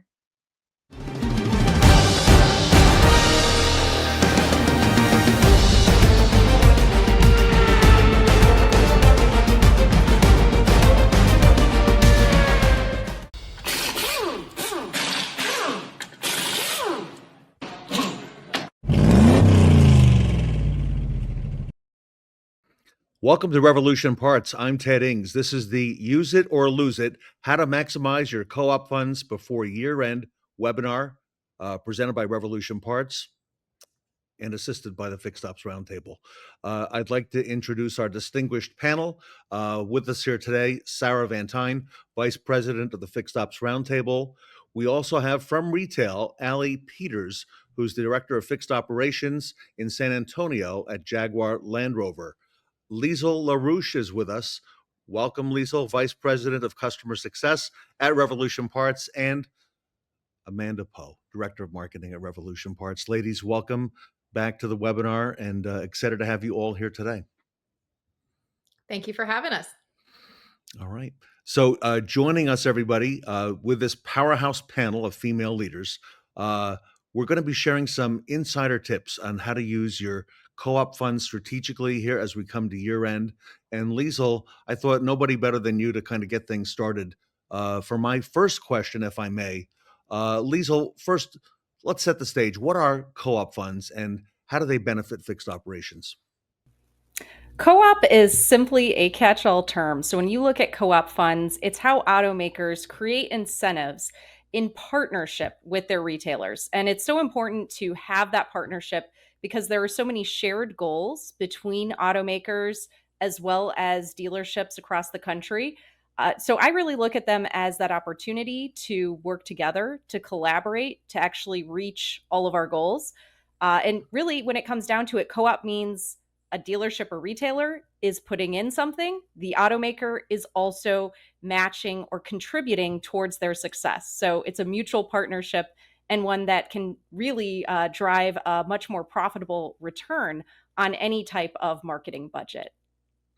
And Liesl, if I can, as a follow-up, here we are now, I can't believe it, in the fourth quarter, already midway through the first month. A lot of these funds may expire or dry up if not used by the end of the year. Is that correct? That's correct. Most automakers are on a calendar year. There are a few who have slightly different schedules, but a lot of times those are still tied into the calendar year that dealerships, are typically following as well. And all that means is that at the close of the year, budgets reset, and then that opportunity is gone. So if there are remaining funds, they're not going to be necessarily accessible within next year. It also helps to influence how the automakers budget for following years. So if there are regions or segments of the business that are very successful and show great results when co-op dollars are being used, those are more likely to continue both getting the budget or even expanding on those budgets over time. And Sarah Van Tine, it's important not to wait. It may seem like we have a lot of time left in the calendar, but really we don't. In a couple of weeks, we're going to be just past Halloween, and then we're into the holidays, and the clock is ticking, Sarah.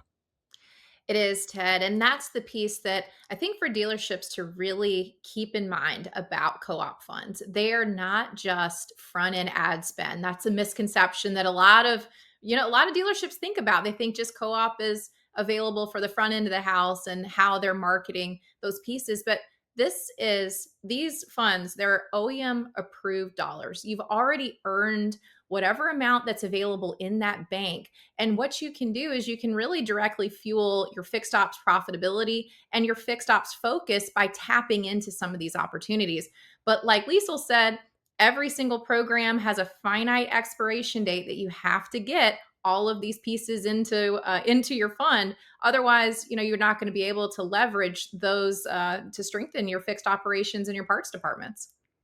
And Allie, I would imagine for dealers watching and fixed operations director like yourself, it's timely to start asking some questions. Are we entitled?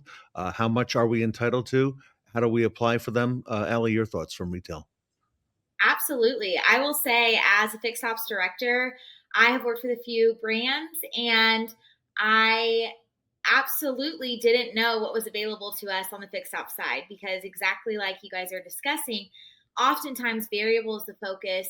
Selling cars, marketing cars is the focus. And so to know that so many manufacturers out there offer opportunities for the fixed ops department to utilize is incredible. But exactly to your point, we have to ask the questions, we have to understand the programs, and we have to take action before that finite time shows up and we're out, because it is use it or lose it. Amanda, if I may, you have some resources, unique resources at Revolution Parts, where you have a team that's aware of what's available with manufacturers. Speak to us about that, if you will. Yeah, so like we said, every manufacturer has different rules and different things that you can co-op. One of the things that we see happen a lot at Revolution Parts is people are able to co-op startup costs or monthly fees to build their online store. And so again, like Allie said, that's coming out of the fixed ops portion of your co-op funds, not necessarily out of the sales portion of your co-op funds. So that's going to come out of a fund that can't be touched by any department other than pretty much sales and service. And so we've got a customer experience team who can help you to claim those funds. But then we have a completely different team, and we talk about this team a lot because we're very proud of it. Our agency marketing team. They build marketing for basically every OEM out there. Now, don't hold me to that. It's probably not every single one, but almost all of them. And that agency team, they know exactly what's required. We've already got the relationships with the OEM. So whether it's the size of the photo or what parts you can market or what discounts you're allowed to provide or, where it has to link to, all of the little nuances and rules that go into building marketing that is co-opable, they already know all of that. They know what paperwork is required and what reporting is required. And so every single dealer that we work with that says, hey, I want to co-op this, I know I've got dollars available, they know exactly how to pull together the paperwork necessary and build ads that will be co-opable so that you can get your maximum return on investment. And Amanda, if I could, as a follow-up, I've never seen so much focus on parts e-commerce as right now today. There's a lot of talk about it in the industry, that this is going to be the direction moving forward. And one of the great opportunities in not just automotive, but in all of marketing is e-commerce parts. If you want to speak to that, because it's tens of billions of dollars per year. It is. And really, it comes down to the cost of vehicles now. People are driving their vehicles for longer than they ever have before. The average age of a vehicle on the road now is over a decade old. And a decade ago, you never would have seen that. People were signing notes for a vehicle that they fully intended on trading that vehicle in 2 years later. And it was very normal and it was usual. And people were kind of expected to drive a brand new vehicle every 2 to 3 years. And now with the average age of the vehicle on the road being 10 years old, e-commerce within parts and parts sales in general has become essential, but also we call it the YouTube generation, the Chris Fix generation. All these DIYers that are watching YouTube videos and fixing their own vehicles, oftentimes they're breaking their vehicles worse than they're fixing them. And so they need those parts delivered right to their front door. And so e-commerce is more essential now than it ever has been before, because people are looking for convenience, they're looking for speed, they're looking for ease of access, and they're looking to fix those vehicles so they can keep them on the road longer.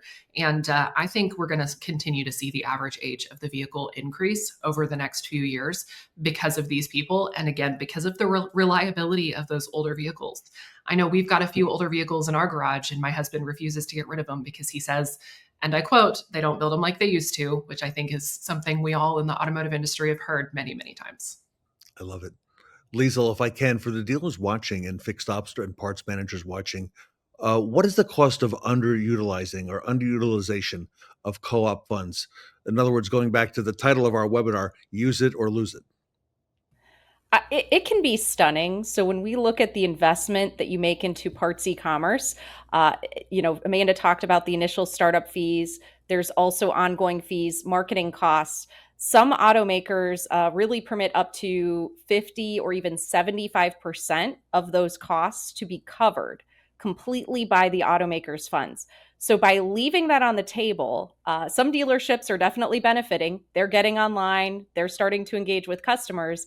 But from a dealership perspective, you're not building your online presence yet. You're not taking advantage of, essentially that same subsidization that other dealerships are. So it puts you at a bit of a disadvantage. Online is without any type of borders. When you think about physical purchases, it's much more limited, but a dealership from anywhere in the country can expand their market, reach customers, basically all around the country by using e-commerce. And so it really is a great way to get involved. But if you're not doing it, certainly someone else is looking for those customers as well. And we want to make sure that all dealerships have that opportunity to get involved in e-commerce, but also to be highly profitable because of those co-op dollars. Allie, I would imagine at retail, you've got to fight for these marketing dollars for fixed ops. It's not it's not at the front end of the dealership, and if you can have some of that matched and co-opted, that's a pretty big deal to access that.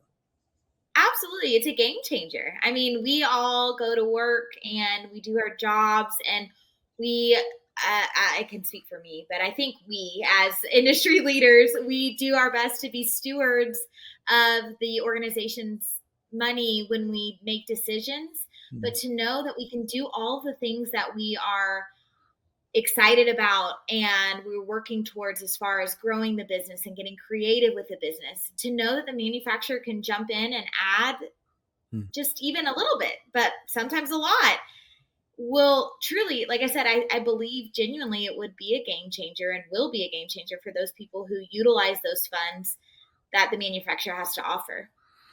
This is for Sarah. Sarah, where would retail managers start? Okay. Again, here we are now squarely in the fourth quarter. And, if you want to utilize these funds, what is one of the first things or some of the first things that dealers and fixed ops directors and general managers need to do? Well, the first piece of it is really identifying what your OEM programs cover. So that's step one. And that can be some self-exploration. If you have a marketing team in-house that can help, go into your dealer portal and look at that information. Those programs get updated constantly. But your partner, your vendor partner that you're utilizing as well, if you have a company like Revolution Parts that is managing these pieces for you, they should already know the rules for each OEM, and they'll guide you through that eligibility process. There's reimbursement forms. There's a lot of compliance ready, like campaign reporting. Basically, with co-op, every single dollar and cent has to be tracked and it has to be reported correctly in order to get that reimbursement. But it's so important because as dealers are looking at these programs, as Lisa was saying, these unused co-op funds, they're lost profit potential. So every quarter of every dollar, whatever the dollar amount is in co-op that you don't claim, your competitors online are now outpacing you, and they're advertising their parts and service and accessories while your dealership is paying the total out-of-pocket cost for that online retailing. So this is more and more critical, Ted, to be on top of. And, the dealers that are doing a great job of it, they're going to leverage their partners like Revolution Parts. Amanda, it sounds like a dealer could be at a great disadvantage if they're not maximizing these co-op funds. Yeah, the thing that I tell everybody, and I think everybody here has heard me say it before, is this is not e-commerce and selling parts in general is not a if we build it, they will come situation. You have to market yourself. If you don't market yourself, you're going to end up with a very expensive paperweight of a website that only your current customers are visiting. And so marketing your website is going to help you to not only gain traffic, but make more sales and reach people who you otherwise would have made zero sales to. And, the store fees to run a store with an online parts store with Revolution Parts, they're very low. We keep them low intentionally so that you can invest money into marketing dollars. And so by not marketing your online store, you're essentially just throwing away a few $100s a month. And so imagine if you were to begin doing online marketing to your parts store and you were to co-op those funds, it's basically free money that is not only increasing your parts sales, but increasing your job security at the dealership. I mean, the more I talk to parts managers that are selling parts online, they keep saying, oh, this is amazing. I'm the most profitable department. My GM loves me. I used to have my fixed ops director on my back every day. Now he leaves me alone because I'm making him so much money. And that's the opportunity that these parts managers have that oftentimes they're failing to take advantage of because they just don't even realize that there's co-op funds available. Allie, to follow up, I think that parts is getting a lot more love lately. It's getting a lot more attention, and it's a huge profit center. And this e-commerce portion of it is brand new. It's a whole new frontier. And some dealers are further along than others. But those who are not tapping into that, again, will be at a big disadvantage. I completely agree. And I think that there's going to be some differences as far as how close different manufacturers have stores in different towns. I mean, for example, there are 5, 6, 7 GM stores in our metro area. So there's definitely some competition just like organically because of physical location. But I believe it was Liesl who said that, was that when you go online, there are no more borders. There's no more physical obstacles that you have to overcome. You put yourself out there, you offer the product that people need, and then you're able to get it to them in a way that they need it. And it doesn't matter where it's going. We can do that. And so I completely agree. I think that even just being here and talking, I'm like, okay, I've got work to do when I get back to the store. Like, let's go. Let's figure out how we can be more available for people who need our parts. So, Lisa, let's talk about that. For folks watching today, like Allie, or when they get back to the store, how do they find out what their OEM program is? What are the steps there? Sarah mentioned that's one of the very first things you need to do.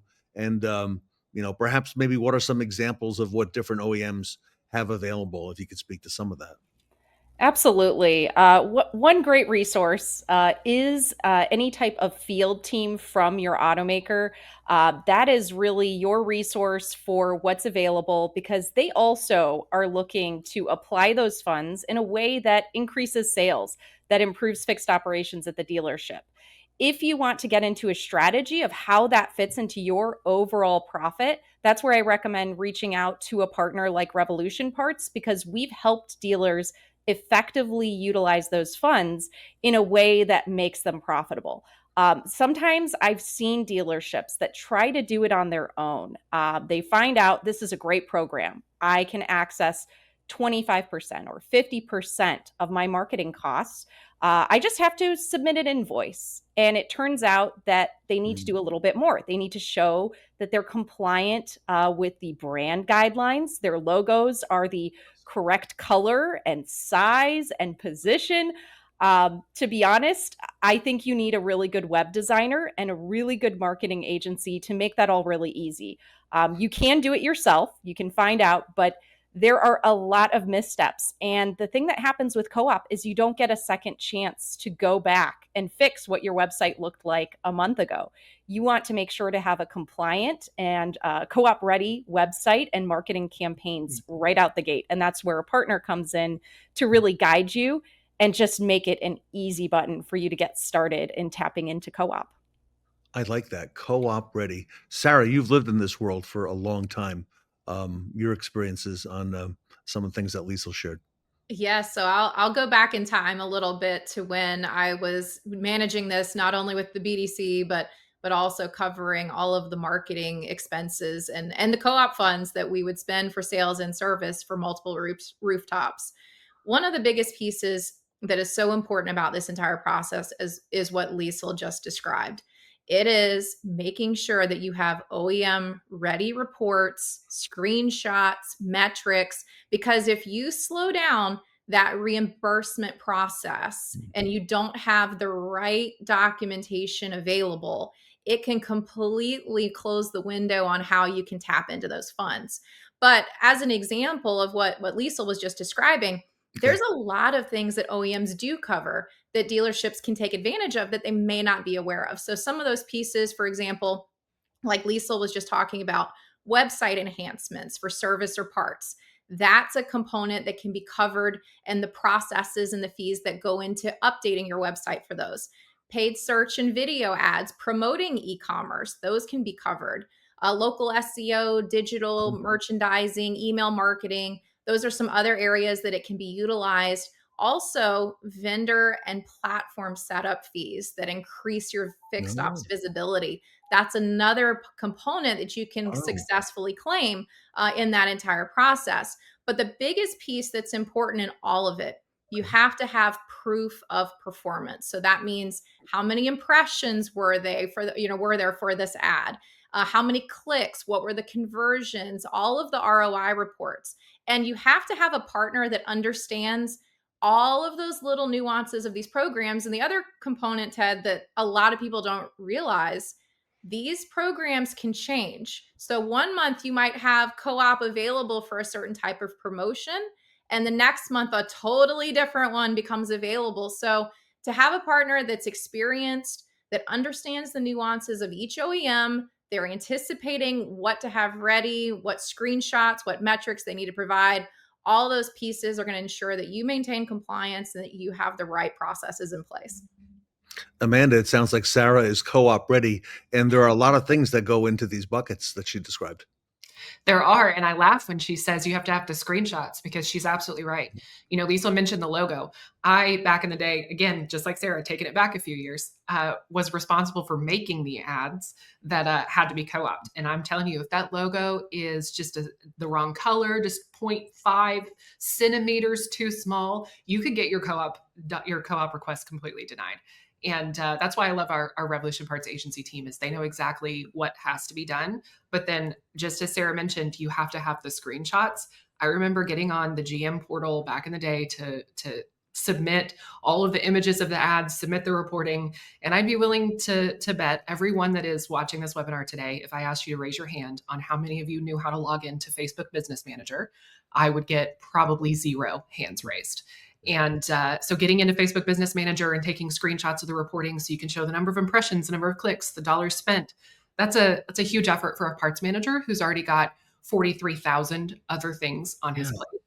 So working with a partner that can provide that for you is really great. And of course, the Revolution Parts portal gives you all those numbers right away. So I personally would recommend being the person who has made the ads before and been denied over and over and over again, and probably made 400 iterations on one singular ad more than once in my career. Having a partner is very beneficial.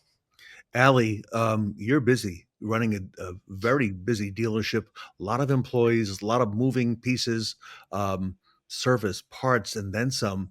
I imagine to be able to have a partner that's an expert in this would be super important, who's familiar with your brand and can really help you in that area. Absolutely. I'm kind of like chuckling to myself because I'm thinking about so many times in the past where exactly what Amanda said.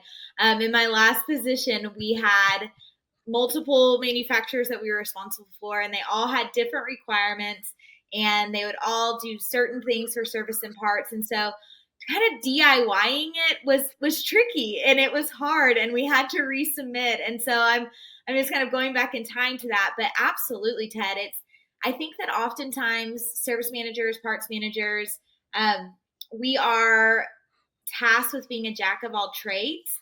And while I love that responsibility, oftentimes that means that we don't get to master all of our requirements. And so to have a partner who is a master, who knows it in and out and can be our go-to and say, hey, we want to do this. Can we? How do we do it?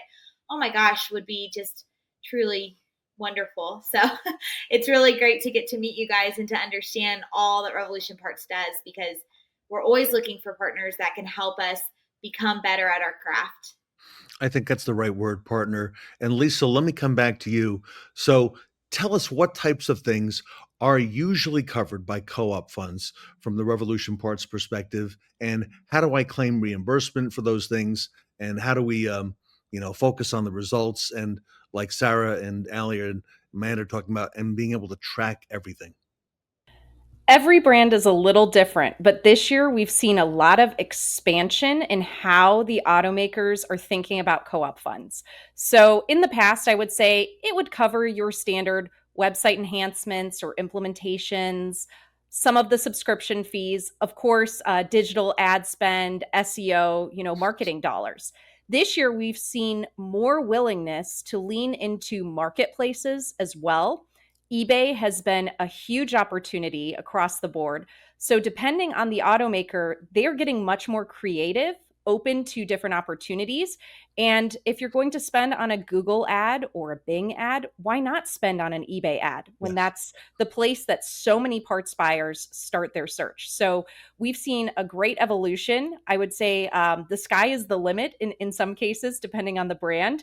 But at the very least, it's going to help you with your website costs, those fixed costs, in any digital marketing. But definitely ask, because those opportunities have arisen as part of pilot programs. Sometimes it's really the dealerships that raise their hands and are excited to participate in something new who get access to additional opportunities or different mechanisms to apply those funds. And Lisa, if I can, as a follow-up, I think that's part of the Revolution Parts success, is that you do tap into things like eBay and partners like Amazon to assist the dealer. That's unique to Revolution Parts, and you help them get started. If you want to speak to that, because I see that as a big edge, expanding your universe to a whole lot more people. Absolutely. And with marketplaces, Revolution Parts is uniquely positioned because we've been working with them for so long and we've helped so many build successful businesses. They also have compliance requirements. It can become very complex very quickly. So we see a lot of people say, I'm going to go and throw a listing on eBay or try to sell something on Amazon. And they're not well positioned. They might not perform at the standard that those marketplaces have. And you only get one opportunity to do it right. Amazon and eBay really have seller standards because they want to give customers a great experience as well. A partner like Revolution Parts can really lean in and not only connect you to the marketplace and make it easy to manage your listings, we can also make sure that you stay compliant with your automaker requirements, with Amazon and eBay requirements, and ultimately you provide a great customer experience while you grow your profit. Lisa, I would imagine this is also important for moving forward, because if the dealership had done anything in the past that's not compliant, you're finding it out and pointing it out and making sure that now from this day forward, they are in fact compliant. Absolutely. And Revolution Parts really leans in as a partner because you can take corrective actions. And we have a team. So within customer success, you're assigned someone who really can work with you. And so that team is there to find any of those potential hiccups, really identify those opportunities. And then we know a lot of those tips and tricks that maybe it only will take 2 months to really bring you up to the right standard where you get greater visibility and essentially free traffic to sell your parts. So that maximizes your return on your investment even more and helps you to continue to grow sales while basically expanding on both volume and profit at the same time. Amanda, if a dealer watching or a fixed ops director or parts manager watching is not yet in the e-commerce game, yet listening and watching us, hearing that, you know what, I better find out what we're entitled to with co-op, is it too late to go ahead and reach out to Revolution Parts and maybe get on the platform and take advantage of the resources you have? Absolutely not. If you've spent the last 9 months sitting on your fixed ops co-op dollars and used 0 of them, you have 3 months left or 2.5 months left at this point to use those dollars. And so this is the perfect time to do it. You can take those co-op dollars that you have not spent so far this year, and you can put them towards your startup costs for your setup fees, to getting your marketing started, all of those things that are required in order for you to be able to just get online. You can pay those now so that your ROI in 2026 is basically guaranteed. So this is a perfect time to do it.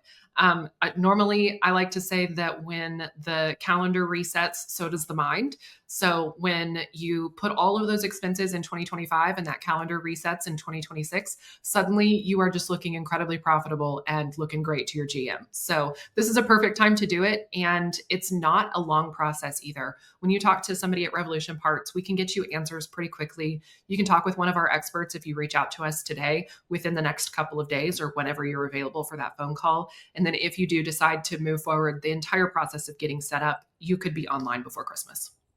Sarah, I've seen you talking all year long about parts e-commerce and, telling us why we need to get on board. But it would seem there's no better time than right now. It's so true, Ted. We've been talking about parts e-commerce quite a bit at the Fixed Ops Roundtable. And so, I mean, just to summarize, there's 3 things dealers listening today that you need to do. First, this quarter, you have the rest of the year, this is the time to shine. But right now, what you need to do, find a co-op approved vendor who understands parts and service like Revolution Parts. Go forward, apply your co-op towards your e-commerce launch and your digital marketing. And then finally use that remaining 2025 budget and generate measurable traffic and sales before year end. So then you can, like Amanda said, be really in great shape for the 2026 year. Lisa, I was going to come to you last to find out how to take the next steps, but I think we're already hearing that here. Absolutely. Couldn't be easier than just going to revolutionparts.com. We love partnering with dealerships, and we can help make it a lot easier than trying to tackle this on your own. Allie, from out in the world in retail, this still is a new frontier because there are so many of your peers, Allie, who are not taking advantage of e-commerce, and there's money on the table, and they can claim that now, and they can get in the game while it's still early. Absolutely. Like I said, my brain is going. I feel like we have so many opportunities. So Lisa and Amanda, we're going to have to chit chat offline. But I love that. We're at the last quarter of the year. We have so much going on. But oftentimes we're so focused on what we're doing to close the year out that we're not necessarily focusing on what next year can bring. And I think that this is the perfect time to prepare for that, is to utilize those funds that the manufacturer wants to give to us and use it for something that is just going to springboard us into such a successful beginning of 26. So yes, sounds like everyone needs to get on board. So Amanda, if the audience watching goes to Revolution Parts, in the upper right-hand corner, there's a button that says, Let's Talk. Would that be the place to start?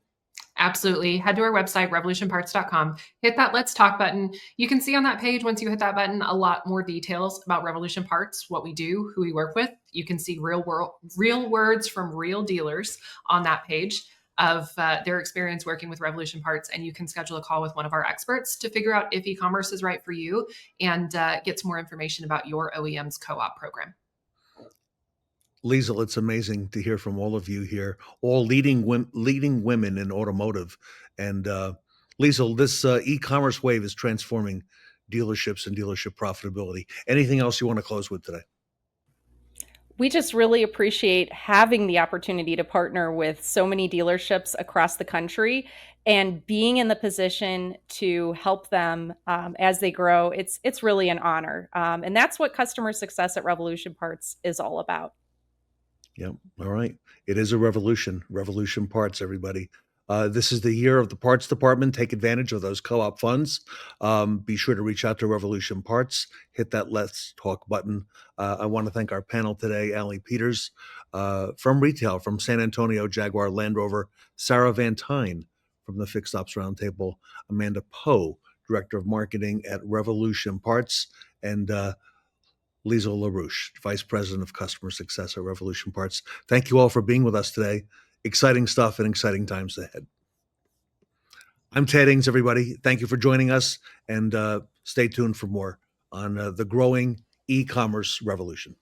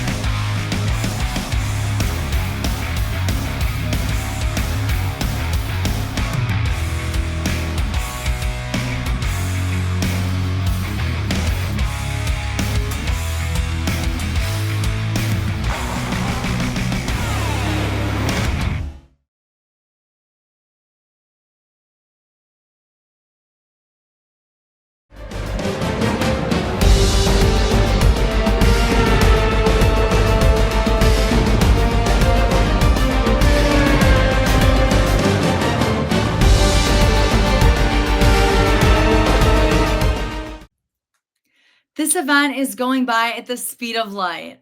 Meet us at the starting line tomorrow for our 4th and final lap of the Fixed Ops Roundtable Fastlane event as we wave the checkered flag of another amazing event.